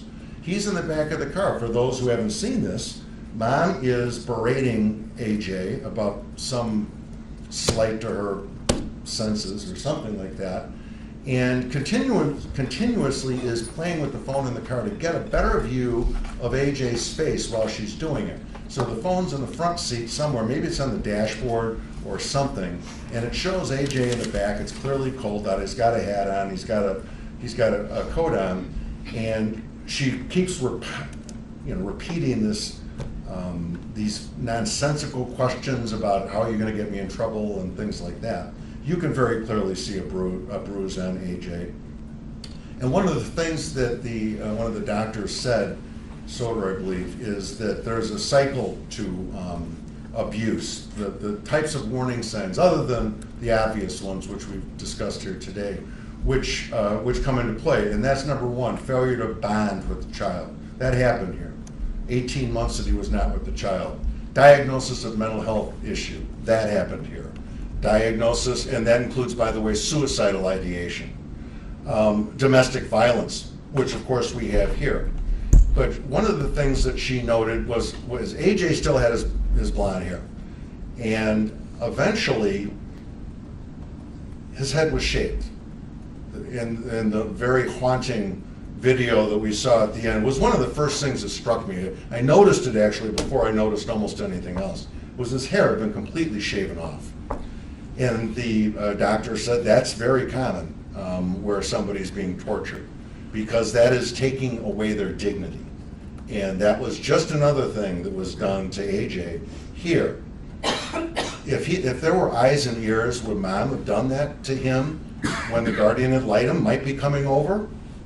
Would mom have been doing all this if she was drug-free for sure and being tested? And once again, we go back to the, he's got one at least, and this, by the way, was not surprising to me, he has one healing fracture in his ribs. So if there were eyes and ears in the home, how much would mom have felt free when the child's lawyer, the child's due process is coming over? And I would say no. But once again, a judge would not have put AJ back in this home. Clearly not. So at the end of the day, this is what it is. He was failed by the adults in his life. He died, he was tortured to death.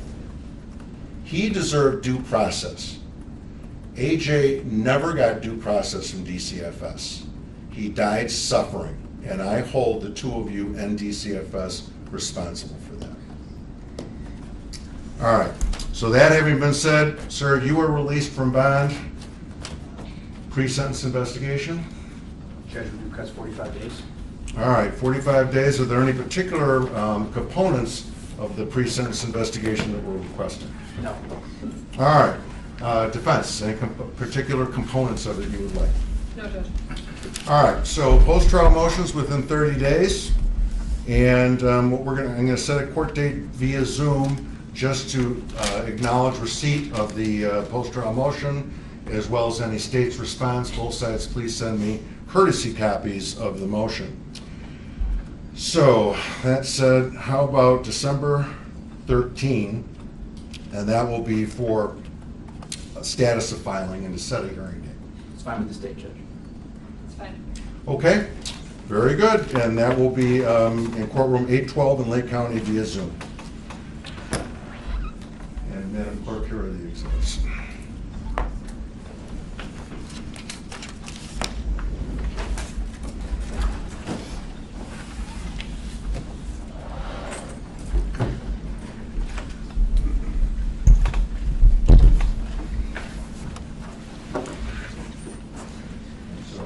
And I'll rule later on in the one act, one crime issues regarding the two counts of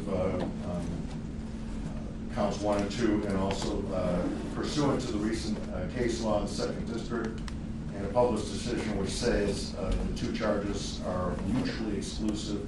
Pursuant to that case law, the counts of reckless conduct are dismissed. All right.